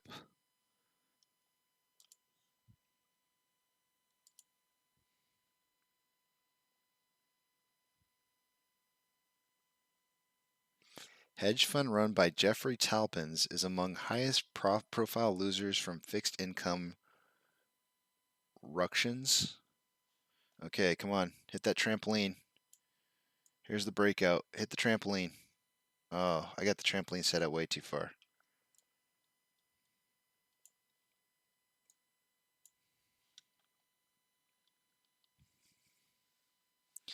Element Capital sustained a roughly $1 billion loss last month, making New York hedge fund run by Jeffrey Talpins one of the highest profile victims of the October tumult across bond markets. Element, which with $15 billion in assets is one of the world's biggest macro hedge funds, lost 6.7% in October. According to people familiar with the fund's performance that takes the firm's loss this year to 9.9%, the group declined to comment. The loss comes after a painful month for macro hedge funds, several of which were caught out by the swings in fixed income markets prompted by reassessment of how swiftly global central markets will act to the slow, rapid growth in prices that is affecting many economies. Among other funds to suffer was Chris Rocco's $12.5 billion in assets Rocco's Capital, which lost about 18% last month. London-based Crispin O'Day having risen more than 100% having raised more than 100% this year. Okay, risen works. Having risen more than 100% this year at the start of October, lost some of those gains to end the month 59% up. New York-based Alphadyne also lost money. So, you know what I'm going to do? Time to open up Fintel.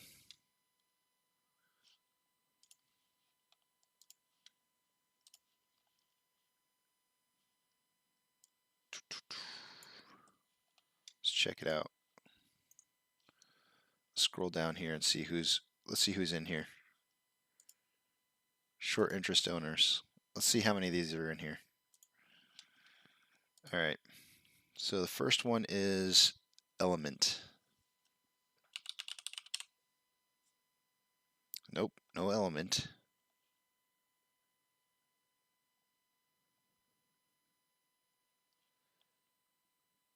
Rocos. Not in here. And Crispin. I think that one is. No?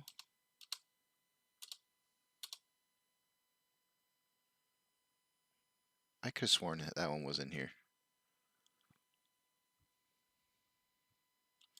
Oh, here we go. Nope, that one's not in here either. None of those hedge funds are in here.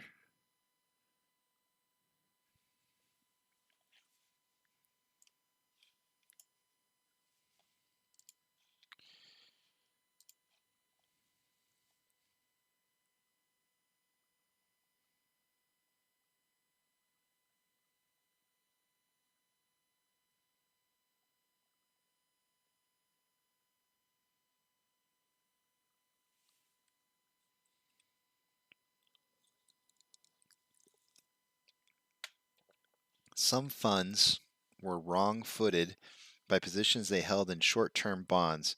Others lost money as steepener trades. Bets that long-term yields will rise faster than short-term yields. Forcing the managers to liquidate positions.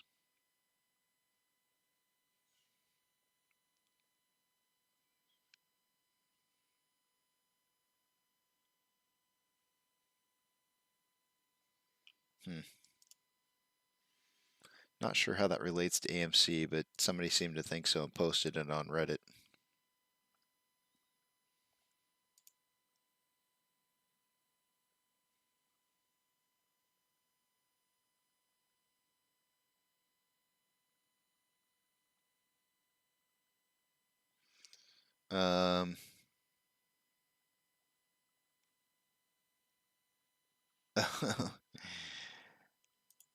I got what you were saying, Active. I totally did. RIVN.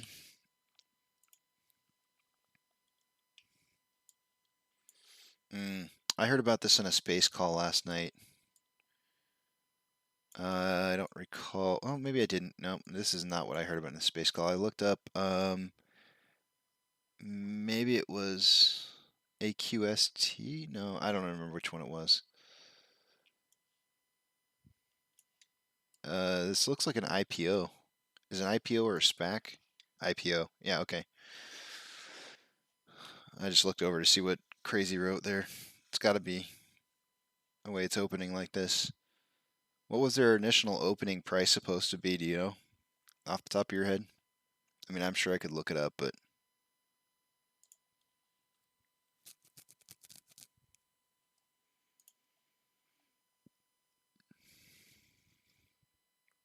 $78 each? That's a nice run.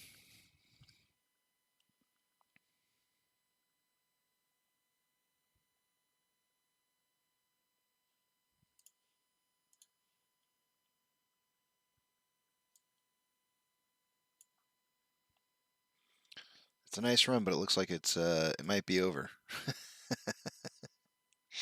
Too late. Too late to apologize.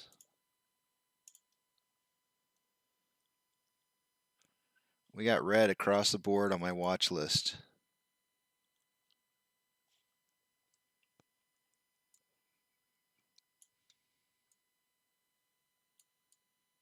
I don't know. My trampoline might actually make it.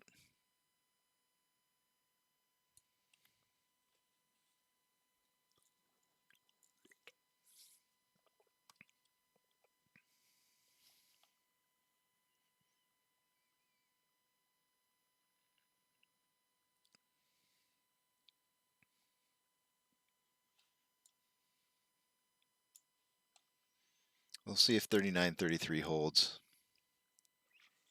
Got a little bit of a spike in some volume here, but nothing like crazy. Nothing crazy, Pepe.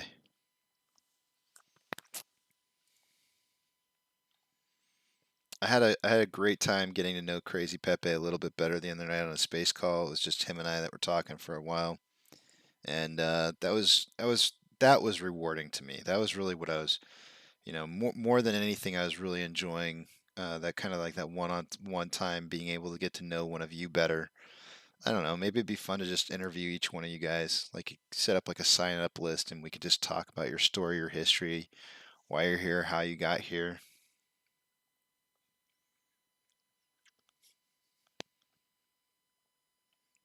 That could be fun.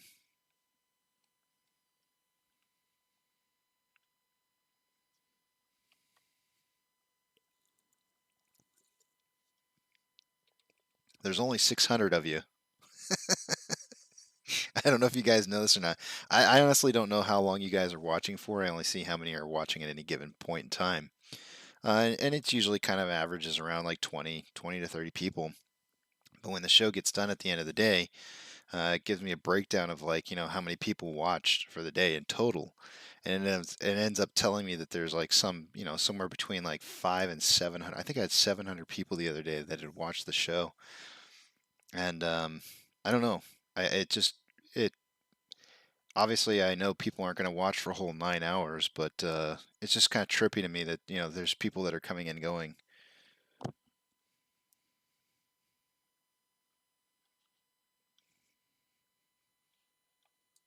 That much, you know what I mean? Enough to be able to get to those kind of numbers. It's just really strange to me. Bondaro says, try purified caffeine in 220 milligram tablets. Pure effect without the extra fuss of cups. It helps me keep my performance high when I sleep 4 hours of 4 to 5 days in a row, but it sucks, so I don't recommend it. Have you ever heard of... Oh. Hold on a second. I gotta go get it because I can't remember the name of it.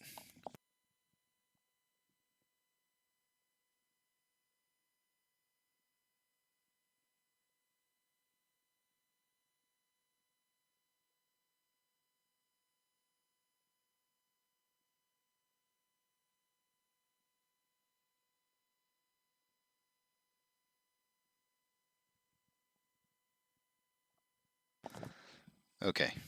Disclaimer. Yes, Salty Dog, I totally understand. Take care, man. We'll see you around when it gets busier. Definitely a slow day. What I'm about to tell you guys with this pill is that this is probably one of the worst pills you could probably ever take for yourself. But having worked in the industry that I worked in, working night shift, sometimes you gotta find shortcuts, and it's called Hydroxycut Hardcore Elite, and this is what the bottle looks like. Really bad stuff. But actually, I can't even read the ingredients. This stuff, though, I don't get jittery, and I legit, if I take one of these pills, like I can't go to sleep for 7 hours. And I actually took one I think it was Monday this week. I had a really rough night sleeping Monday, and I just knew I wouldn't make it through the show if I didn't take one. And I didn't. I just felt normal.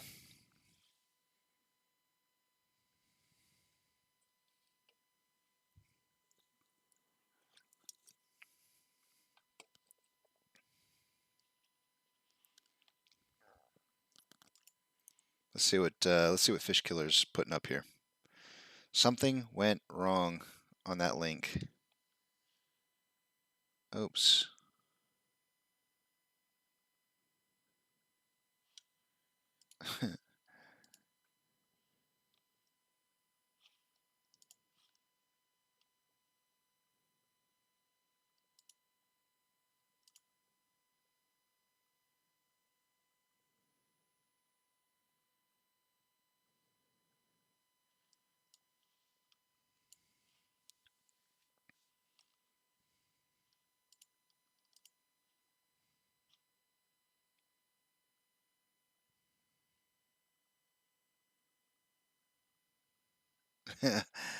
For 18 months in a detox rehab. That sounds really intense.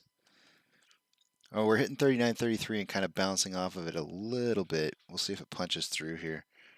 That sounds pretty intense. Fish Killer, that link that you sent there, I tried clicking on it and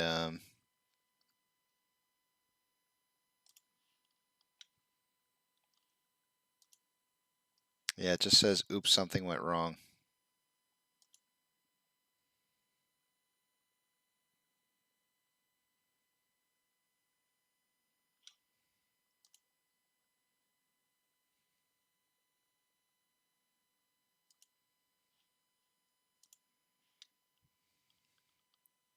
Oh, and by the way, guys, for those of you who are listening right now, I don't tend to follow people very often on Reddit. Twitter, on the other hand, like if you follow me, I'm following you back. Reddit's a little bit of a different story just because I feel like I'm trying to limit how much stuff just kind of gets filtered on there. I like to find things on my own on Reddit. I don't like to be advertised to. But yes, MCon, I worked night shift from most of my entire life.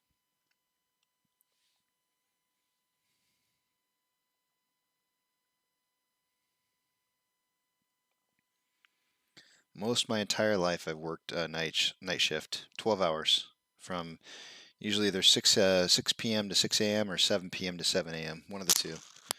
The great thing about a shift like that is that you usually only work 3 days 1 week. You get 3 days off, then you work 4 days and get 4 days off. So in any given year, you only work half the year.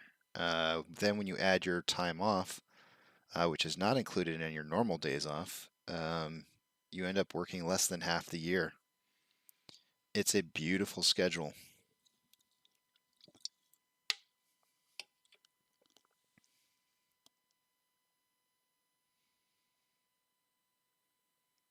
Yes, that is correct. Did we hit 3?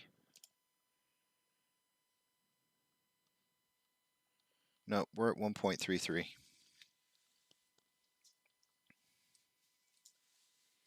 It's either 3 million borrowed or 3 million returned, but it has to be changed. The borrowed, right next to my, right here next to my finger, the negative 1.33. That's the number that you're looking for, not the returned or borrowed shares. It's got to be the borrowed change amount, the difference.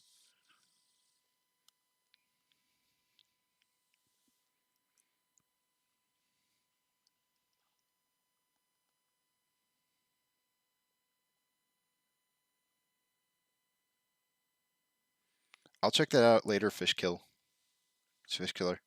Okay, I'll catch that a little bit later.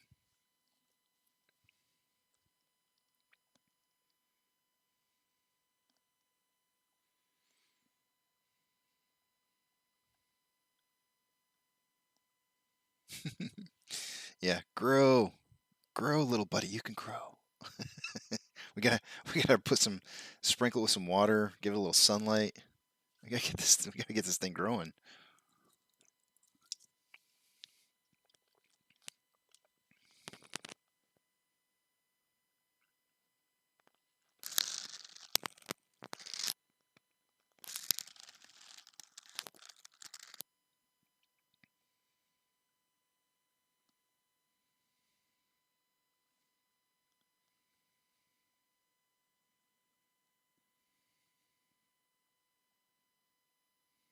Mm.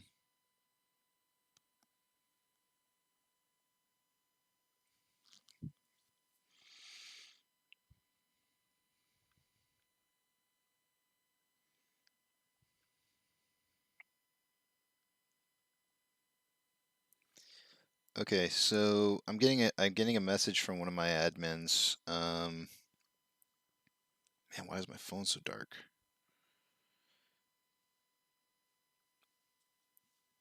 This is a tweet by Marco DaCosta saying DMSA says all 23 outstanding Evergrande bonds have a cross default clause, so all Evergrande bonds have officially defaulted.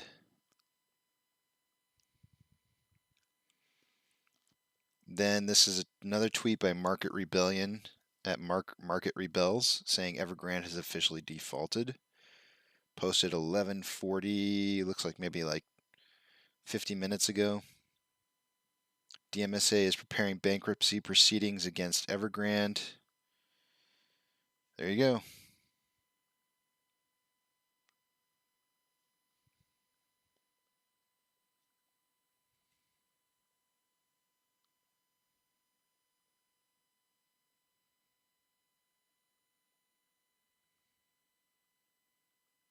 That was Adam.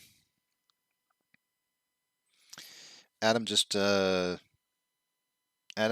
contacted me and mentioned that.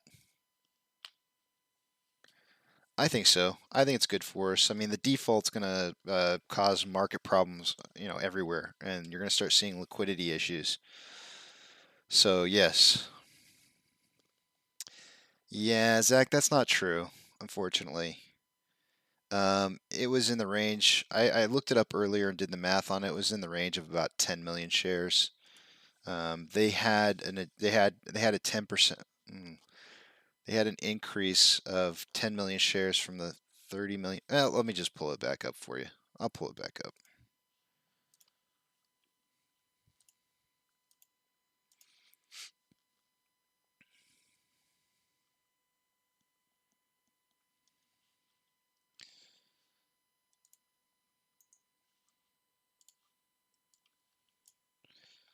So this is where it says it right.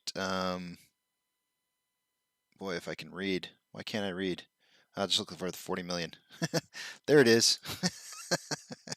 Okay, so what I want you to notice is that this column right here is shares. That's their total outstanding shares. This says shares change percentage. And what you'll see is that they had a shares change percentage of 31.28. But you know, that math is just so hard. Why do that when we can just click on this little button over here, drive down to the bottom of the page and see how many shares that they had before the purchase and then how many shares they had after. You do a little bit of quick math. We got 40,015,669 minus 30,482,159. So a total of 9.53. So 9,533,510 shares. So just a little less than 10 million. But yeah, just throwing that out there. It's not quite as many. You know, I'm really bullish on this, and I haven't heard anybody talk about it because I think a lot of people seem to think that this is a lot of FUD and fear, a lot of fear, uncertainty, and doubt that that's caused by talking about this. But there was actually 2 more insider sales of shares. I think it was last night, and nobody said anything about it. Nobody. You heard it here, though. I'm telling you. I just think it's kind of, you know, I think it's important to note those kind of things. I'm bullish on it though. I really am bullish on it. They're selling, you know, in my opinion, they're selling their shares while they still can.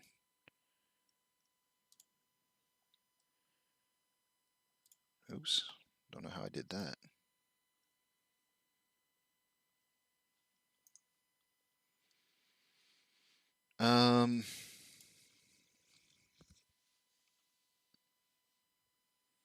So if you want to see that though, because I shouldn't just say it and then not back it up with something. Let me see if I can pull up the information for it so I'm not just talking out my butt.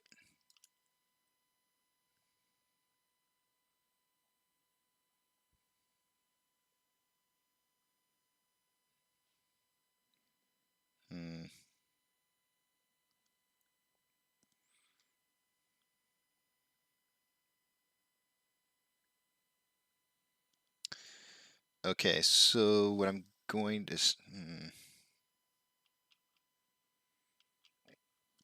Excuse me.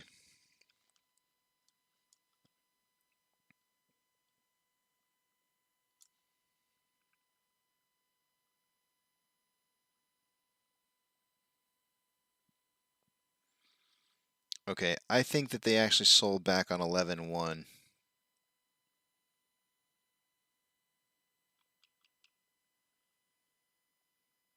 Because if I recall correctly, only 6 filings were listed on 11/1, and I'm actually looking at Ortex right now. I'm looking at Ortex right now, and I can see a lot more than just the 6 that we saw back on 11/1, which was what, 10 days ago. You're waiting for Elon to kill the hedgies. Not sure if he's dropped the 10% yet, but hedgies are scared. Yeah. Wait, why isn't this? Come on, Ortex. So if we count these, we've got a sell order here, which is 1. That was an award. 2, 3, 4, 5.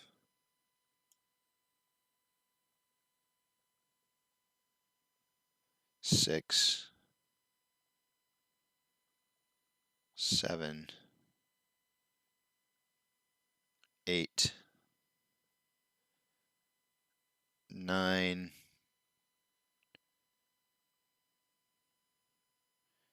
So 9 people sold shares. 9 insiders sold shares, and we can go through and look at the names if you want. And I'm just actually we can filter this by the type, I think.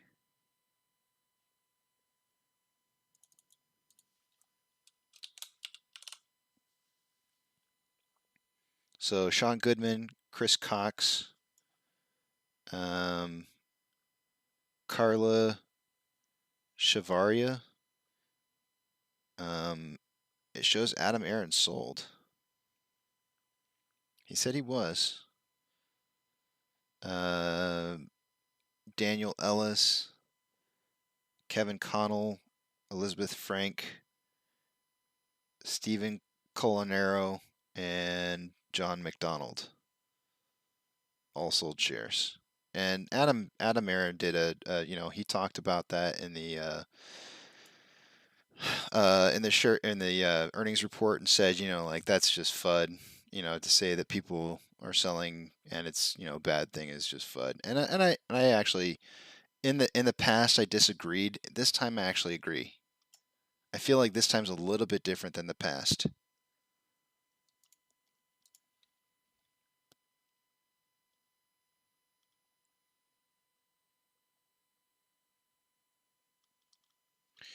Yeah, I've heard that, Zach. I mean, that would make the most sense, right? Like, I mean, if Elon knew that there was a chance that the only way that his money was going to stand to make any money at all in a market crash, it would make the most sense to put his money into, the stock that's going to be ripping when the rest of the market's burning. And so it would make sense that he put it into AMC. I have high hopes, but I don't. I'm not gonna bank on it.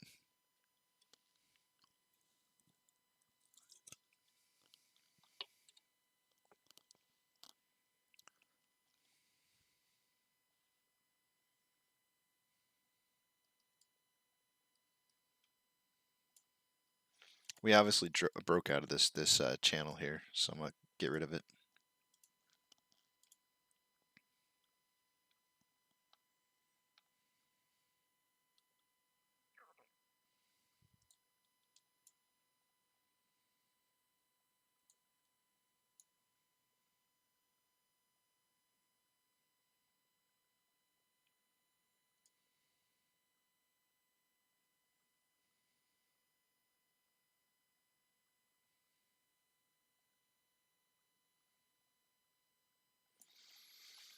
Why does this look familiar? Give me a second, guys. I gotta look at something real quick here. Something looks really, really familiar to me.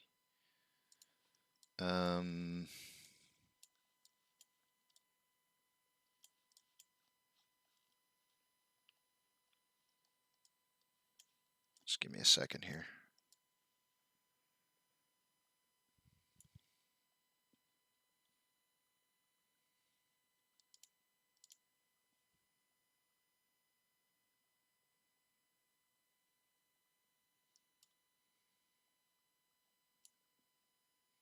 Damn.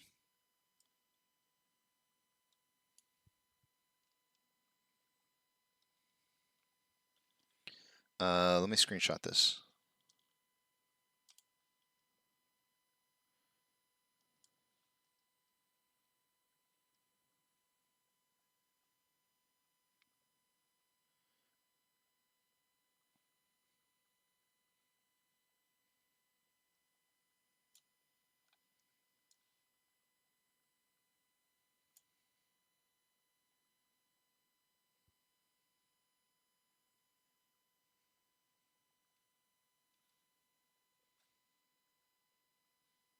Anyone?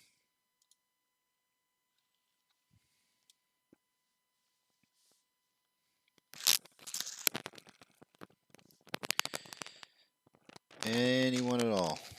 Look at that!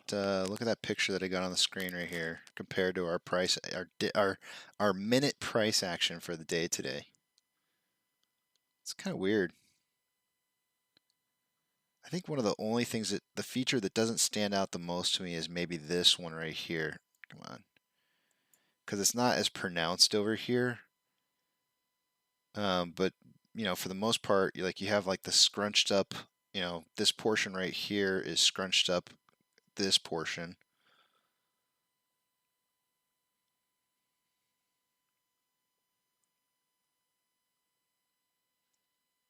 I'll show you guys what I did there. No, I won't, Come on.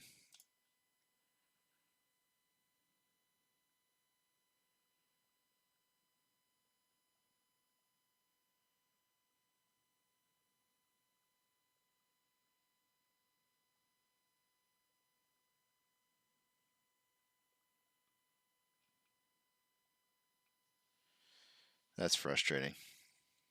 Let me put it back off to the side.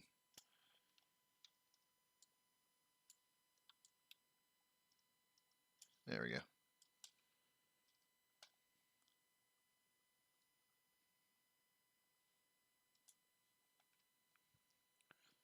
From August 24th to somewhere around like August 28th. Very similar looking pattern as today's day trading.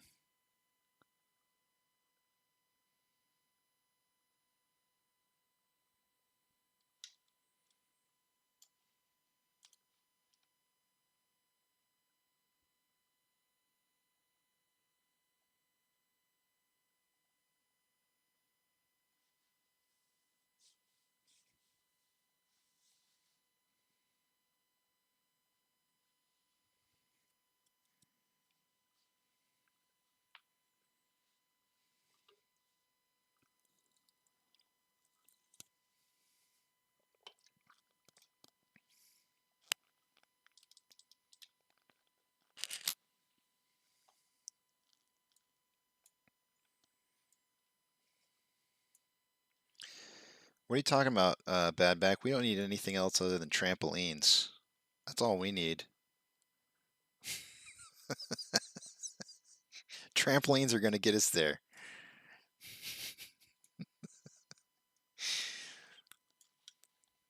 That's all it's going to take.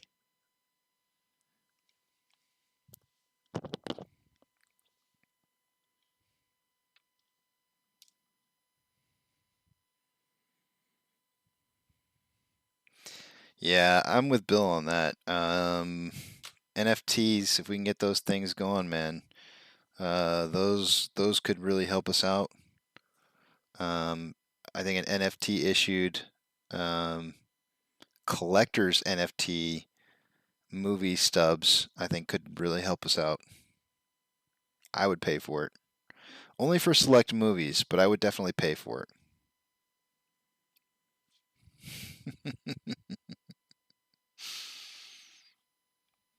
Thanks for the support, Bad Back. I appreciate it. I knew you would. I knew you would understand that the trampolines are what we need. I knew you would. I knew you'd get it.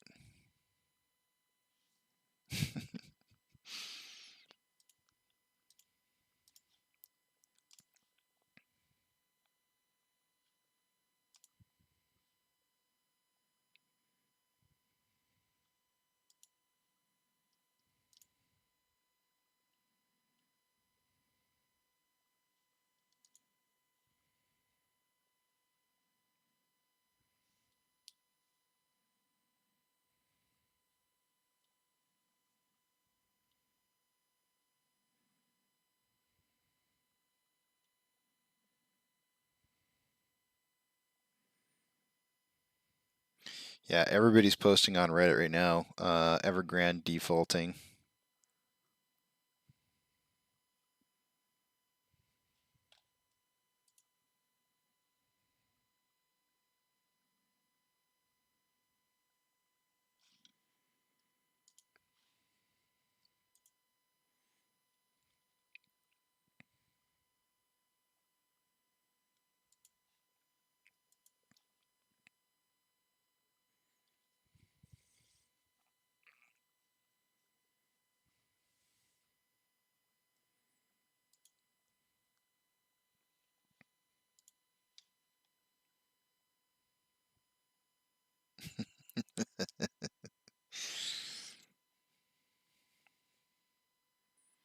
That's good, MCon. That's good, man. Patience is it's a hard thing to learn. It really is a hard thing to learn. But I think you only benefit from it. Kids do it to you. Kids are like forced patience learning. I'm not even kidding. If you have kids, you know exactly what I'm talking about. Mm.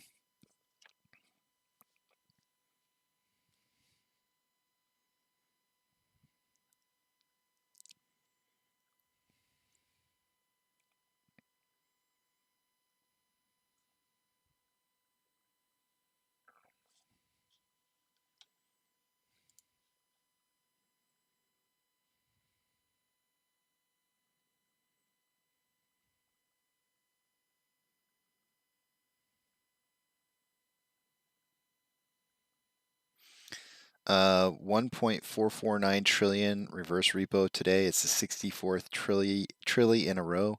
That was posted by JD Ruckus on Reddit.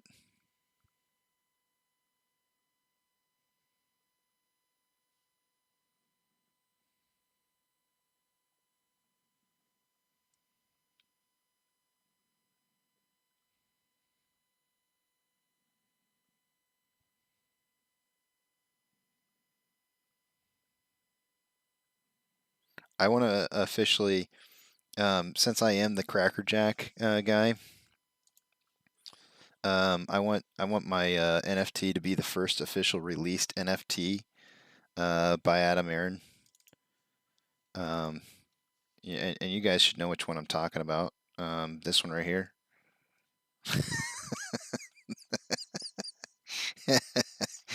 That needs to be the first NFT in the Crackerjack box of the popcorn.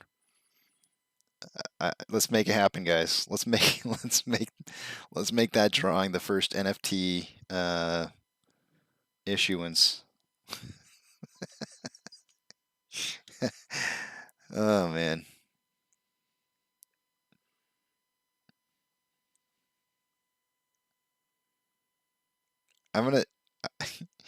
I'm half tempted to take that picture and send it to Adam Aaron and on a tweet, because he did read my other tweet about the Cracker Jacks. But I'm half tempted to send him a picture and say I'd like to submit my for my idea. I'd like to submit the I'd like to submit my your first released NFT picture.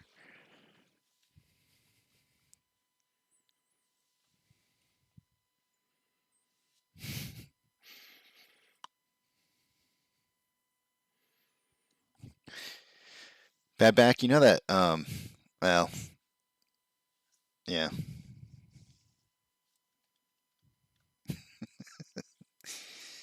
I've been down that road before. I've definitely wanted to do that, but didn't. Thank goodness.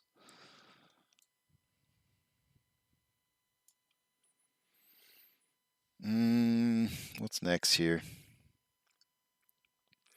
So we might have a little bit of a problem here.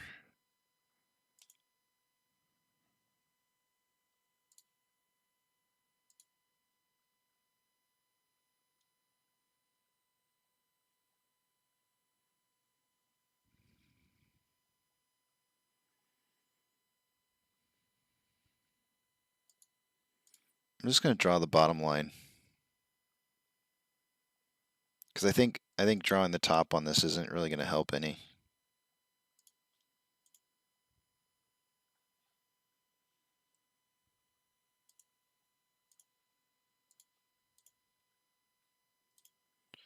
Yeah, I think this is going to break out going down. Let me check the volume, price falling, volume. Hard to say. I'm going to say decreasing. That should be bullish. However, I think we're kind of stuck here. What we got going on here is what appears to be a bearish triangle. Typically speaking, the bottom edge line should be horizontal, although this is trending upwards just ever so slightly. Actually, I didn't check to see. Looks like it's got a 3-degree it's a 3-degree plane. But yeah, like I said, I wasn't even going to draw a box on this because it looks like it was breaking out now. It might only break out as low as this number here and actually give us that that pattern that gives us that nice parallel line, which is the problem I was saying. Like, I think we could have a problem on our hands, which would be right there. And if that's the case, if it hits that, bounces off of it, and comes back up a little bit in here, then we're looking at a bigger bearish signal for the day that would probably break out around here, which would make sense, right? I mean, that's right around power hour, and you know they love pushing the price down during power hour.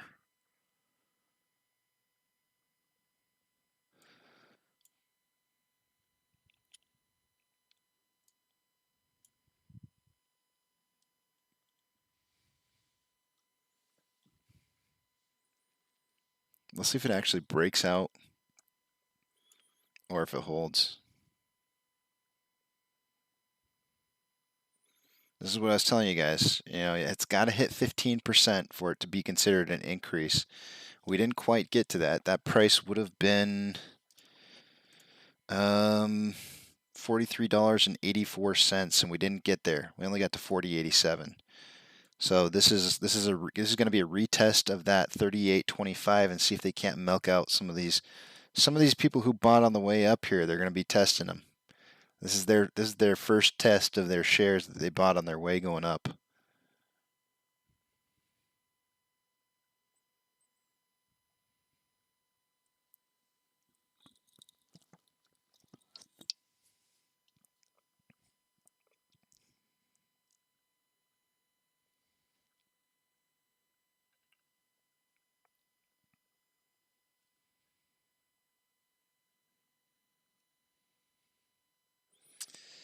Yeah, I even used to say it, Fish Killer. I've stopped saying it a while ago.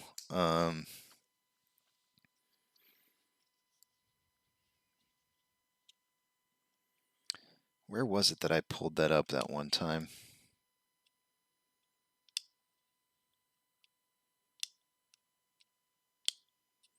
Yeah, it's basically that we have an inverse relationship to the price in the market. And I quite honestly, I don't know how that's figured. I should probably look that up. That's a great question. But I have stopped saying that a long time ago. I used to say it like constantly, all the time. I used to say we have a negative beta. I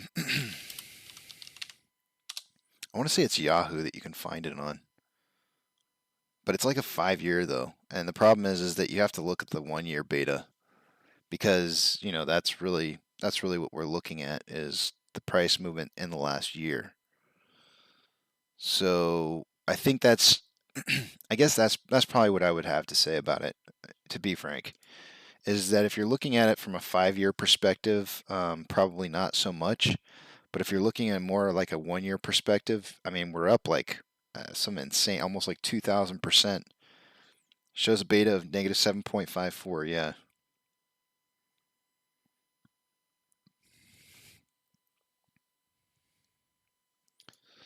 But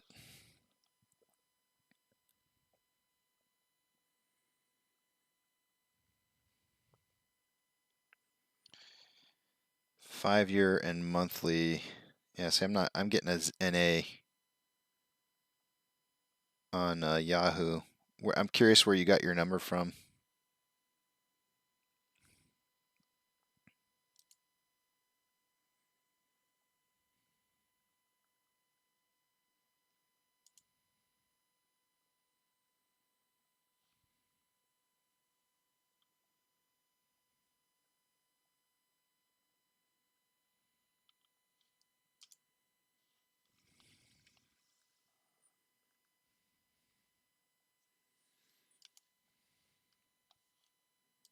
I'm checking it out.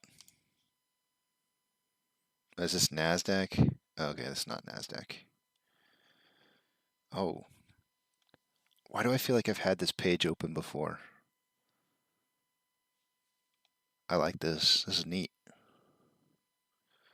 There was a time, I know I've opened this up before, and I want to say this is exactly where I pulled mine information from too, because I actually was digging into the whole beta issue, because I really hated the fact that people kept saying that we had a negative beta to the rest of the market, when in actuality what felt like was happening was that we were we're getting the like an exponential boost off of whatever was happening in the market. So if the market was up slightly, we were up a lot, and if the market was down slightly, we were down a lot. You know, I really felt like let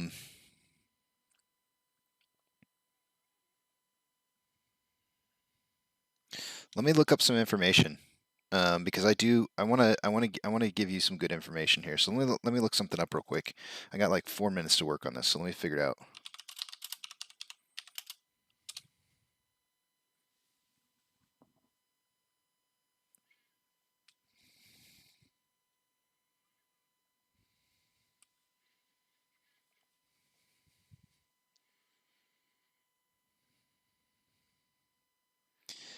Okay, I'm going to read this little definition. A security's beta is calculated by dividing the product of a covariance of the security's returns and the market's returns by the variance of the market's returns over a specified period. The beta calculation is used to help investors to understand whether a stock moves in the same direction as the rest of the market.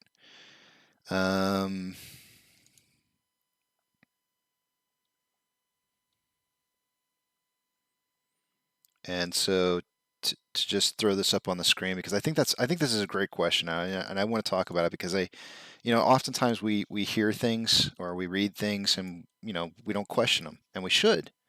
We really should. How to calculate beta? To calculate the beta of a security, right here you got this. This is the same definition I just pretty much read to you. It's beta equals covariance divided by variance. So covariance equals the measure of a stock's return relative to that of the market. And so you would have return relative. So probably like a division number up the top, and then the variance measure of how the market moves relative to its mean. Yeah, so this is going to be a little more complex. This is not going to be something you can easily figure out like really quickly on your own.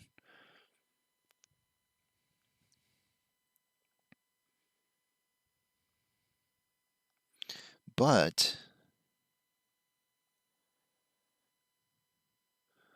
if you set up Excel to figure it out,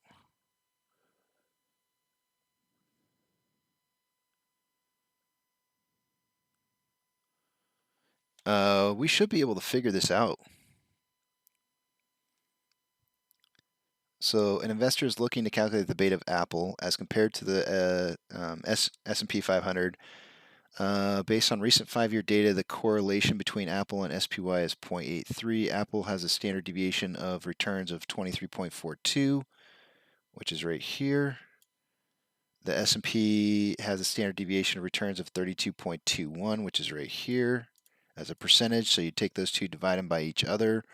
What's the multiplied portion of the correlation between Apple and SPY is 0.83. So basically you take those, let me just make sure that's right.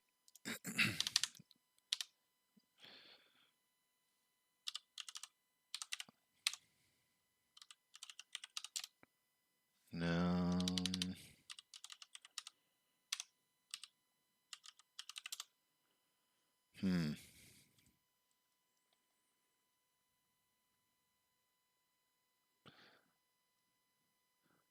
I don't know how you would.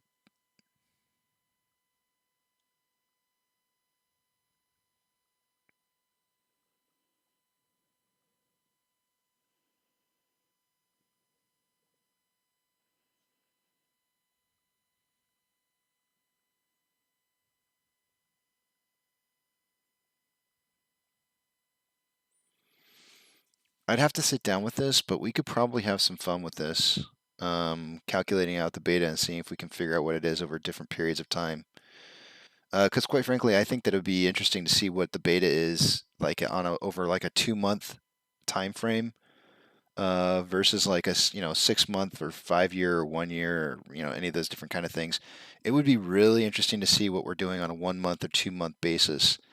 Let me work on this tonight. I'm gonna take this on as a I make you laugh. Okay, I'm glad I make you laugh. I'm gonna take this. I'm gonna run with this. I'm gonna try and I'm gonna set up an Excel on this, and we can calculate out over different periods of time, and see if we can't come up with our own beta calculation. Because I don't know, maybe there's already a calculator out there that we can search for.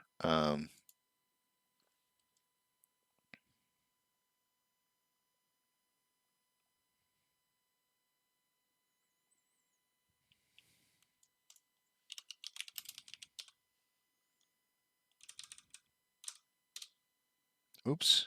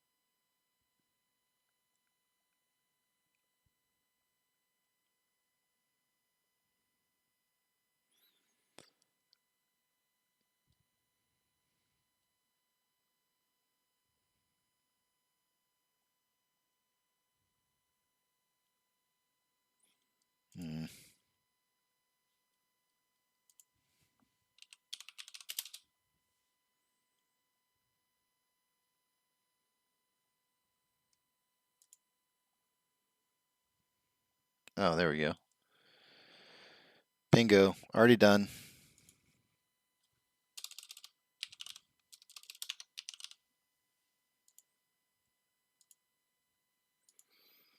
Start month.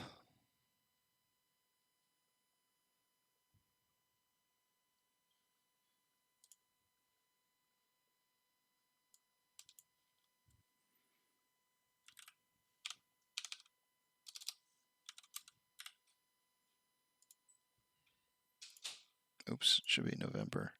You know, I should do September to October.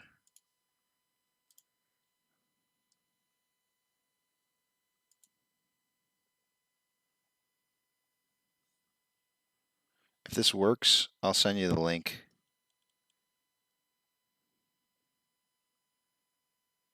Okay.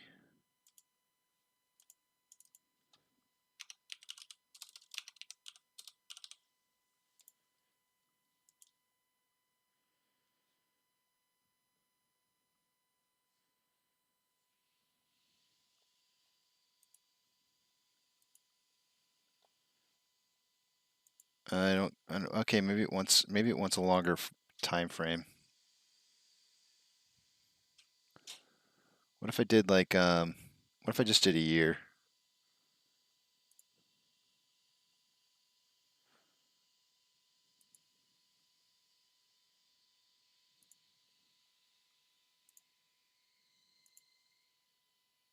There we go. All right, so let's see if we can go backwards on this a little bit. Let's see if we can do let's see how far back it'll allow us to do it to calculate the beta for. All right, there we go.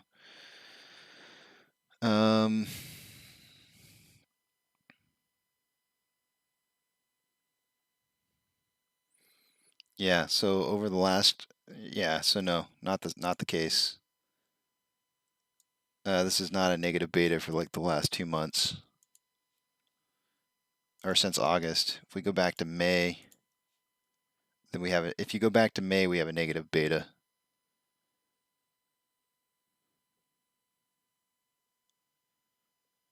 But currently, I would say that we don't have a negative beta to the rest of the market. I'll go ahead and link this to you in case you want it. I'm actually going to keep it up on my millions of tabs that I have open, and you can play around with that all you want. That way I don't have to create an Excel.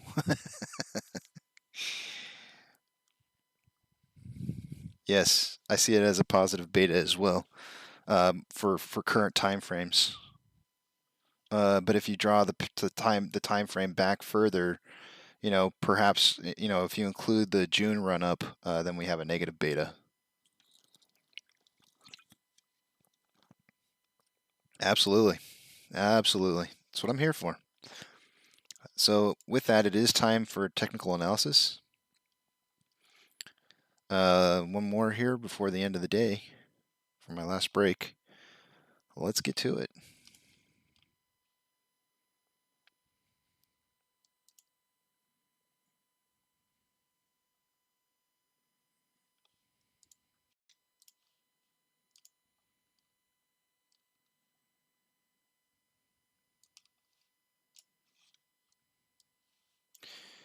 Okay, I'm going to update Vortex.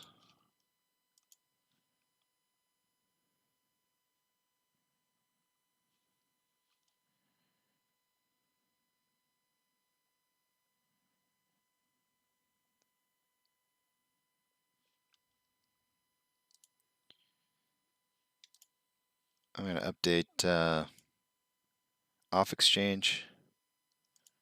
Almost getting ready to break 60% there. It's getting close. And the options chain. Oh no, I got screwed. Give me a second, guys. It took too long.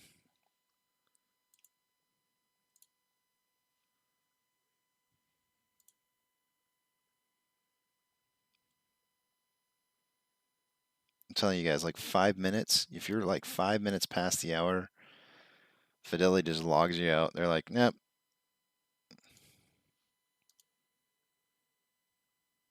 It's good to know those kind of things, though.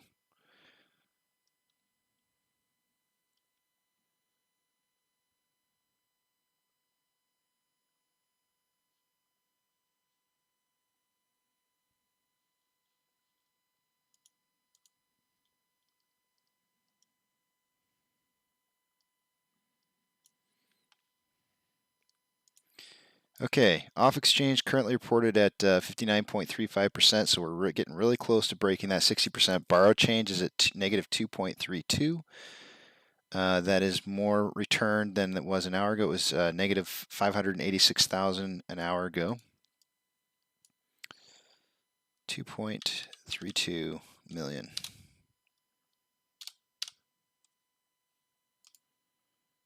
That's going to decrease the estimated current short share interest of the free float down to 17.01%.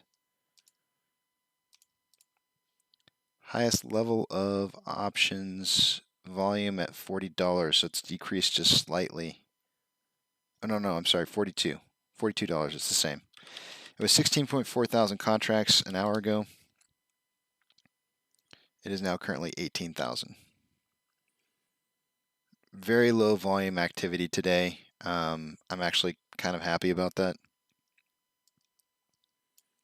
Investors perhaps being cautious. On the put side, it was $38 with the most volume an hour ago. It still is. It went from 10.8 up to 14. 14,000 contracts.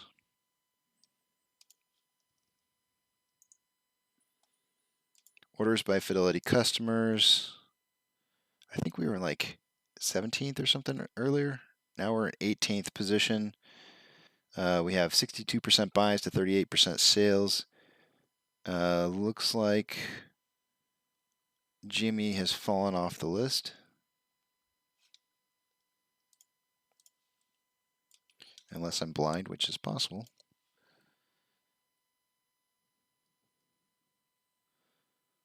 About 50,000 shares borrowed in the last hour.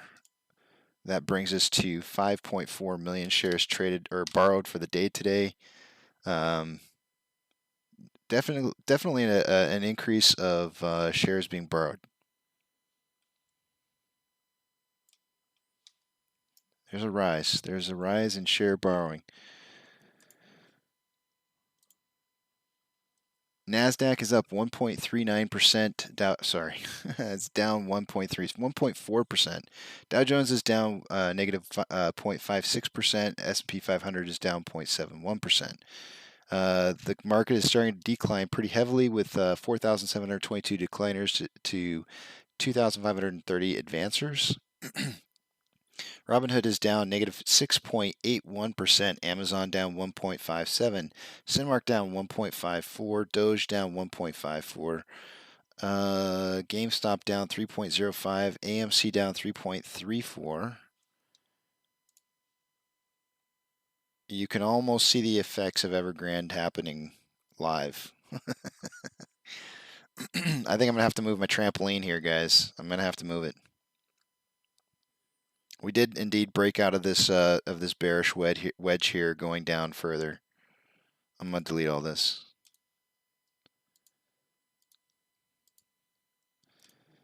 Inflow versus outflow. 1 million more in outflow than inflow currently, with 23.76 million shares traded for the day today. 23.76 divided by, I can't do math, 390 minus 120.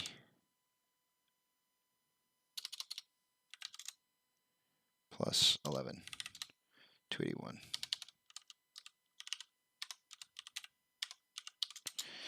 We are on pace for about 32.99 million shares traded for the day today. Whereas my guess was between 10 and 30 million shares traded.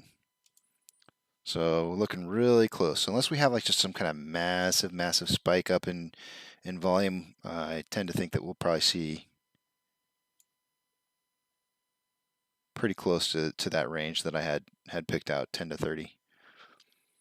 Let me zoom in on this just a little bit. I'm going to put my trampoline right here.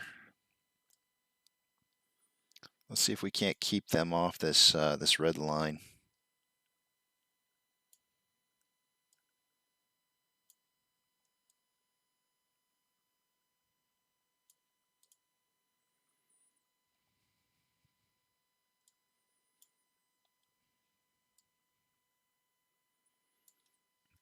Again, another bearish move. I'm going to draw it up pretty much like I see it.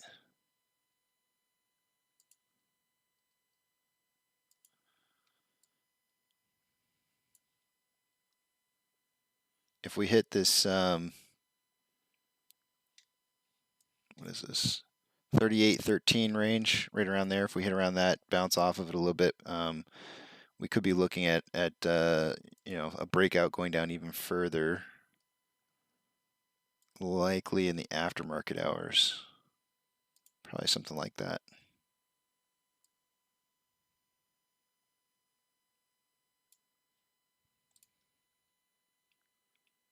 So we want to try to avoid this. This is really bad technical analysis.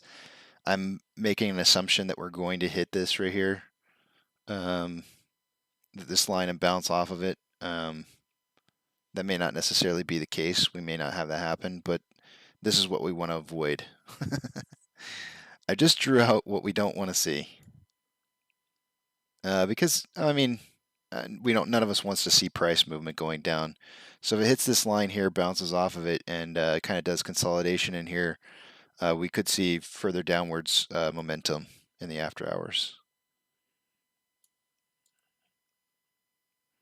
So let's hope against this. Hopium. All right, let's see what you guys are saying before I head off to break here.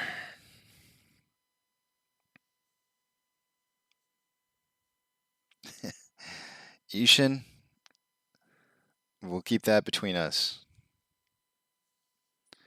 Bondaro, watching the price action, I realized that it looks like fate is giving another chance for Monty to buy an extra pair of shares for the same money. Bondaro also saying yeah, we're not going to repeat that. Ali, Casey sent you a link on Reddit. Short exempt volume went up big time yesterday. Was not retail selling off. Let me check that out real quick here. I didn't see a huge spike in that when I did it this morning. Short exempt volume was actually at 280. It was 304 the day before and 280 yesterday. So I'm not seeing the big jump, but if you're talking about the big jump being on the 8th, Monday, that was a big jump. It went from 164 to 300, which was 304, which is nearly double. Not quite, but nearly. But we really need to see, in my opinion, we need to see short exempt volume in the millions. You can start you can start clapping your hands and smashing pots together, you know, like it's New Year's when you see a million or more.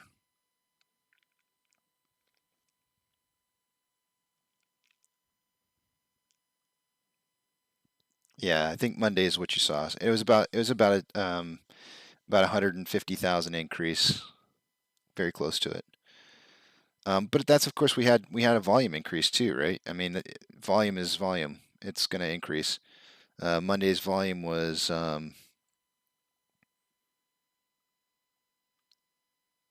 it went from 39.9 on Friday to 70.3 on Monday. So it was a pretty big jump. I think the Suck Squeeze Bang Blow was saying that it was like a 75% increase.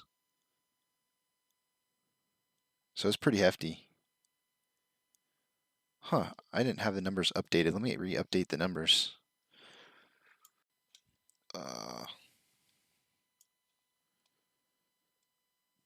They updated these numbers on me. 940,600, that's right. They updated this number quite a bit. Because I had 69,788, 500, and it actually is now 73,47, 800. So it's actually a 76% increase. It does change. I find it changes. They change these volume numbers on Yahoo like up to 48 hours later. So I always have to go back and change them just slightly. It's not by very much, but I think there's just settlements that they have to record.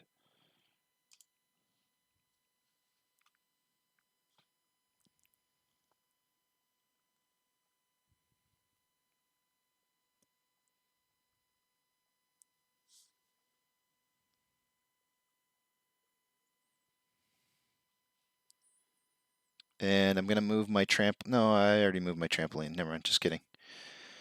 Okay, guys, this is you know, it could be a retest of that 38.13 level. We'll see if it actually gets there or not. But this is what we want to avoid.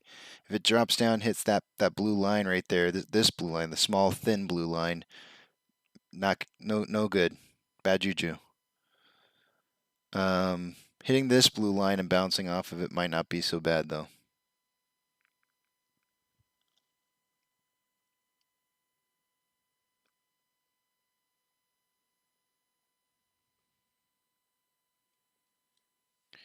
Alrighty, guys, I'm gonna head to break. I'm gonna put some music on for you.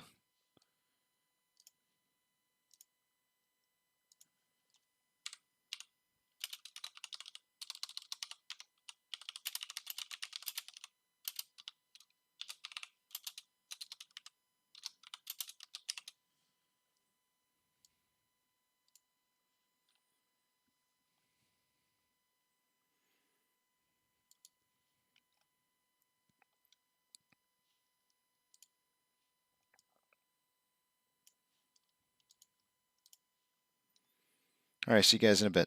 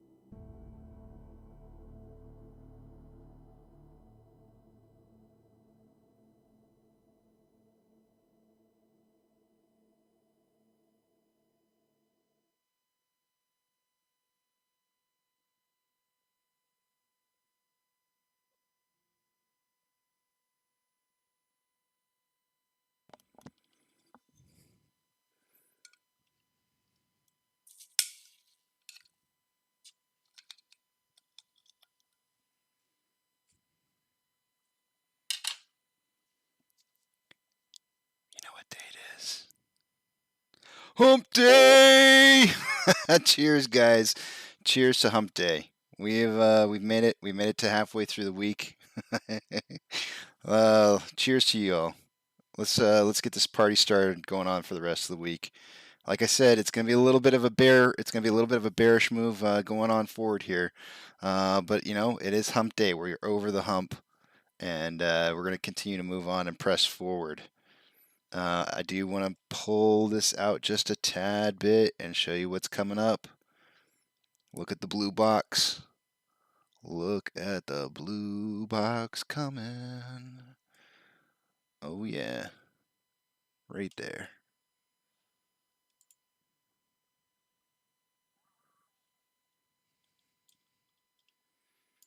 I got the trampoline up here. Cheers to hump day.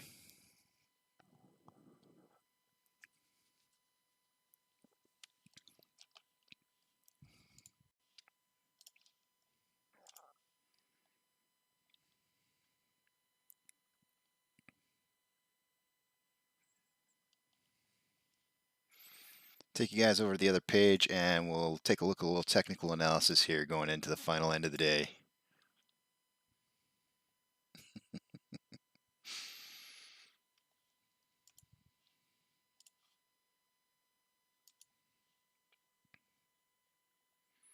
Borrowed change amount so close.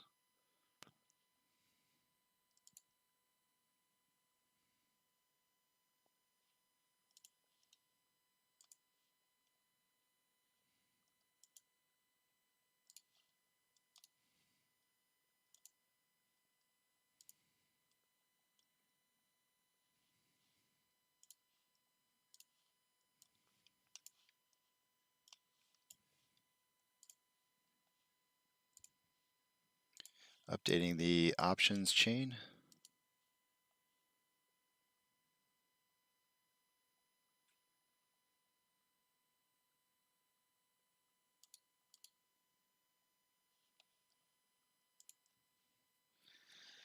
(59.3% traded in the off exchange so far today. Borrowed change amount 2.6 million shares returned. It was 2.32 an hour ago. That's going to decrease the estimated current short share interest of the free float down to 16.96%. Highest level of volume for the calls is currently at a $42 strike price. It's gone from 18 to 19.8. On the put side, it looks like highest level volume at a $38 strike price. Still, it's gone from 14 to 18.3.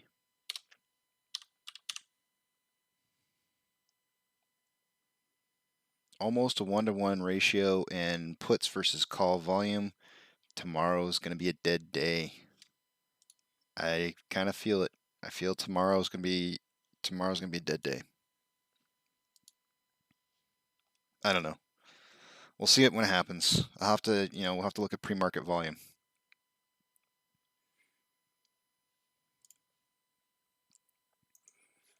Fidelity. Orders by Fidelity customers. Currently, AMC is 18th. I don't remember what we were before. 64% bias to 36% sales. GME was off the list an hour ago and still appears to be off the list.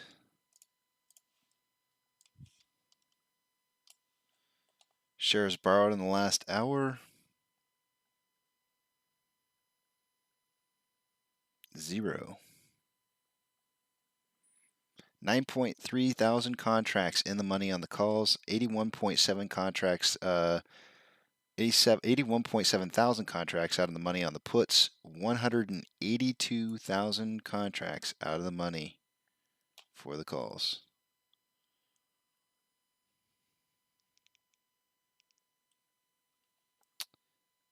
Yeah.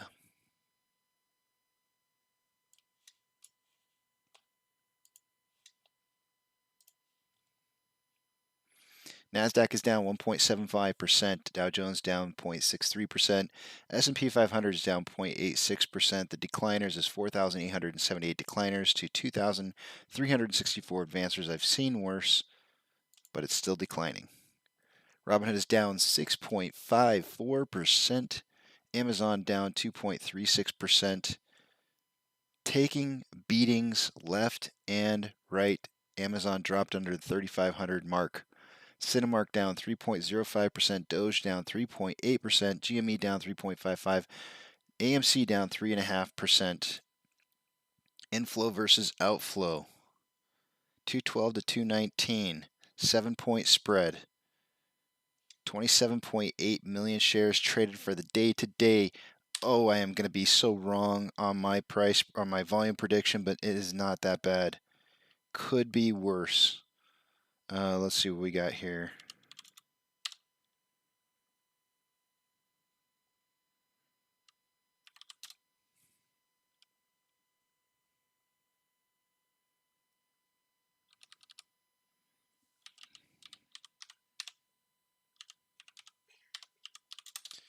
$27.19. Oh, how did I come up with that number? That is bad math.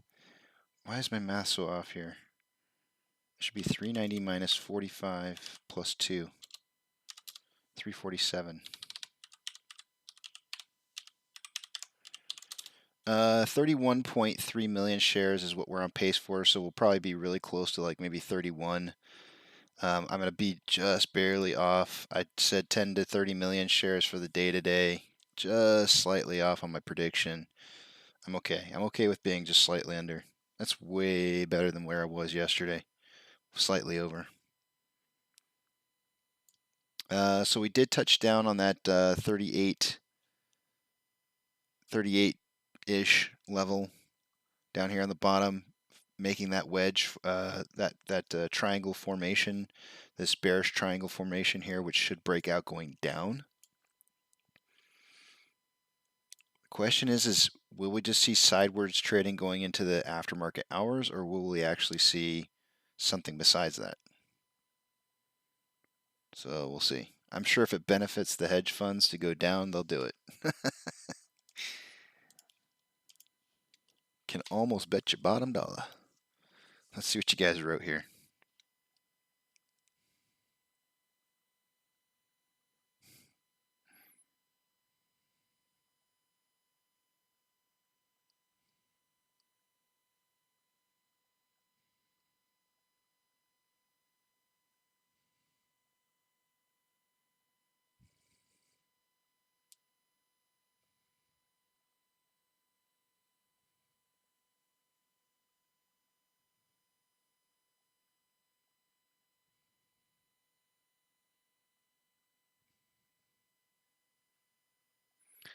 Bonder, the springboard takes the form of a rocket. Casey is such a Casey.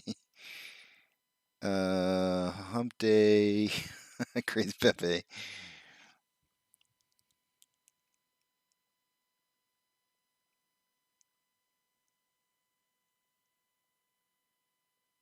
Screamer detected. Sorry, guys. I hope I didn't break your microphones. I should have moved the microphone away from the face.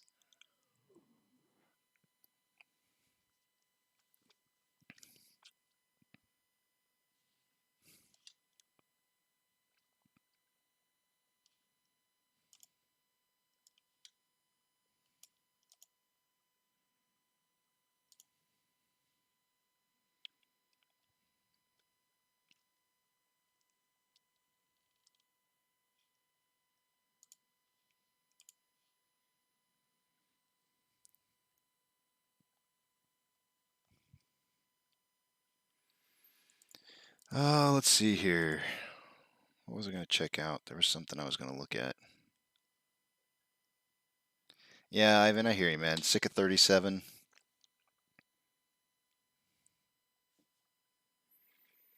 I hear you.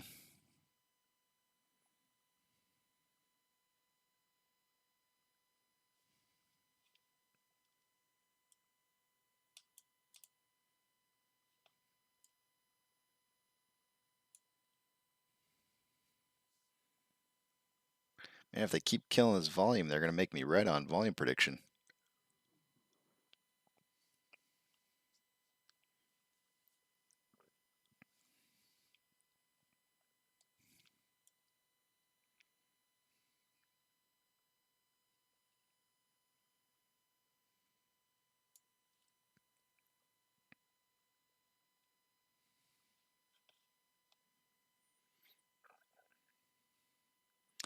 Well, I told you guys what it was going to be when I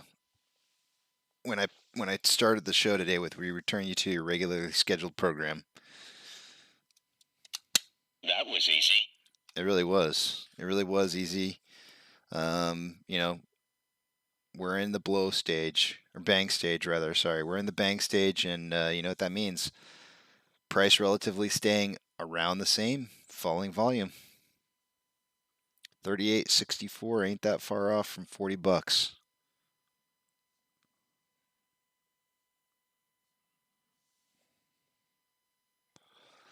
It ain't that far.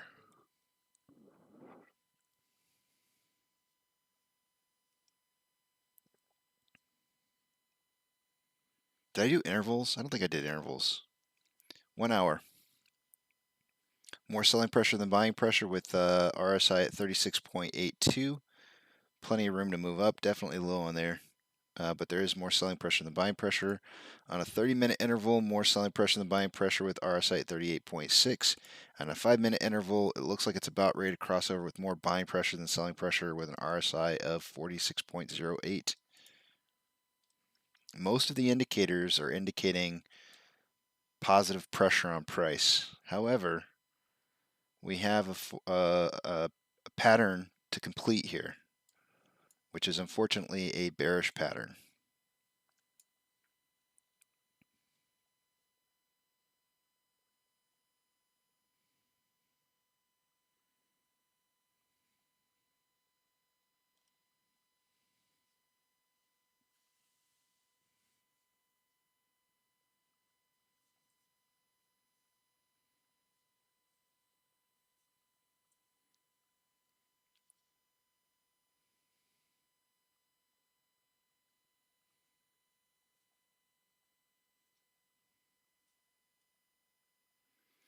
You know, Bondaro, there was something else I was thinking about. Navy SEALs work in secrecy.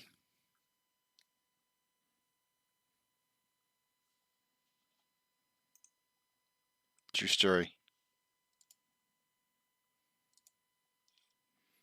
They don't go around looking to recruit people.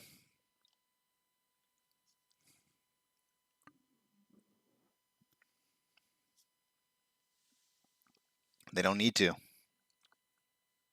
Only the few, only the brave, only the strong make it in.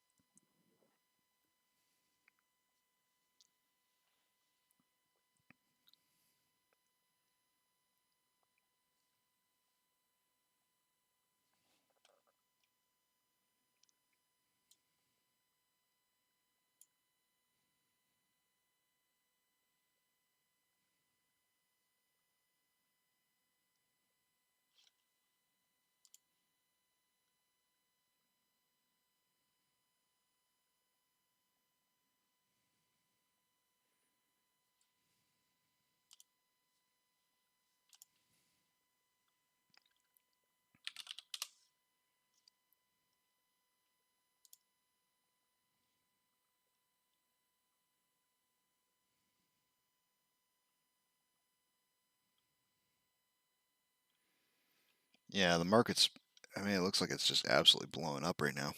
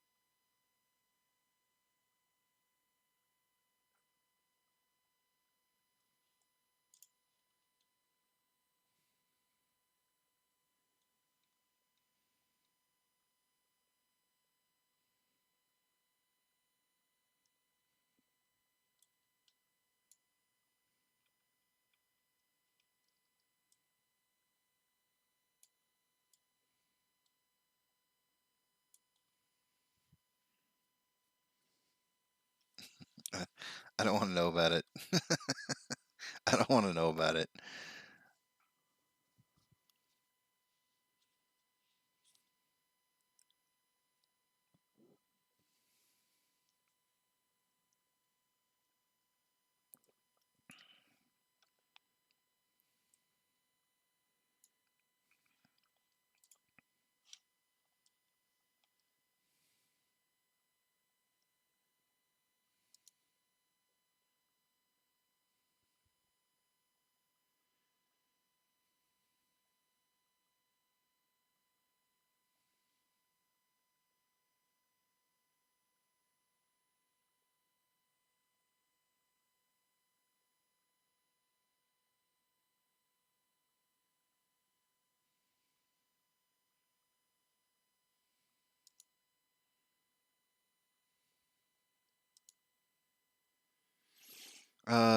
Duncan's showing me. Man,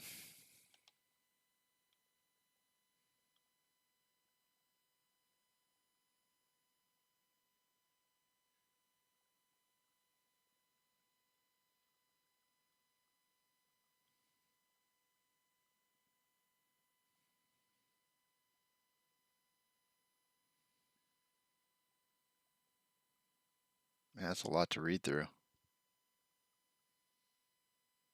You can post it, Duncan.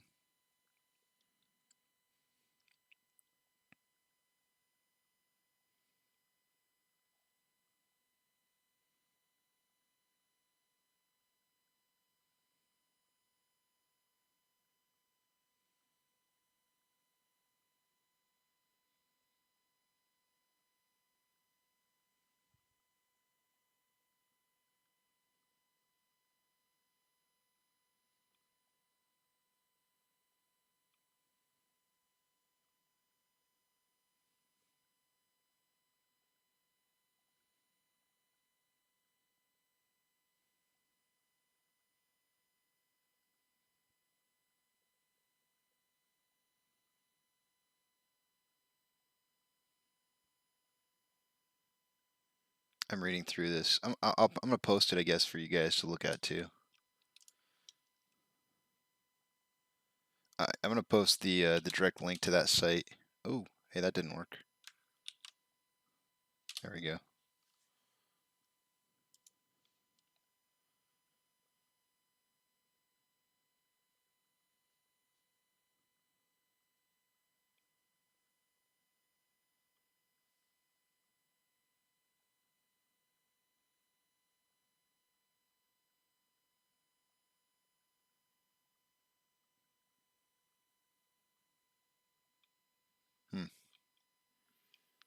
There's some good information in there.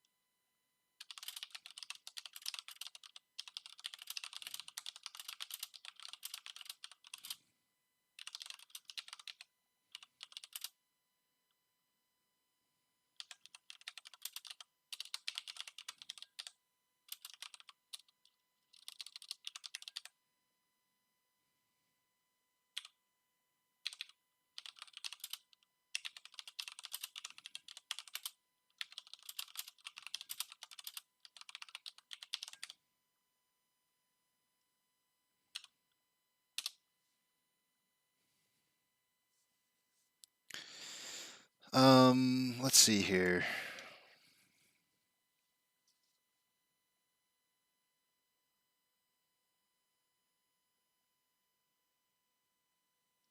Yeah, the 7-part tweet. So when I see, that's the thing. I don't understand how Twitter works. When I click on stuff on Twitter, it never like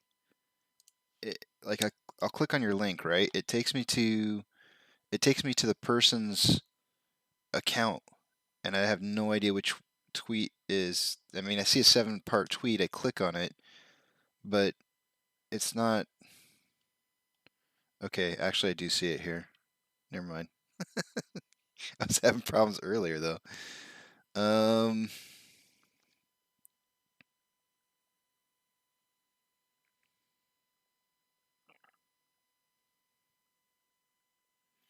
We have determined the parties abusing the algorithm we identified will use the unregulated short exemption to circumvent Reg Show's uptick rule, short exempt volume or short volume, which is why I suggested they were trying to trip it. That's the whole reason for a synthetic price failure in the first place. One of the reasons being is that they can trigger SSR and initiate legal naked shorts due to a lack of liquidity.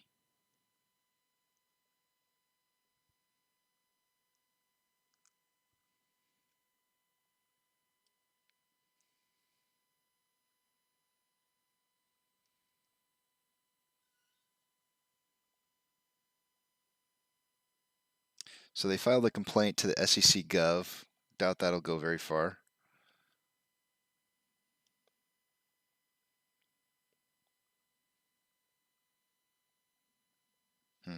I'll retweet that.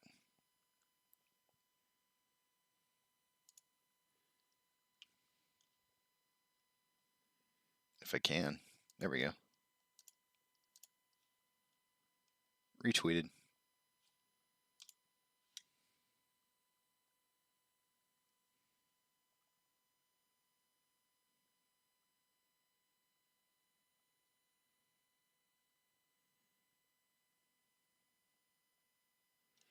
I know that's a great question, Monty. That's a great question. I mean, based on all the data that I was seeing, we should have a flat to very slightly down day tomorrow. Perhaps not much worse than what we've had today. 3.5% loss off of today. Say we closed around 38.50. Would be $1.34, which would be a 37.15 close for tomorrow.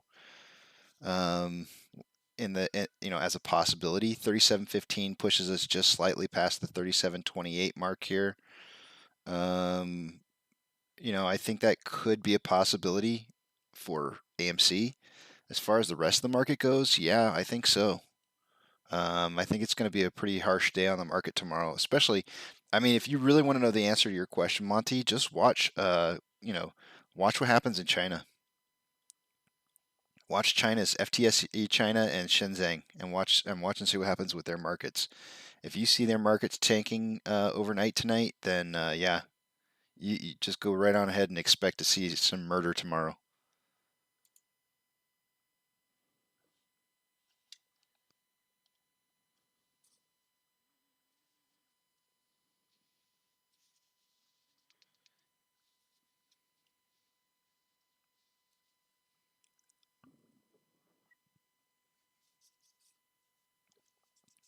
Expect to see some murder. It won't be pretty. Not for AMC necessarily. I really don't expect to see much worse than we've seen today, tomorrow. Which, should be pretty easy to handle. Right? Like, I doubt $1.50 is really gonna upset you all that much. What did I say? $1.50? It's less than that. $1.34.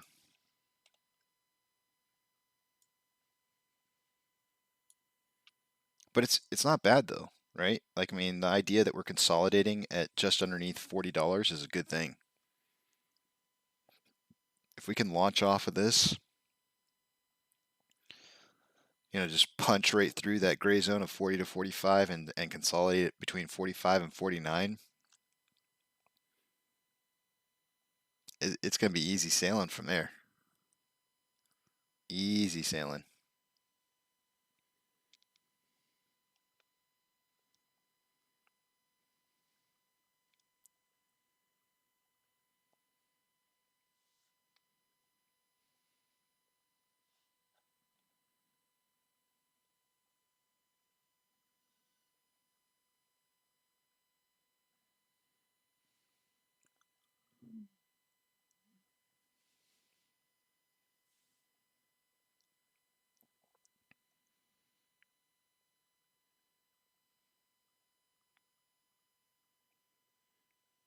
Man, they're gonna make me right on the volume prediction.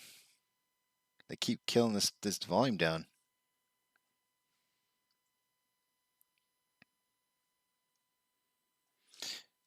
I wouldn't put it past us seeing something very similar in the closing market today as we saw yesterday. Holy moly! Hold on, I gotta close this out. Let me take you guys to the other screen for just a second. This thing is flipping out.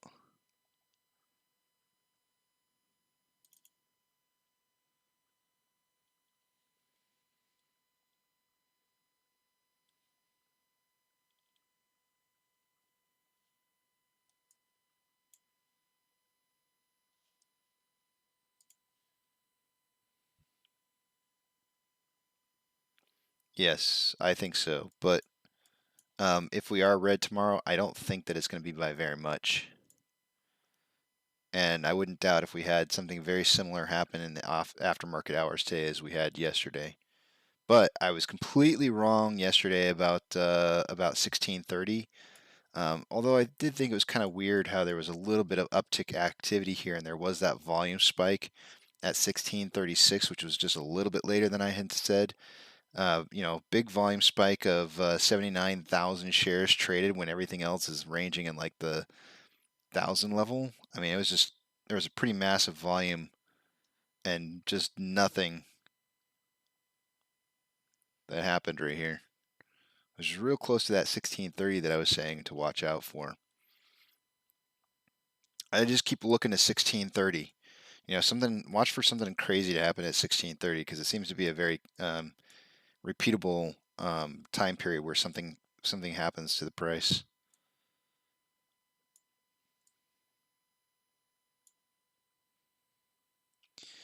So we have 1, 2 tests of that price level right here. We might be going for a third test just before market open and possibly a push down.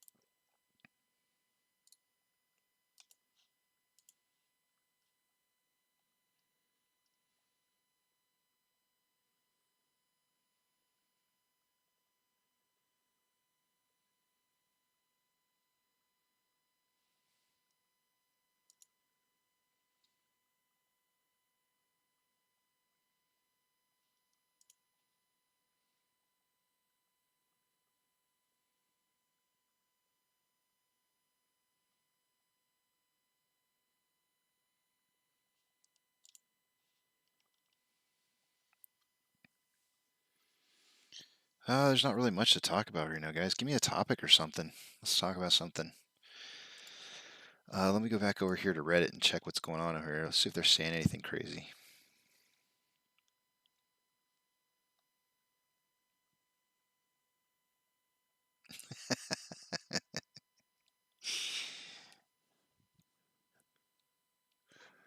This is funny.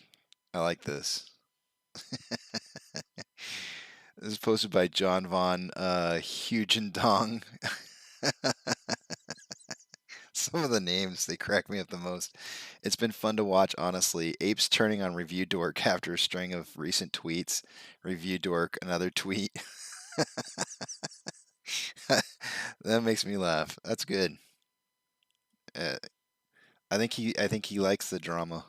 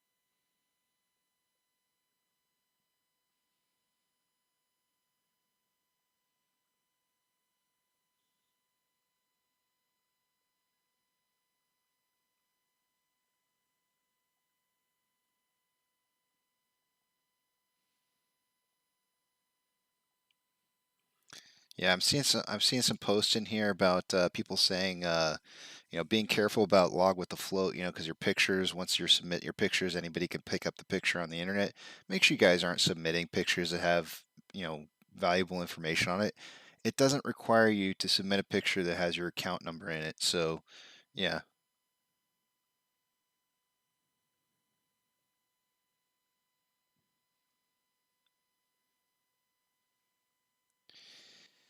I mean, I kind of said the same thing he said, Eric. I mean, in a roundabout way, I kind of said the same thing he said. But I would suggest, he needs to expand on what he said though. Similarly to what I said is, if you continue to play that day trading with AMC, you're gonna get caught. And you're gonna get caught and left behind. You know, you're fighting the battles, the hard battles, and if you're skimming off the top, that's the other part too. That's the other part that Review Dork didn't say. He didn't say if you're skimming off the top and putting the money in your pocket, then F you, right? He didn't say that, and I'm saying that. But if you're legitimately just doing it to try and increase your shareholder position, then then yeah, I mean, I kind of tend to agree with what he's saying. But but then again, everybody thinks that they're a Navy SEAL, right? And if you go out there and try and act like you're a Navy SEAL and you're not, you're losing shares to the hedge funds. You're going to start losing shares to the hedge funds, and that's not what we need. So, know what kind of trader you are. Are you a trader who, can exploit day trading, or are you the kind of trader who's a buy and hold trader? And that's the thing.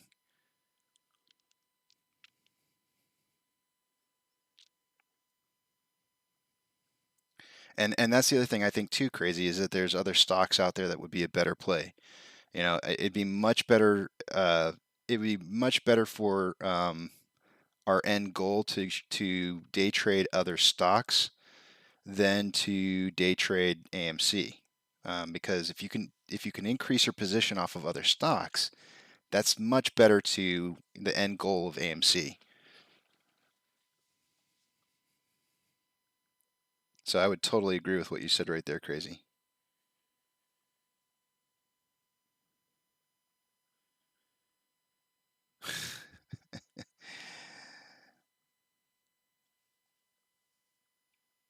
Give you other stocks to do it with. Uh, I'm not going to.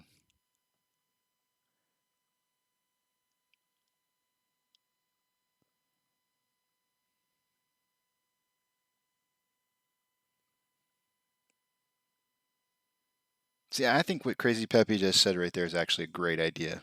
It really is a great idea. I mean, what's the golden rule number one on AMC? Don't invest more than you're willing to lose, which should mean not your entire portfolio. So if you have some of your portfolio invested in other things that you can be making money on, so that you can pull out of those and siphon money into AMC, that's the best way to do it.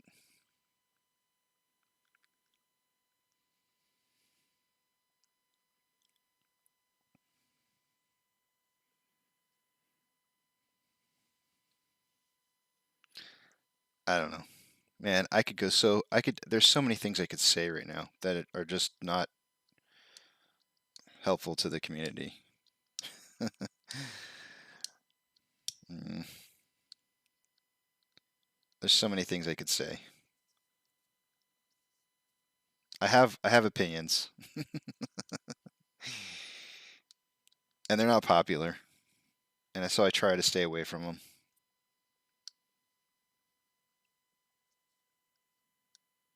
I did, Crazy Peppy. I took my truck. Do you remember that story? Oh my gosh, man. I took my truck. Who was saying it, Eric? Maybe you weren't here, Eric, when I told the story, but I had to go to a movie. Some family members had planned a birthday party at the movie theater, and they went to Cinemark. And I'm driving around in my truck that says AMC honk if you like that stonk and all that stuff written all over the truck, and I'm like pulling into the parking lot of Cinemark, and I'm sitting there going like, man, and I'm like just thinking to myself like, I gotta step out of this. I'm like, I hope nobody recognizes me. Nah, man, Eric, the thing is, I can't say it because it does no good. It does no good to talk bad about others. It just doesn't.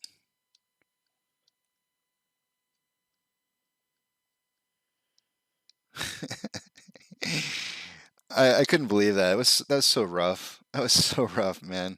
Like walking back out to my truck, and then there was the people that were sitting in the car next to me. Oh man, I was like, please don't be people that recognize me, please. I'm like, I'm glad I'm small time. I could see like Trey walking out of Cinemark, and somebody getting a picture of Trey. Oh God, he would never live that down. It's a good thing I'm small time.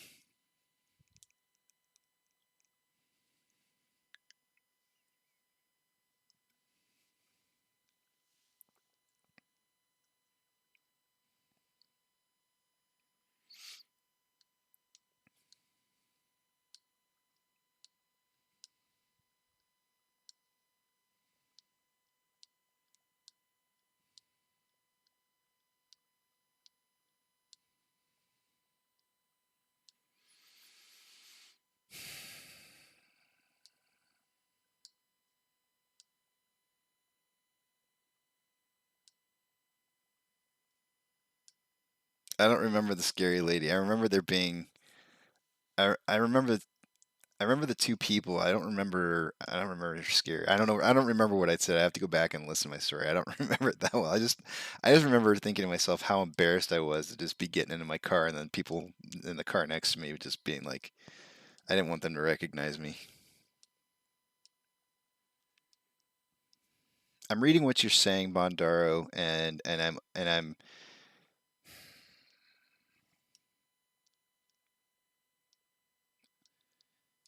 um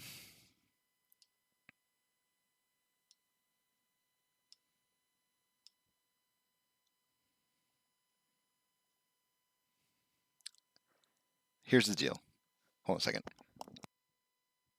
Big burp. Here's the deal, Bondaro. I bought in at 13 or 14 bucks originally. Went down to 5. What kind of percentage is that? Let me see. Um,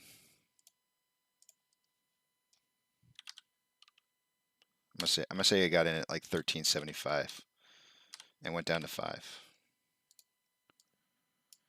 That's a 63.6% drop in price. Okay, Bondaro. And I was in from February, and I didn't see my returns until June.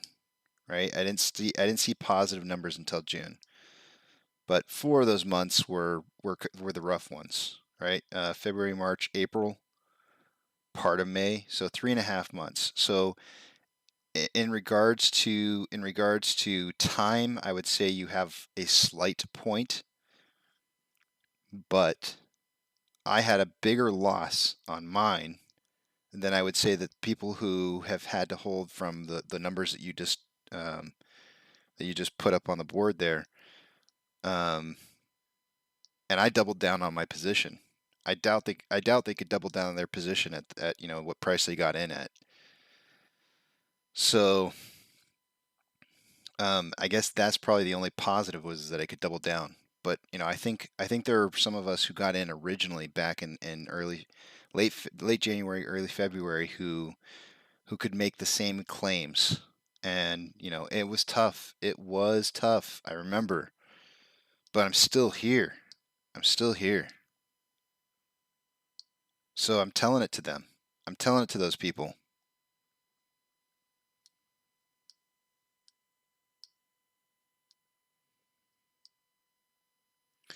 Oh yeah, that's right. The crazy lady that went driving through the parking lot to flag my son and myself down and let us know that we were. She's like, yeah, I totally believe in what you're going for. Yeah, that's right. She drove into oncoming traffic. That was pretty funny. No, it wasn't the same day. It was a different day.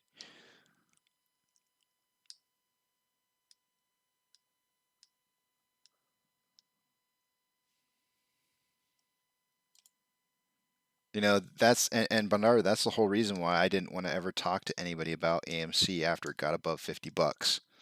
I kind of felt like once it got beyond 50 bucks, it kind of got to that point where, you know, there was a good chance that the price might come down a little bit, and somebody who just got in and watched their earnings disappear like mine did when I went from 13 to 5, I didn't want them to feel like I felt.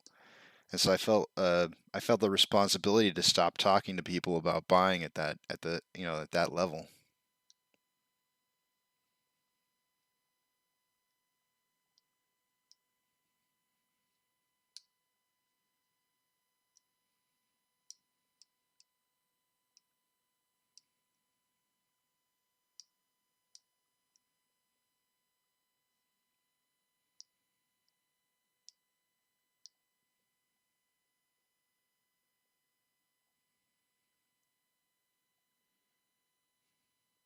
I tell you what I will say, Eric.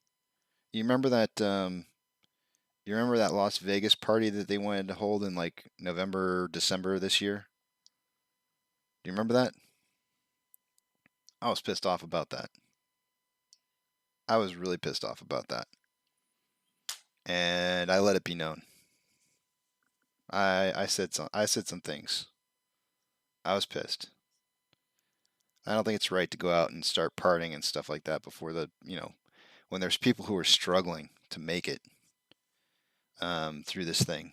Telling everybody that you're going to go to Vegas and meet up there and meet people and stuff and a meet and greet kind of thing. And what really seemed like a cash grab, a Vegas cash grab, I think that's bullshit. I was way against that stuff. And I was like, no, man, that's not right. It wasn't the right time. You wait till it's over, then you do that kind of thing.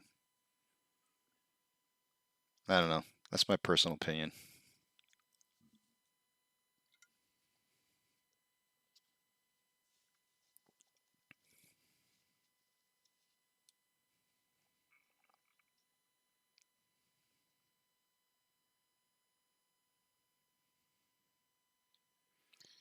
Bondaro, you said is minus 40 to 50%, and the unknown is ahead. Well, the unknown was ahead for me too. It was no different for me. I didn't know it was. I mean, I thought I knew it was ahead, but I didn't know for sure. I had no idea. And the thing is that you would think, for those people who got in at $50 and $60, you would think that they would be averaging down as the price is moving down. That's the conclusion that I came to when I bought in at 13. When it got down to 6, I was like, you know what? I just don't think it can go down any further. I'm going to start averaging down.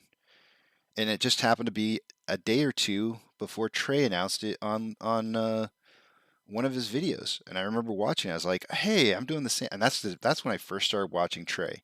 Trey was like, I'm averaging down. I'm going to start averaging down. I was like, you know what? I thought that 2 days ago. I'm like, I am too. I was like, I like this guy. And so I started averaging down. But the future was unknown. It was uncertain at the time, completely uncertain.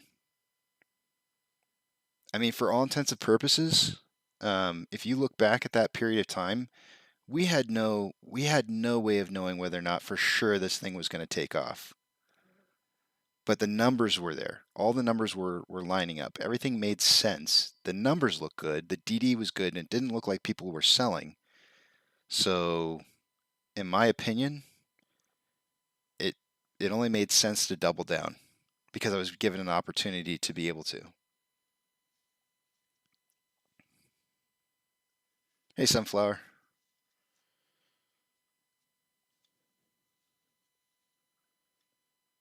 Yeah, Trey. I like Trey. I don't know. I've played a lot of poker in my lifetime, and I feel like I have a really good like just I get good vibes and bad vibes from people just on a first meeting or even just seeing them talk. And I think everything tells me in my gut is that Trey's a good person. So I think he's good people.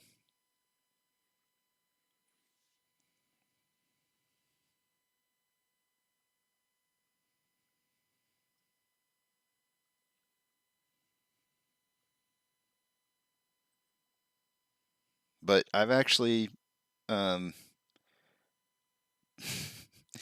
Trey's called me out twice. In writing, Trey's called me out twice. Him and I have had differing opinions on 2 different occasions, and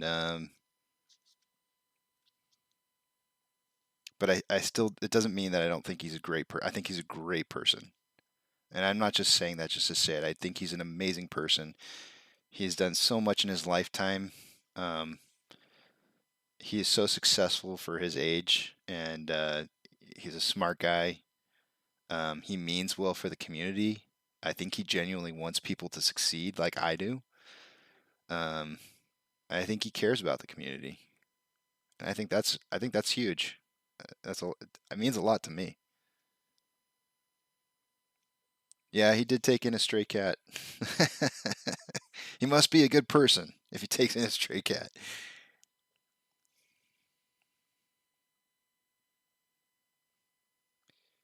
Yeah, I understand Bonduro. I do.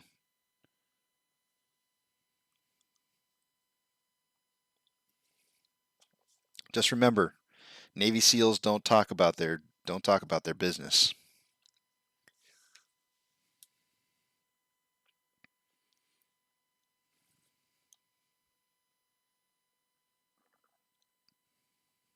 Yeah, I think so too. We have a lot of good people in the community. A lot of good people. And I love that.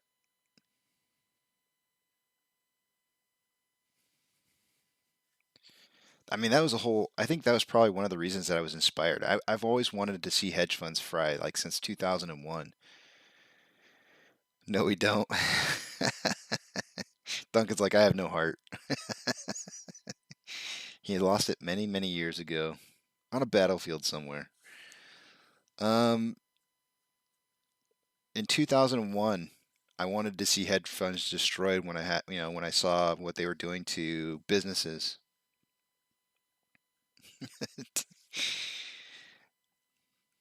Some of you guys are like you're like M&Ms. You got this like hard shell on the inside. I know you guys are soft. I know you are. See you later, JP. Have a good one. We'll see you tomorrow.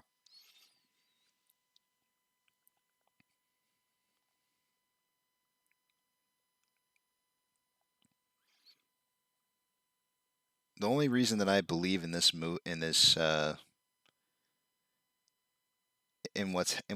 happening, what apes are doing, is because of the type of community that I've seen and experienced and felt and read.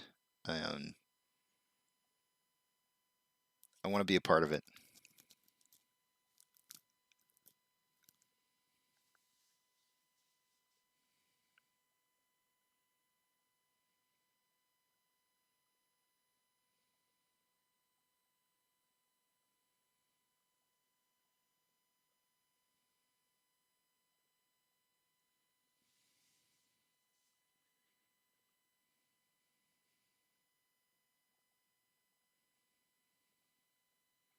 Yeah, me too, Sunflower. Me too.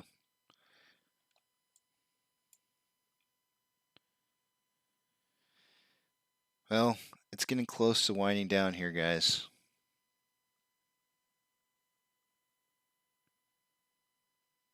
Pat yourselves on the back if you made it through the day today.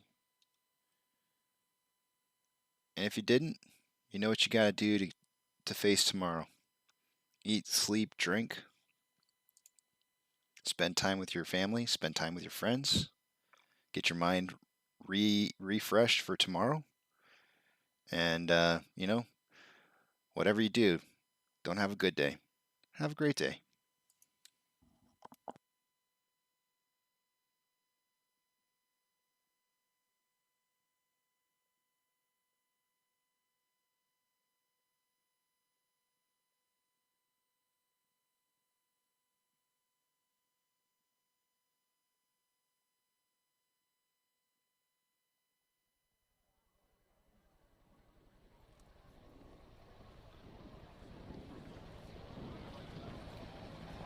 T-minus 90 seconds and counting.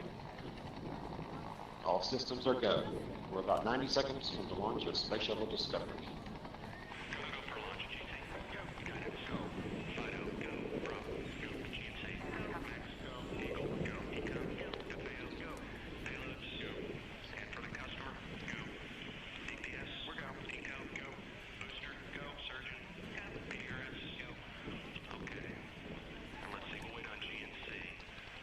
T-minus 60 seconds and counting. We are transferring to orbiter internal power at this time. Discovery is now running off its 3 onboard fuel cells. Coming up on a go for auto sequence start.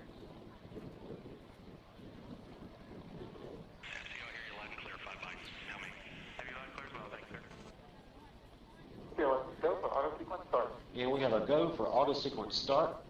Discovery's onboard computers have primary control of all the vehicle's critical functions.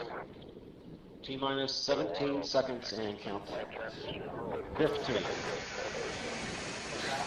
12, 11, 10, 9, 8, 7, 6, start, 2, 1, booster ignition, and liftoff of the Space Shuttle Discovery, returning to the space station, paving the way for future missions beyond.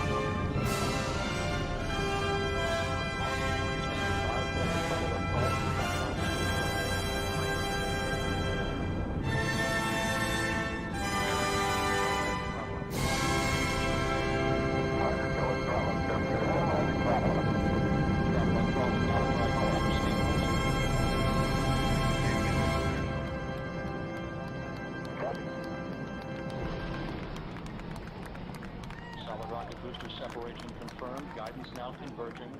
Discovery's onboard computers commanding the main engine nozzles to swivel, aiming the shuttle for its precise target in space for main engine cutoff. Should have a good forward leg now and estimate. Okay, you sound good.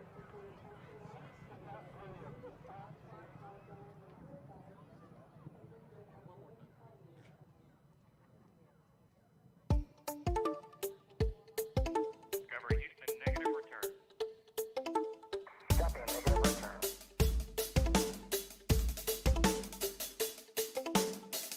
They say in your lane, boy, and we go where we want to. They think this thing is a highway, but will they be alive tomorrow? They think this thing is a highway. If it was our way, we'd have a tempo change every other time change. Cause our minds change and what we think is good. I wasn't raised in the hood, but I know a thing or two about pain and darkness. If it wasn't for this music, I don't know how I would have fought this. Regardless, all these songs I'm hearing are so heartless. Don't trust a perfect person and don't trust a song that's flawless. Honest, there's a few songs on this record that feel common. I'm in constant confrontation with what I want and what is popping in the industry. It seems to me that singles on the radio are currency. My creativity's on the free when I'm playing shows. They say in your lane, boy, but we go where we want to. They think this thing is a highway, but will they be alive tomorrow? They be alive tomorrow. I'm sorry if that question I asked last scared you a bit like a hazmat in a gas mask. If you ask Zach, he's my brother, he likes when I rap fast. But let's backtrack, back to this. Who would you live in that for on that list? But the problem is, there's another list that exists and no one really wants to think about this. Forget sanity, forget salary, forget vanity, my morality. If you get in between someone I live and me, you're gonna feel the heat of my cavalry. All these songs I'm hearing are so heartless. Don't trust a perfect person and don't trust a song that's flawless. They say in your lane, boy, and we go where we want to. They think this thing is a highway, but will they be alive tomorrow? They say stay in your lane, boy, and we go where we want to. They think this thing is a highway, but will they be alive tomorrow? And one thing that I've come to believe is that technology can be greater access to our capital markets. Our central question is this, though.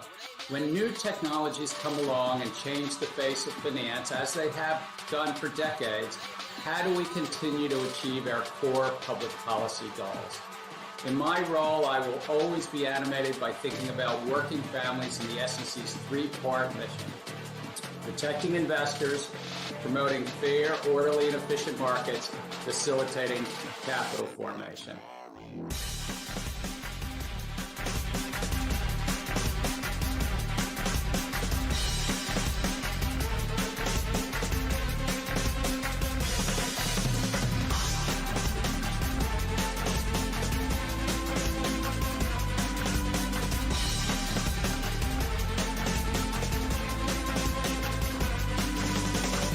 As they stay in your lane, boy,